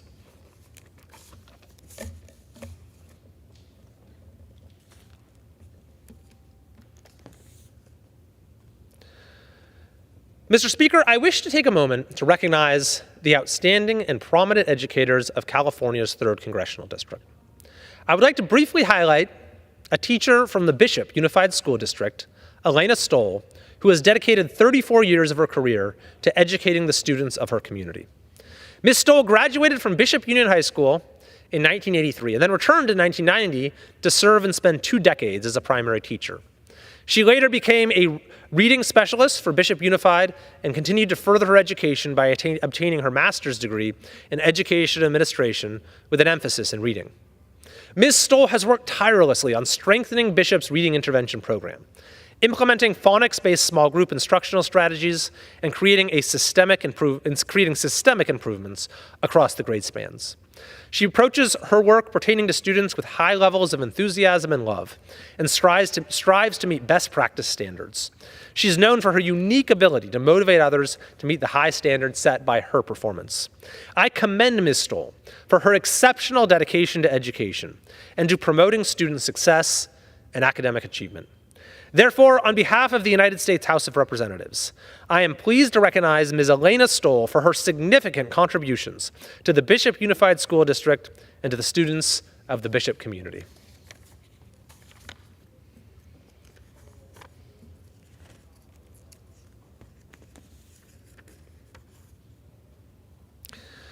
Mr. Speaker, I would like to take a moment to recognize Ms. Elizabeth Isaacs, a kindergarten teacher in the Folsom Cordova Unified School District at Oak Chan Elementary School. Ms. Isaacs teaches kindergarten at Oak Chan and has been employed there since 2015. However, her experience goes back 19 years. Ms. Isaacs' mission is to make the world a better place, and she finds herself continuously motivated by the positive impact she has on her students' lives. Ms. Isaacs teaches in innovative ways to keep her students motivated and engaged, and is passionate about instilling her students with the knowledge and tenacity that is needed to help each child reach their full potential. Just the idea that she is contributing towards the development of her students brings her great joy and satisfaction. Ms. Isaacs' students and the opportunity to teach kindergarten have contributed to her unwavering commitment to education.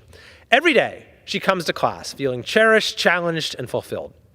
Growing up, Ms. Isaacs learned how education has the power to affect meaningful change in the world. Even as a child, she enjoyed playing school with her siblings, where she took on the role, of course, as the teacher. Both of her parents were educators, and she grew up helping set up bulletin boards in her mother's classroom at White Rock Elementary in the Folsom Cordova Unified School District. Additionally, she appreciated being able to observe her father's lectures as a professor at McGeorge School of Law in Sacramento. It is a true honor to represent exemplary teachers, such as Ms. Elizabeth Isaacs, in the United States Congress.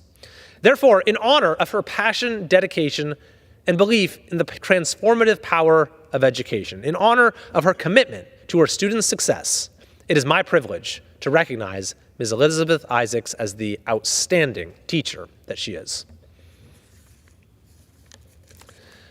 Mr. Speaker, I would now like to yield to my friend. I now yield back to the chair.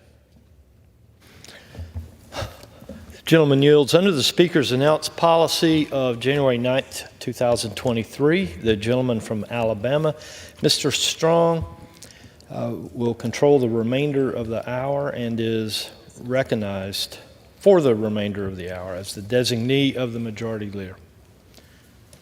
I thank the gentleman from California for yielding. The gentleman I'm soon to recognize was raised in your district in California. Mr. Speaker, I rise today to recognize a true American patriot, Grammy Award winner, Lee Greenwood. May 21st marked the 40th anniversary of his song, God Bless the USA. This song has withstood the test of time and remains an anthem for Americans to proudly express their love of God and country. God Bless the USA is one of the most recognizable patriotic songs in America, uniting people both in times of celebration like the 4th of July and during some of our nation's darkest hours like 9/11. Lee wrote God Bless the USA in 1983 and published it in 1984. Lee Greenwood has performed God Bless the USA for 10 American presidents and traveled on 20 USO tours. Not only is he a tireless entertainer, doing more than 160 concerts this year, but he also cares deeply about his family. He cares about America, our military, and our veterans. He is a supporter of Helping a Hero and has been a part of hundreds of welcome home ceremonies for our brave and courageous wounded warriors. I want to thank Grammy Award winner Lee Greenwood for his contribution to this great nation, and to end by saying, God bless the USA. Mr. Chairman, I yield back. Gentleman yields. Pursuant to Section 3Z of House Resolution 5, the House stands adjourned until 11 a.m. tomorrow.